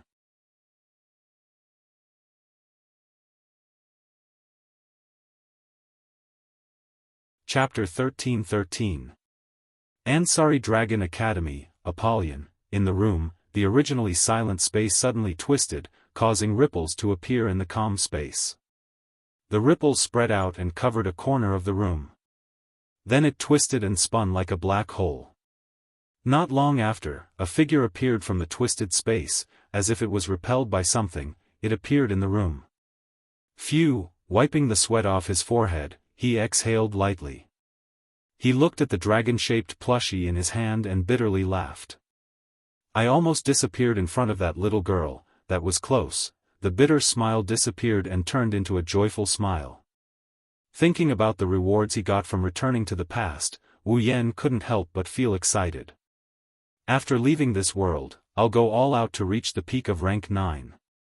After making up his mind, Wu Yan clicked on the system tab with one of his hands. Character, Wu Yan. Equipment points, 31100. Item points, 150000. Ability points, 21,000. Summoning points, 51,000. Level, 85, Dungeon World, Star Carvings Dragon Knight Dungeon Mission, Acquire. Mission 1, enter Tokisaki Kurumi's Red Jade mode and use the ability of the angel, Zafgil to use the bullet of 12, Yod Bet. When the Mother of Dragons placed the last descendant of the Avalon Holy Dragon royal family in the Abayan Forest, she would obtain a drop of the first blood of the last descendant of the Avalon Holy Dragon royal family before she was born and placed in the Abayan Forest. Mission reward, 10,000 equipment points, item points, ability points, summoning points, completed. Mission 2, obtain a drop of infant blood of the last descendant of the Holy Dragon royal family. Mission reward, 30,000 equipment points, item points, ability points, summoning points. Mission 3, not yet activated. Looking at the dungeon Mission 2 on the system list. Wu Yan blinked and didn't know whether to laugh or cry. Obtain a drop of infant blood of the last descendant of the Holy Dragon royal family? So it's asking me to obtain a drop of Aiko's blood? Isn't this giving me free points? Dungeon Mission 1 wasted so much time. Dungeon Mission 2 is much easier and the reward is better than Dungeon Mission 1, the young blood of the last descendant of Avalon's Holy Dragon royal family in their infancy. Wu Yan's heart surged when he thought about the effect of the infant blood of the Holy Dragon royal family. I wonder if the infant's blood has such a miraculous effect. If I can level up when I reach level 89, then I'll be a true demigod. Dungeon Mission, Dungeon, Dungeon Mission, Dungeon Dungeon, Dungeon, Dungeon Mission, Dungeon Dungeon, Dungeon Mission, Dungeon Mission Dungeon, Dungeon. Dungeon, Dungeon, Dungeon Dragon, Dungeon, Dungeon Dragon, Dungeon. This time, Wu Yan was worried. He didn't reject the girl's request because he was in a hurry and accepted the Dungeon Dragon. But Wu Yan is a man, what's the use of holding a child's toy? Could it be the same as the girl? Hold it in your arms and walk around the school? That would definitely be a hotter topic than when I got the title of Horseman of the Gods. Lost it? That won't do. It's still a token of her goodwill, sigh. Wu Yan sighed and scratched his head. He walked over to the bed and placed the stuffed dragon doll at the head of the bed. Lying on the bed and looking at the dragon-shaped plushie at the head of the bed, Wu Yan's expression turned sullen. People who don't know might think I'm pregnant with a girl. That definitely won't be cute, with that thought in mind. Wu Yan closed his eyes and fell into a dream. Vaguely, Wu Yan felt like his body is being pulled up by a pair of hands and he's floating around in the air. Along with this, there's a series of rustling noises and a pleasant voice. This one doesn't seem right. This one doesn't seem right either. This one isn't bad. But isn't it too gorgeous? Wu Yan's head buzzed as if a fly is buzzing around his ears. It's so annoying that he couldn't take it anymore and he slowly drove away his drowsiness. He opened his eyes. Dazzling sunlight attacked Wu Yan's eyes, dispelling the last trace of sleepiness in Wu Yan. Wu Yan opened his eyes, then a purple light flashed into his eyes. This made him widen his eyes in shock. Lord Lune, you're awake? He saw Corset standing in front of Wu Yan with an undisguised smile on her face. Her purple eyes met with Wu Yan's, which made her look extremely youthful and beautiful. Any normal boy would be tempted by such a pretty maid.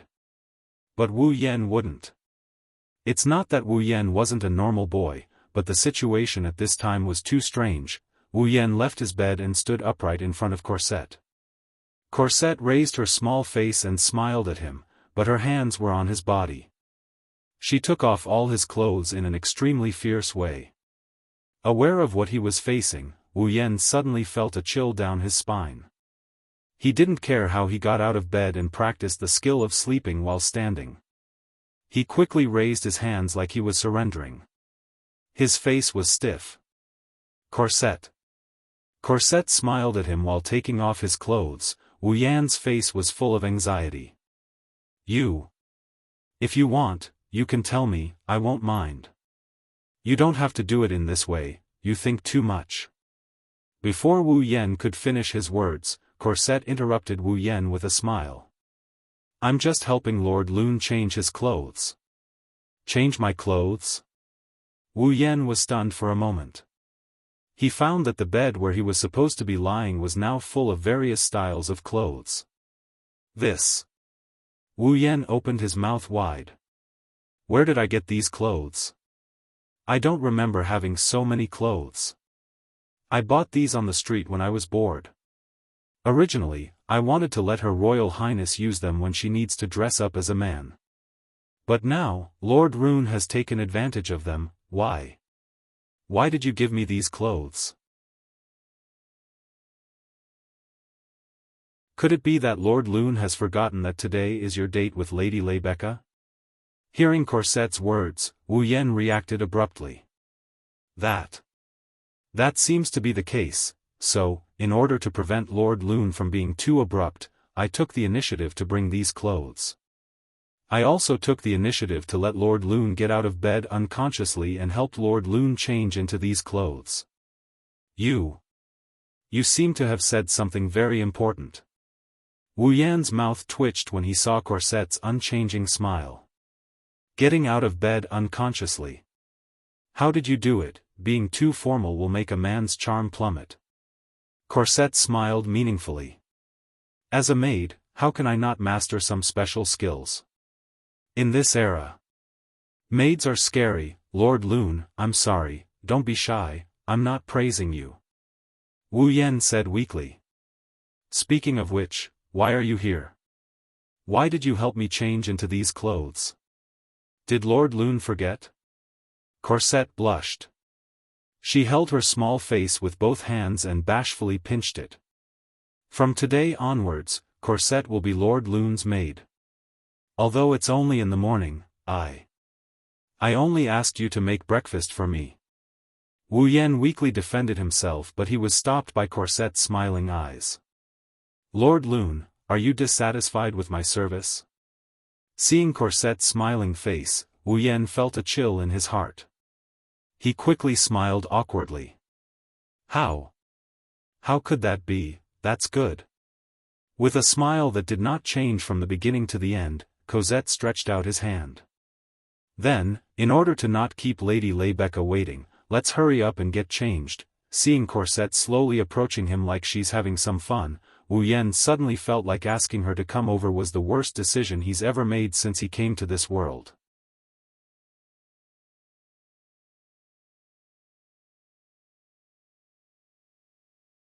Chapter 13-14. 13-14. For the rest of my life. I dedicate this chapter to all the girls. Congratulations to Yunqi Qinggu for becoming the head of this book. Many thanks to 06066060 for the 8,888 renminbi tip. Thank you to book friend 14081822211699 and Yunqi Qinggu for the tip. Behemoth Forest, Camp. I'm full. Wu Yan quickly cleaned up the food in front of him.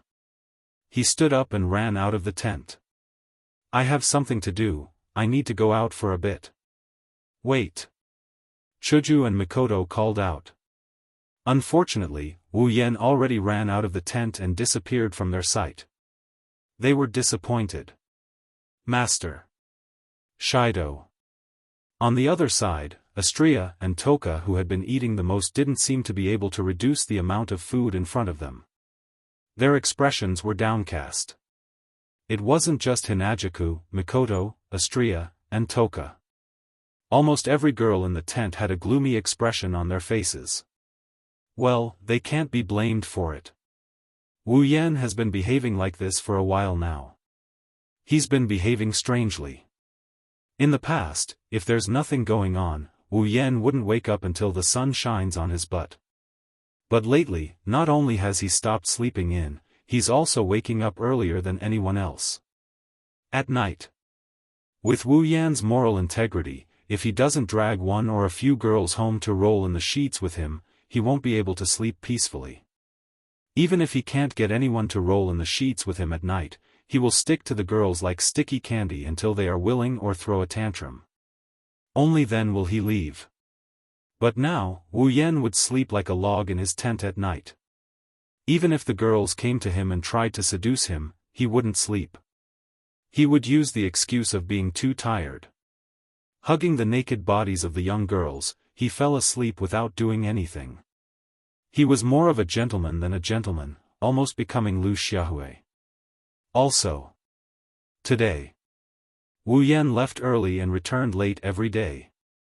It was the same in the morning. After finishing his breakfast, he couldn't wait to go out. Then, he would come back in the middle of the night with a tired face and lie down in the tent. Abnormal. This is too abnormal. I think so. It's not that simple. In the silent tent, Shokuhu Misaki calmly opened her mouth. No matter what, his behavior is too abnormal. It's suspicious. You're right. Kotori stopped eating her lollipop. She was in deep thought. This doesn't seem like Oniai-san. Did something happen? It was rare for Kurumi to be so serious. Given my husband's personality, if something were to happen, it's very likely that he would hide it from us and bear it alone. Master. Ikaros raised her beautiful face. Her eyes were full of worry. Isn't that too despicable? Mikoto slammed the table and stood up after hearing Kurumi's words. Our lives are intertwined, we're a community with a shared destiny. If he still wants to bear everything alone, I won't forgive him. It's still too early to tell. Hinajaku hurriedly said upon seeing Mikoto's agitated expression. This is just our guess. Maybe Yen was delayed by something else. That's hard to say. I think so too. Shiro, who was sitting beside Flandre-chan, raised her hand with a cautious expression. I think Oniai-san must have his reasons. Even if that's the case, it's not impossible for him to negotiate with us. Frenda pulled the beret on her head and said with a lack of interest. Even if Misaka is right, we're a community with a shared destiny. Is there anything he needs to hide from us? That bastard. That bastard, he doesn't care about us at all. Kinohita Sai crossed her arms and snorted. That's why I hate male chauvinism. He thinks that standing in front of women is the right thing to do. What a bastard. Everyone has their own secrets. Takitsubu Riku shook her head and said to Kinohita Sai. Kinohita, do you dare say that you're not hiding anything from him? Of course. Of course. Kinohita Sai wanted to insist but she quickly deflated. Of course not. Is Oniai-san not in love with Flan and the sisters anymore? Flandra-chan laid her head on the table, she looked like she was about to cry. Oniai-san must have found someone cuter than Flan and the sisters and fell in love with her. He doesn't like us anymore. Once these words were spoken, the entire tent suddenly became silent. Soon after, the surrounding temperature continued to drop at a rate of 1 degree per second. No. No way. Astria smiled awkwardly. Master, can't be that kind of person, right? However, none of the girls answered Astria's question with a dark expression. Astria shushed them and kept quiet. Shido. Toka said anxiously. Could it be that Shido doesn't like me anymore? Is that why he doesn't want to be with me? Looks like I can't sit back and do nothing anymore. Kotori stood up and looked at Ikaros with a cruel smile. Oni-san shouldn't be too far away. Ikaros, can you scan Oni-san's location? A glint of data flashed in Ikaros's eyes as she nodded. Master's location has been confirmed. Current coordinates, Behemoth Forest. Let's go. Mikoto and Chuju stood up with a cold smile on their faces. Let's see if he has fallen for some vixen or not. And so, the girls marched towards Behemoth Forest. Master's location has been confirmed. Ikaros pointed at an empty space in front of them. Over there. Slowly approach him. Shokuho Misaki ordered. Remember, don't let him see you. The group of young girls all nodded obediently. They tiptoed closer to the open space and hid in the bushes. Gently pushing aside a corner of the grass, he let his vision shoot into the open space. When the scene in the open space was imprinted in the eyes of all the girls, all of them were stunned. The scene of an affair they expected didn't happen. Instead, they saw something different. It was an unbelievable scene. This was because the girls saw a cake in the middle of the empty space. It was a huge cake. It was 3 to 4 meters in diameter. It was a huge cake that was more than 2 meters tall. Around the cake, Wu Yan was holding some utensils. While baking some small cakes, he added them to the big cake to increase the surface area of the big cake. This is... The girls looked at each other in dismay.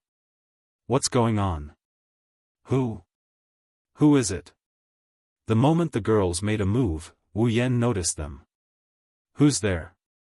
It's us. Looking at Wu Yan's cold expression, the girls quickly came out from the bushes. Wu Yan was stunned and he exclaimed in surprise. Why are you here? It's all because of you. Hinajiku's eyes drifted away embarrassedly, but soon her face tensed up again. What are you doing here? This. Wu Yan hesitated for a bit before bitterly laughing out loud when he saw the dissatisfied looks on the girls' faces. So we were exposed in the end? This cake. The girls came closer and their gazes shifted to the cake. What the hell is going on? You've been busy helping your sisters build the base recently. You haven't had time to rest. Wu Yan sighed helplessly. As for me, I'm not very good at this aspect. I can only throw everything to you guys. Looking at how busy you guys are every day, I don't know what to do. In the end, I can only think of this way to express my feelings. Wu Yan picked up a cream drawing tool used for writing and added 4 words on the cake. One life. Looking at the 4 words on the cake, the girls were stunned. Then, the expressions on their faces started to melt.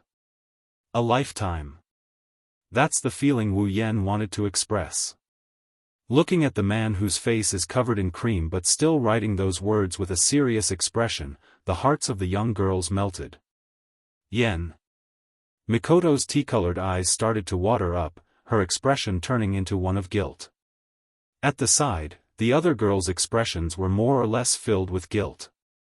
It turned out that they suspected the reason why their other half, who was having an affair with another woman, left early and returned home late every day, no longer slept in, and came back at night with a tired face, was because he wanted to make this cake to express his feelings for them. Everything was for them. But they suspected that he was doing something bad. How disappointing. At the thought of this, the expressions of the girls were filled with sadness and guilt. Hey, what's wrong with you guys? Looking at how downcast the girls are, Wu Yan approached them with a nervous expression and asked anxiously. Did I do something wrong? No. You didn't do anything wrong. Seeing how uneasy Wu Yan is because of them, the girls felt even more guilty. The next moment, all of the girls threw themselves at Wu Yan. In the empty space, the young girls replied in unison, resounding through the air, "We also want to be with you for the rest of our lives." Wu Yan's expression softened when he heard this. The air was filled with warmth.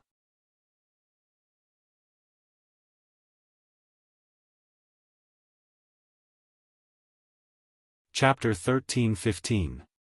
Ansari State, St. Dalam Square. This is a very special square.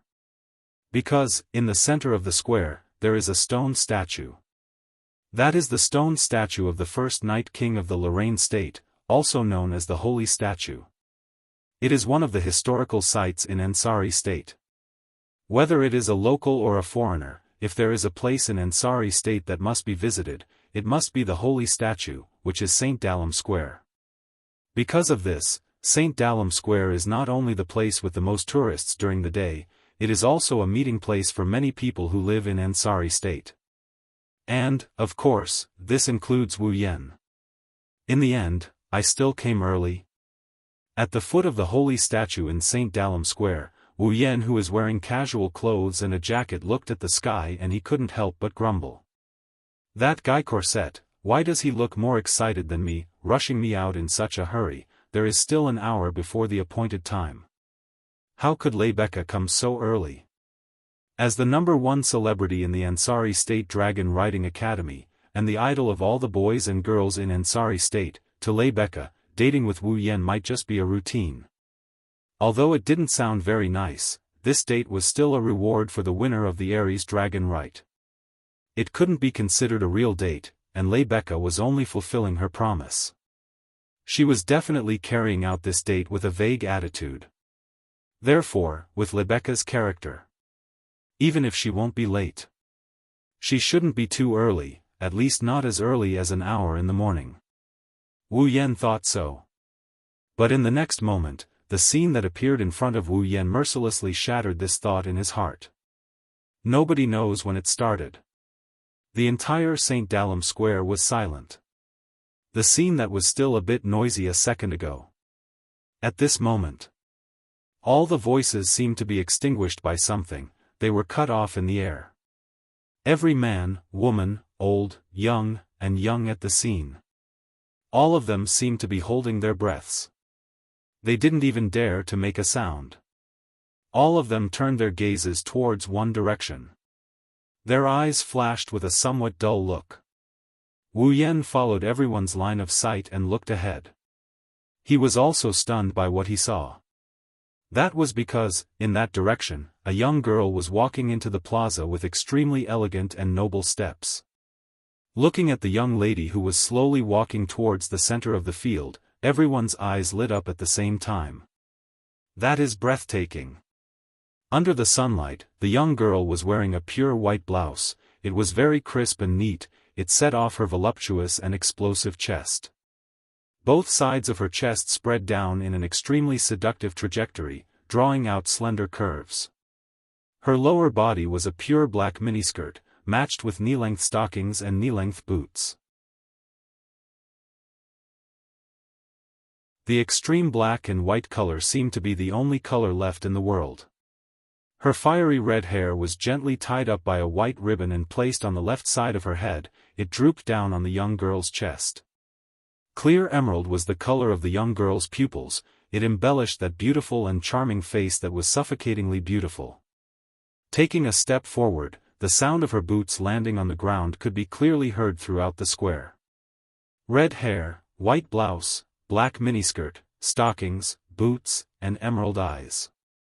Four colors like the sky converged on that beautiful figure that didn't seem to belong to this world. In this world, there seemed to be only one person left. Everyone's gaze couldn't leave that beautiful figure, their eyes followed her as she walked. However, she didn't care about the surrounding gazes at all, as if she was already used to it. While walking into the square, she lightly shifted her gaze. When she saw Wu Yan standing under the holy statue, the young girl's eyes lit up, a smile that made everyone's heart beat faster appeared on her face. She slightly quickened her steps. Under everyone's gaze, she arrived in front of Wu Yan. Seeing Wu Yan's shocked expression, the young girl raised an eyebrow and said in amusement, "What's wrong? You don't recognize me?" Hearing that sweet and dignified voice, Wu Yan blinked and asked with uncertainty, "Lebecca? You really don't recognize me?" Lebecca let out a bitter laugh, but she quickly regained her smile. "Well, I didn't waste my time getting up early in the morning to dress up. Looks like the effect is pretty good." Hearing Lebecca's blunt words and the intoxicated expressions of the passers-by, Wu Yan finally reacted and shrugged. "Not only is it pretty good, it can't get any better. No one recognizes you as the strongest student council president. Because this is the first time I'm wearing casual clothes in public." Lebecca easily said something that could easily be misunderstood and flattered. Then, she sized up Wu Yan. "You're dressed pretty well too. This is all thanks to Corset." Speaking of that heaven-defying maid, Wu Yan felt his strength begin to drain away. "She's even more nervous than I am about this date. I really don't know what she's so excited about." "Corset?" Lebecca paused for a moment, then revealed a faint smile. "Speaking of which, she's now your personal maid in the morning. You should be able to take advantage of this opportunity to do some things you normally wouldn't dare to do." "That's a very ambiguous statement." Wu Yan chuckled in an embarrassed manner. "It's not like you don't know how heaven-defying Corset is. If I really make a move on her, I might fail miserably before I can even take her down." "Aren't you underestimating yourself too much?" Lebecca said with a smile and a deep meaning behind her words. "If you really take action, maybe Corset won't refuse you."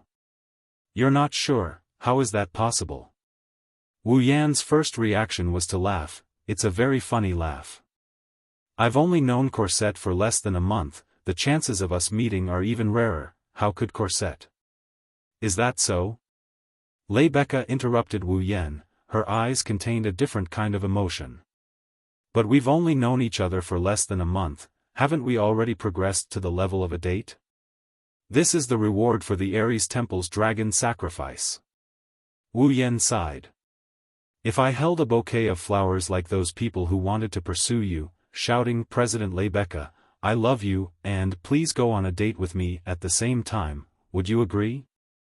Lebecca muttered to herself, her expression serious as she pondered. After a while, she raised her head and revealed a flower-like smile. "If it's you, Rune, I'll definitely agree." "Ha!" Wu Yan's face froze up, he couldn't believe what he just heard. He looked at Lebecca with a suspicious look. "Are you sure?" "I'm sure." Lebecca nodded heavily. She looked at Wu Yan's face with an inexplicable tone. She spoke in a serious tone. "After all, you're the first person to talk to me normally as a man and as a woman." "What do you mean?" Wu Yan furrowed his brows when he saw Rebecca's strange behavior. The way you look at women. You make it sound like other men don't look at you the way they look at women. Them? Rebecca's expression turned bitter. Instead of saying that I'm looking at a woman, it's better to say that I'm looking at the most reliable student council president and the Saint Dragon Knight. Oh? Wu Yan narrowed his eyes and he rapped her on the head with his knuckles. You. Rebecca held her head in pain. She looked at Wu Yan in shock. She didn't expect him to treat her like this. Let me use your words, you're underestimating yourself too much. Wu Yan pursed his lips. Even if you disregard your identity as the student council president and the sacred sky dragon knight, you're still a beautiful woman. Wu Yan pointed at the passers-by. Their gazes are the evidence. Rebecca couldn't help but look around. Immediately, she caught sight of the stunned and envious expressions of the passers-by. Due to her disguise, the passers-by didn't know this beautiful girl was the student council president. As Wu Yan said, their gazes were the most direct evidence of Rebecca's identity as a woman. Rebecca's eyes flickered, she smiled, her smile was extremely beautiful.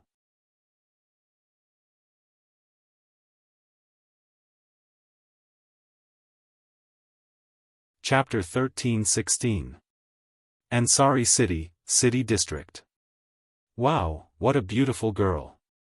Where is that girl from? I've never seen her before. Is there such a beautiful girl in Ansari City? Who is that man beside her? He can't be that beauty's lover, right? That beauty is holding his hand, they must be lovers. Damn it, I'm so envious. That man. On the streets of the city district, the passers-by all stopped in their tracks, attracted by Rebecca's heaven-shaking beauty. They widened their eyes, they looked at Rebecca in awe while pointing at her in excitement.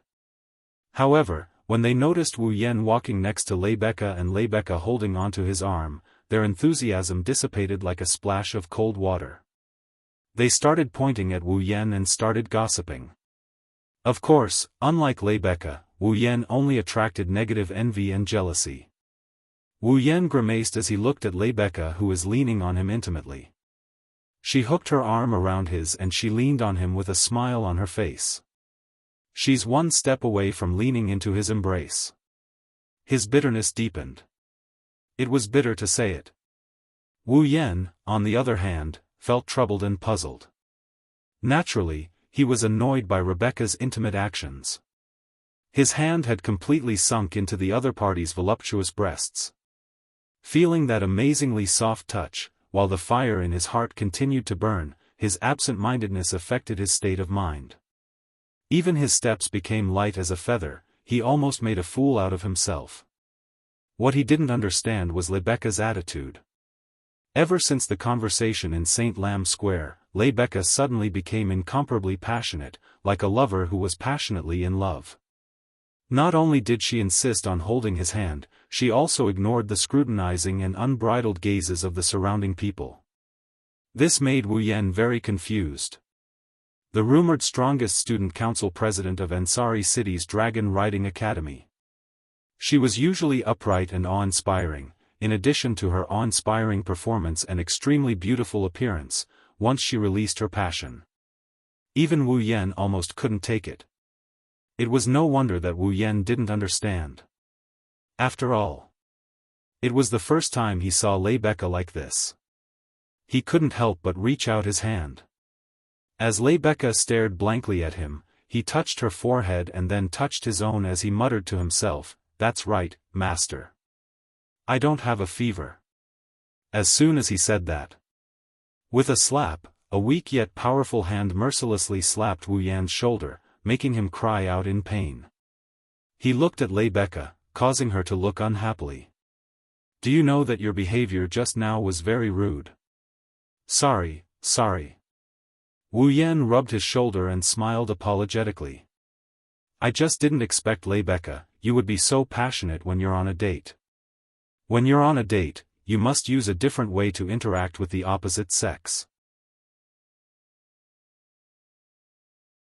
That's the easiest way to arouse the resonance between both parties and show the warmth of your feelings. Rebecca's lips slowly curled up. This is common knowledge for dating. That's right. Wu Yan scratched his face. It's not a problem for normal lovers or opposite sex who have feelings for each other to do this, but are we lovers or opposite sex who have feelings for each other? His wine-red eyes met Rebecca's green eyes. Wu Yan said half-jokingly, if you're so passionate, I'll misunderstand that you're interested in me. Oh? Hearing Wu Yan's words, Rebecca revealed a mischievous expression. Can't I be interested in you? I think you're hinting that you're very easy to capture. Wu Yan rolled his eyes. We've only known each other for less than a month and you're already interested in me? Less than a month. Rebecca was silent for a moment before she suddenly said. Speaking of which, it's quite unbelievable. Wu Yan looked at Rebecca with a confused look. What do you mean? You're clearly a suspicious person with an unknown identity and origin. You were coincidentally discovered by me when the star spirit went berserk less than a month ago. Yet now, I'm on a date with such a suspicious person. Rebecca looked at Wu Yan with strange emotions in her eyes. Isn't this unbelievable enough? Wu Yan paused for a bit, he also fell silent for a moment before asking. You know I'm a suspicious person. Then, why are you trying to get closer to me like a moth drawn to a flame? A moth drawn to a flame? Rebecca froze for a moment before smiling bitterly. That's quite an apt description. Isn't it? Wu Yan lowered his voice and said indifferently. After all, I might be someone from the Cypheros Empire. I might also be someone who wants to harm the Ansari Dragon Academy or even the Loriaman Knighthood. I might also be a spy from another faction who infiltrated the Ansari Dragon Academy to obtain information. Who knows? No. You can't be someone from another country. Rebecca shook her head. You have star carving and fall. You are a dragon breeder, which means that you are from the kingdom of Knights of Loriaman. The mother of dragons will not entrust her offspring to anyone other than the kingdom of knights. There are exceptions to everything. As far as I know, the mother of dragons once made an exception and allowed someone from the Sheplon kingdom to have her offspring and become a dragon breeder. Wu Yan refuted, but Rebecca shook her head again. That's because that person was from the Sheplon kingdom and the knighthood of Lorea is a vassal of the Sheplon kingdom. That's why there was an exception. Besides, even if there was an exception, the mother of dragons wouldn't entrust her offspring to someone who would harm the knighthood. What if I'm not a dragon breeder? Wu Yan self-destructed in a shocking manner. My star carving might be a disguise, and you've never seen my fall before, have you? This time, Rebecca fell silent. Even if that's the case, I still pulled closer to you like a moth drawn to a flame, just like you said. Rebecca said resolutely after a while. Perhaps this is irrational, but I do believe you subconsciously. Perhaps this is a woman's intuition? This. Wu Yan didn't know whether to laugh or to cry. That's not something that the highly capable student council president would say. Isn't that why I said it's inconceivable? Rebecca smiled and lifted her head. The sunlight shone on her face, making her as beautiful as a goddess. There are indeed many mysterious things about you, but they're far from suspicious. One day, I will uncover all these mysteries and you'll have no more secrets from me. Wu Yan looked at Rebecca in astonishment. Rebecca responded with her usual confident smile. Wu Yan chuckled helplessly. Is this a declaration of love? It can be considered a declaration of challenge. Wu Yan and Rebecca smiled at each other. They ignored the gazes of the passers-by and intimately stuck to each other, beginning a true date. Ansari State Dragon Riding Academy, Epona. Under the setting sun, Wu Yan sent Rebecca to the entrance of Epona Lodge. He looked at the incomparably beautiful girl standing in front of him and sighed. I say it's a date, but I'm not familiar with Ansari City at all. I just want you to take me shopping and familiarize me with the roads. Then I'll treat it as a prelude to our next date." Rebecca didn't mind making such a declaration. She walked up to Wu Yan with a grin on her face. She stood on her tiptoes, and before Wu Yan could react, she placed her lips on Wu Yan's cheek and she kissed him with a soft chirp. Wu Yan's eyes widened when he felt the fragrance and touch on his cheek. A farewell kiss is the perfect ending to a date. This is common knowledge when dating. Rebecca leisurely said after a light kiss. She then turned around and walked into the dormitory with a smile. Wu Yan rubbed his cheeks. He looked at Rebecca's cheerful back and he couldn't help but reply to her. "Remember to kiss me next time. That will depend on your performance." A confident smile appeared on Rebecca's face. She recovered her usual heroic demeanor and walked into the dormitory. Today was destined to be a beautiful day.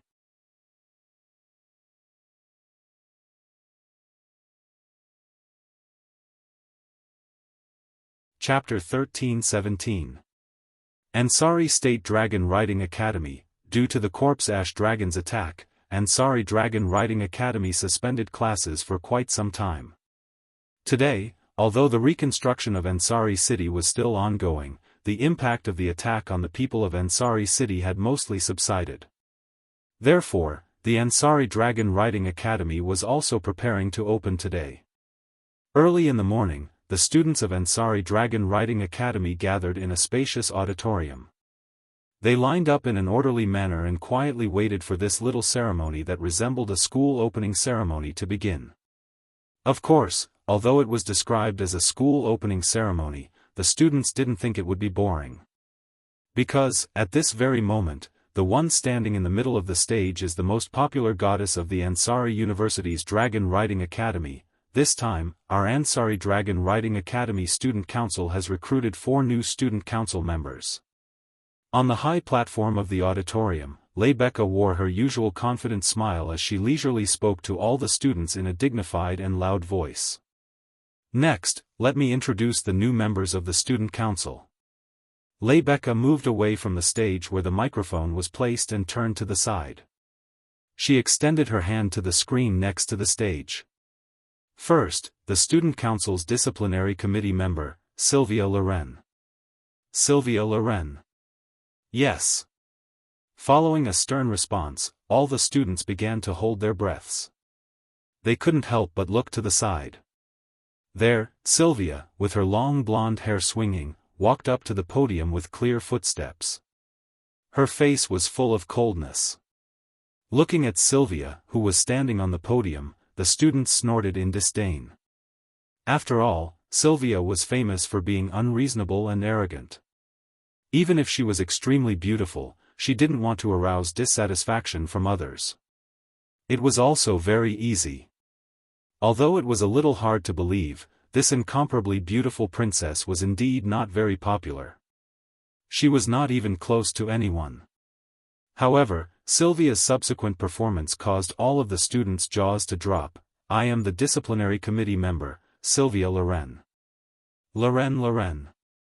She had a solemn expression on her face. However, Sylvia's voice was no longer as cold and emotionless as before. Instead, it was much gentler. There were even beautiful ripples in her eyes. "As a junior, I know that there are still many areas where I am immature, but I will do my best to assist the student union in its work. Maintain the discipline of the academy." With that, the corners of Sylvia's mouth slowly curled up. She took a step back, bent her waist, and gave a noble salute. "From now on, please give me your guidance." Looking at Sylvia, who was standing on the stage and bowing to them, looking very elegant and courteous, the students were speechless. There was complete silence as the students looked at each other in dismay. Although he didn't know what had happened, the overbearing arrogance and unreasonable aura that he had always seen from Sylvia had completely disappeared. Now, the person who appeared in front of everyone was no longer the unreasonable Sylvia who only wanted to study. Instead, she was a noble, humble, and elegant beauty of the academy. In the next moment, the entire hall was filled with applause. It seemed that even Sylvia herself was shocked by the loud applause. Her refined and courteous temperament instantly disappeared, and a panicked expression appeared on her originally solemn face. Ever since she entered the academy, due to her status and grades, Sylvia had gone on stage many times. However, every time she went on stage to give a speech, the atmosphere was heavy and cold.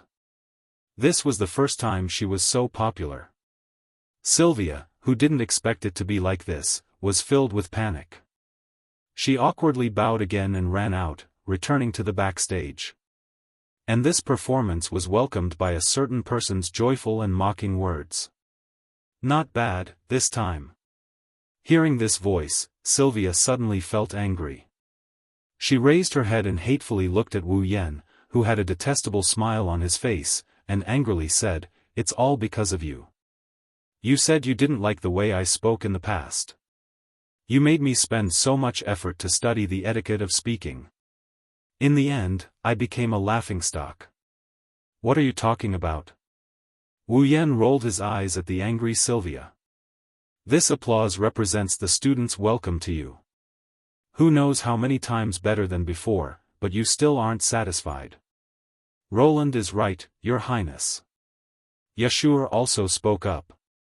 "Her Highness is so much better now compared to before." Sylvia couldn't help but blush when she heard this, and she turned her face away. It's nothing." Looking at Sylvia's blushing face, Yashur couldn't help but laugh, but soon, he couldn't laugh anymore. Next, the Academy's #1 problematic student, General Affairs Yashur?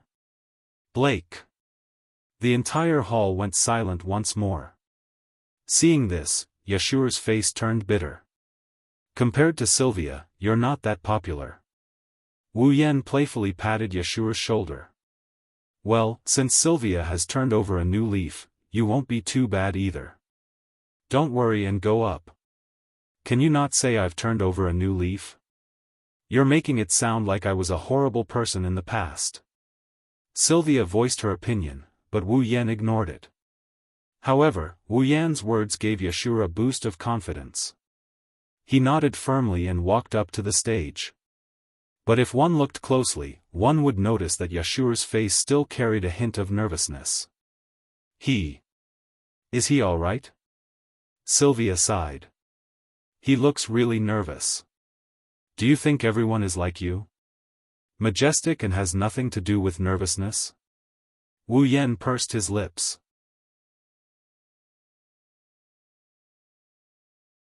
For a commoner who has never shown his face in public, being able to go up on stage is already something worthy of praise. "Don't make it sound like I'm different, I get nervous too. It's just that I've been through a lot of situations like this ever since I was little, so I don't have stage fright on the surface." Sylvia looked at Wu Yan in dissatisfaction. "Besides, you don't look nervous either, do you?" "Huh? Me?" Wu Yan was taken aback. He shrugged his shoulders. "Even though we're on different sides, I've been through plenty of situations like this as well. Rather than saying that I'm not nervous, it's more accurate to say that I'm used to it." "You've been through plenty of situations?" Sylvia looked at Wu Yan with a frown. "Do all guards have to go in and out of those situations?" "Yeah. I'm talking about the past, not the present." "Who told you that I used to be a guard?"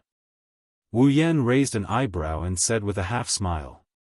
"Who knows, I might even be the fiancé of a princess." "Is that so?" Sylvia turned her head away. She didn't listen to Wu Yan. Wu Yan sighed helplessly. He wasn't lying. Even though they're not in this world, Sylph is still a princess and he is indeed her fiancé. Next up, let's welcome the genius dragon rider, the one who has never lost a single battle since he entered the school. He is known as the Divine Rider and is now the assistant of the student council. Randall. Unknowingly, Yashur had also returned to the backstage and ended his speech. Lebecca made an introduction with slightly clearer words than before, causing a burst of applause in the auditorium. Compared to Sylvia and Yashur, Wu Yan is much more popular. I am Randall, the assistant of the student council. Randall. Standing on the podium, Wu Yan had a calm expression on his face. Originally, the student union didn't have the position of assistant, but since the vice president and secretary of the student union were often absent for no reason, the president created the position of assistant. I will take over the vice president and secretary's work and be responsible for assisting the president. If there's anything you need my help with, feel free to look for me. I will be more than happy to do so. Oh. As soon as he finished speaking, the students immediately clapped and cheered. Rebecca and Sylvia clapped their hands when they saw Wu Yan standing on the stage with a carefree expression on his face. They revealed heart-wrenching smiles.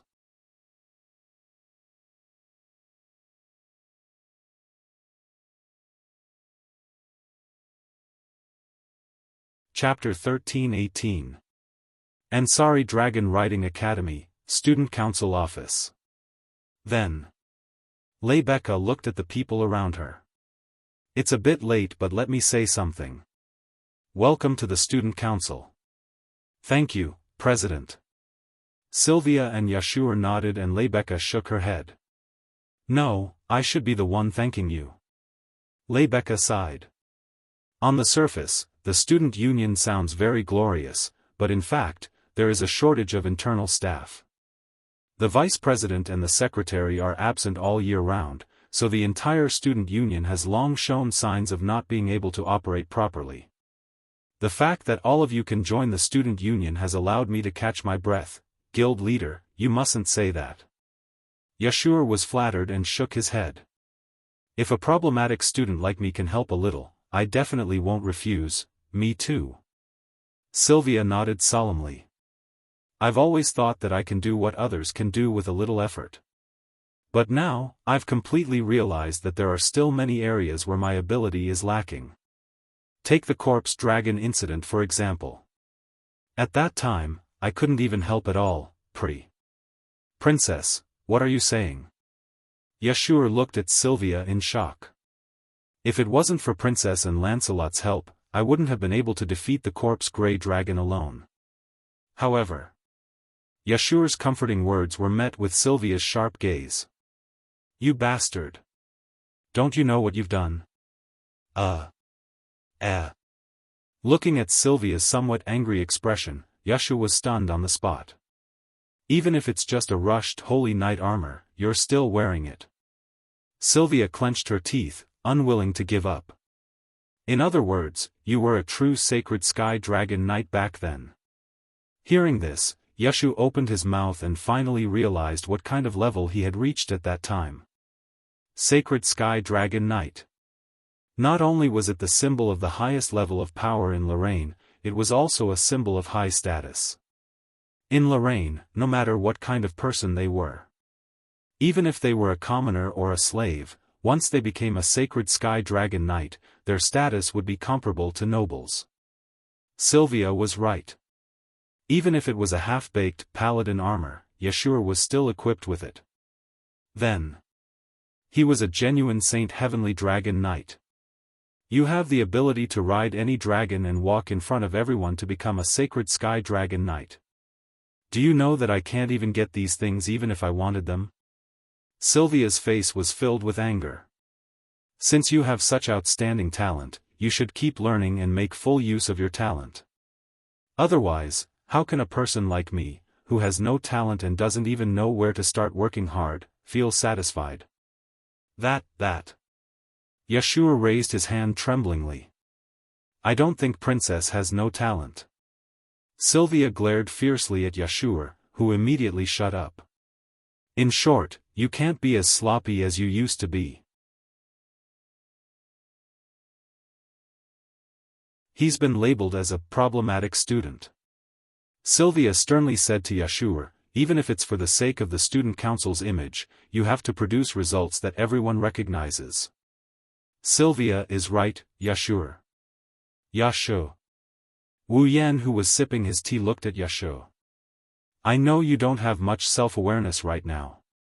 After all, your fall wasn't even born not long ago. Now that you've suddenly become a noble-like, holy dragon knight, you definitely can't get used to it. However, you've indeed reached the top in one step.